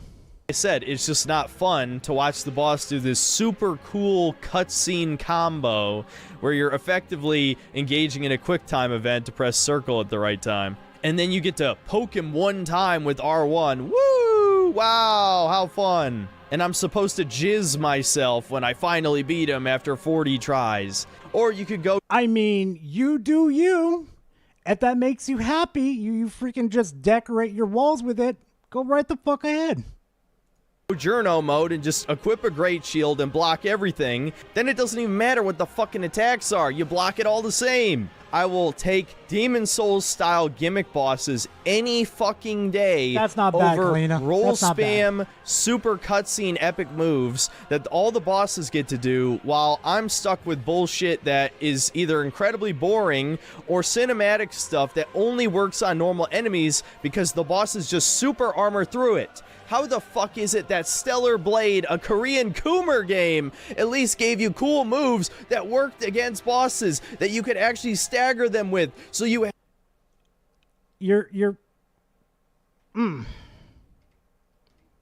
stuff that only works on normal enemies because the bosses just super armor through it. How the fuck is it that Stellar Blade, a Korean Coomer game, at least gave you cool moves in this that game worked right against here, this game right here, you're just sitting there spamming. Look at that. Oh, shit. Use them. Seriously, all of these boss fights are the same. The only thing that distinguishes them from one another is when you're supposed to press circle, or sometimes you can jump out of the way. Wow, how revolutionary. This is slop. Straight up soul slop. And you can't even... Nah. How does it feel to be sloppy seconds after fucking Elden Ring spat you out, Synthetic Man? How does it feel? Say skill issue at this point because you have no way to prove to me that you actually played the game fairly, that you didn't exploit bleed, frost, mimic tear, fucking perfume. You want to know what the most broken thing in this DLC is? It's not mimic tear, it's not blasphemous blade, it's not rivers of blood or sword of night and flame or any particular spell or incantation. No, it's a goddamn perfume bottle.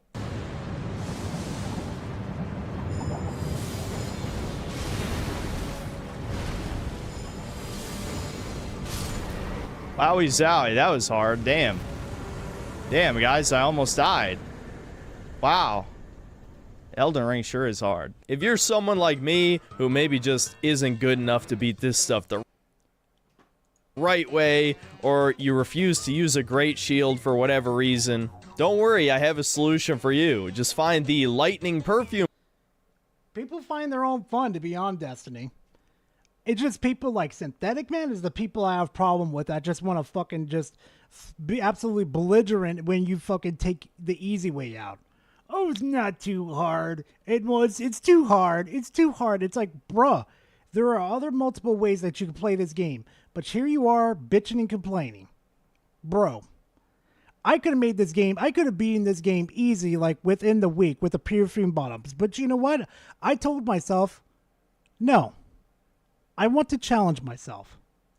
Bottle, get the Rolling Sparks Ash of War, then just equip the Perfumer's Talisman and the Shard of Alexander, buff your lightning damage with your mixed potion, and now all you have to do is walk up to a boss, aim at the ground, press L2, and be fucking blown away at the sheer damage numbers. Now, some of you may be asking, why does this do so much damage? Well, it's supposed to shoot a bunch of explosions in a straight line, but those explosions follow wherever you aim the camera. So if you aim at the ground, all of the explosions hit the same place, doing an absolute insane amount of damage. I have no doubts in my mind that the first major patch for this DLC will nerf this thing, because there's no way it's intentional that it does a third of a boss's health bar per hit. So I ended up beating the second half of the bosses in 1 to 3 tries, including the supposed hardest Souls boss of all time, which I'll never know if he really is, because, yeah, I even cheesed Radon with this thing. And you robbed yourself. You played yourself. You fucked yourself. Sounds like a you issue, Synthetic Man. Look, am I going to claim I earned my victory, that I'm a god at Souls games? Hell no, of course not. But like I said, I just wasn't having fun anymore. These games have completely lost the plot. They've gone way off the deep end with the prepare to die shit. The mechanics can't support the complexity of the boss fights. Again, it's absolutely possible to do... Huh? It's supporting it perfectly fine. You just refuse to get good. No hit runs to these bosses, but is it worth dying 100 fucking times to learn the boss's moveset? I saved myself hours of frustration by using this perfume bottle. It might have not been satisfying or rewarding on any level to beat these bosses without really trying, but it was unironically more fun to me than the alternative. So yes, I've talked a lot of shit about the bosses. Were there at least bosses I liked? Well, there were 2 main bosses that I thought were pretty well designed. The first being Bale the Dread, who is, of course, the giant dragon boss of this DLC. I thought his design was kind of cool. He's a fat, wyvern-ass dragon missing one of his legs. I don't know how the hell he manages to hop around the arena at such speed with just one leg, but That's just modern Souls design for you. Yeah, you robbed yourself, Synthetic Man. You robbed yourself of good shit in this. I'm not surprised. Nothing giant can move slow anymore because then the player would just DPS them to death in 10 seconds. And so while, yes, he does just kind of attack like a lot of other modern Souls bosses with the giant cinematic combos and huge hitboxes, and there were two things I really liked. How dare you rob yourself with what is easily the best boss in the game, in my opinion. It's quite sad. Yeah, it is. It is, Spec. Then again, gotta respect the man for what he wants to do. That saved this boss. The first thing being the NPC summon Egon, who's essentially Captain Ahab. He needs to get his revenge on Bale. And every time you summon him in the arena, he gives this gigantic speech, which is just so fucking over the top. Curse you! He lost his fucking limbs. You don't think, if I was in his position, you don't think I would be over the fucking top right now? You don't think I would be going after that dragon, ripping its fucking head off? You don't think I want my blood? You don't want my fucking buckets filled with blood right now from that dragon? Oh, it's on site. I'll be extra all right. You Bale! I hereby vow you will rue this day.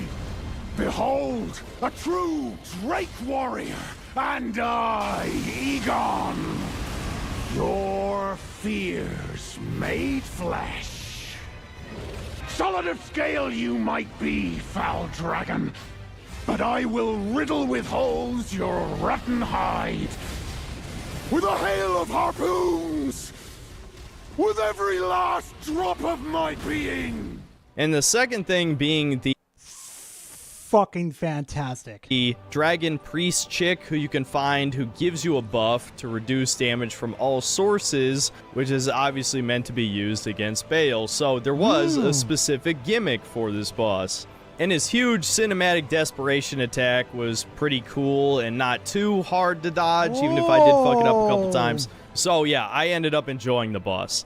And the other one I liked was the Shadow Tree avatar, basically a That's where that one spell is. Okay. giant sunflower. And its unique gimmick is that you need to hit it in the face, which is its weak spot. It actually has pretty low health, but you have to take it out 3 times to fully defeat it. And generally, I thought this boss was pretty well designed because all of his attacks were well telegraphed and easy to understand after getting hit by them a few times. And he didn't do any giant sweeping combos. And as he progressed through each phase, they were only marginally more difficult than the last. It felt like a genuinely well thought out boss design, like some of the best Dark Souls 3 bosses. And the boss weapon you get from its remembrance is pretty cool. It's a giant sunflower that you use as a club. So yeah, I didn't think all of the bosses were bad. That's pretty fucking Even cool. a lot of the ones that I thought weren't that good didn't like enrage me. I think after a while, the Stockholm Syndrome really starts to set in with these From games, and you just get used to the bullshit. It doesn't really piss me off that much anymore. If you search through the streams, you're not going to find a whole lot of streamer rage moments. But I definitely, without a doubt, prefer the old Demon Souls and to a lesser extent Dark Souls 1 boss design, where every single boss was memorable, not because of some stupid bullshit over-the-top cinematic cutscene attack, but because they had a unique gimmick that changed how you fought the boss. Every single one of these bosses is fought the same way. Now, before I go to the conclusion, there is one last thing I want to talk about that normally I wouldn't, because I don't really care about lore in Souls games anymore. I have endured more than enough. Zanzibat, forgive me. I ask you forgive me. Oh my. God damn it. But I do want to talk about the story of this DLC really quick. Yeah. So some Getting of you turned on might by the remember Fanboy. Mikola, aka Melania's brother, the femboy who everyone loves for being the only good child in America's family. Well, of course, this being a From Software game, he's actually evil. And not just any type of evil, he's supposed to be a Griffith analog. And if you know anything about Berserk, you know that From Software references it a million times in their games. So Mikola has been using his mind control powers to basically make everyone love him. He wants to ascend to be a god. That's not really a problem. What is a problem is that he's not just a femboy, he wants to have gay, incestuous sex with his older brother Radahn, and because you killed him in the main game, and you also killed Moog, he uses Moog's body and infuses it with Radahn's soul, and now they're gay lovers for eternity. But it gets worse. Radahn isn't gay, or at the very least, he didn't want to be his brother's consort. So the background behind the cool opening movie that everyone's seen, where Melania fights Radahn, is that Miquella made his sister go fight Radahn to, like, knock some sense into it. Miquella made his Radahn isn't gay, or at the very least, he didn't want to be his brother's consort. What the fuck do you think brainwash means, synthetic man? What do you mean? What is... excuse me, Spec. What is against your own will for 400, please? What is you're not in control for 600, please? Synthetic man, what the fuck are you doing? So the background behind the cool opening movie that everyone's seen, where Melania fights Radahn, is that Miquella made his sister go fight Radahn to, like, knock some sense into him so that he would have gay sex with his brother. Holy shit. No. No.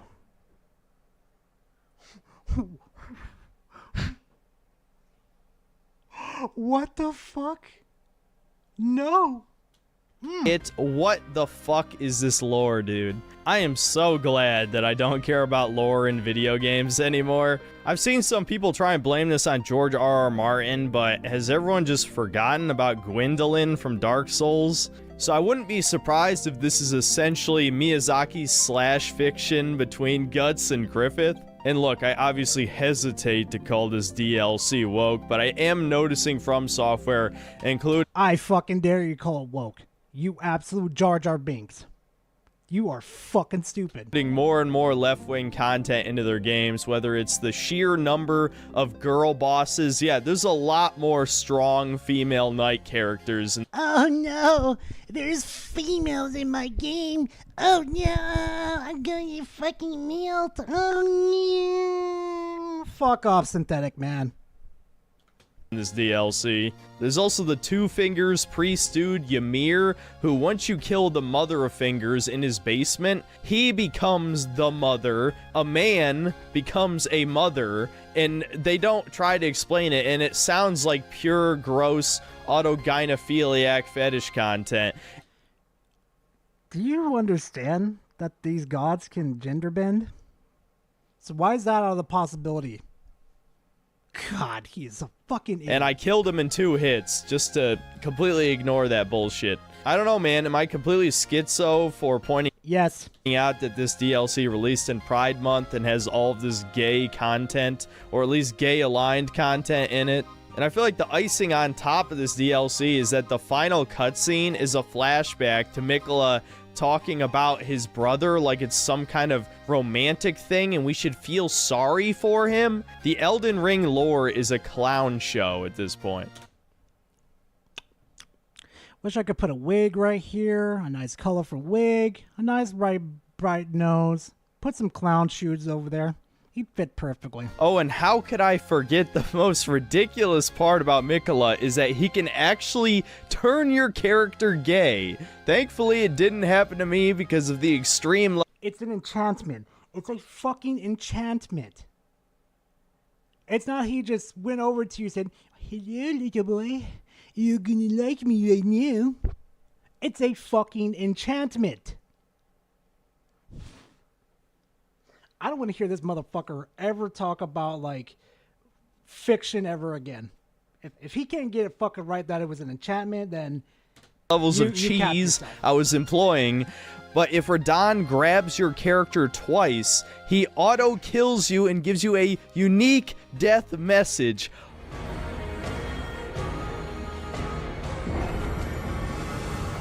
So are all the Souls fans who mindlessly repeat skill issue secretly gay? I'll let you decide.